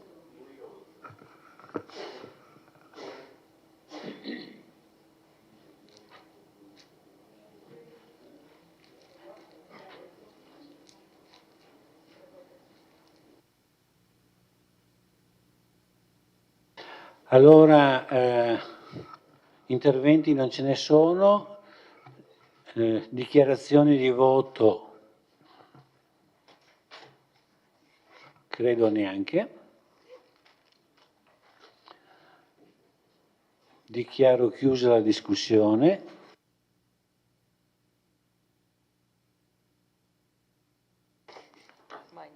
E apro la votazione.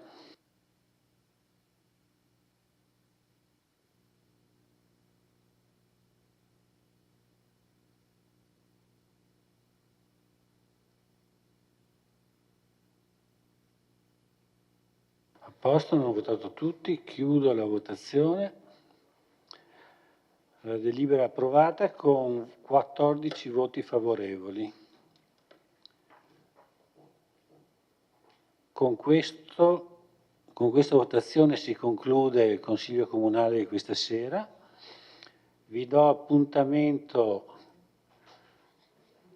probabilmente, indicativamente, al 30 settembre, perché ci sarà il bilancio consolidato da votare. Grazie a tutti, arrivederci.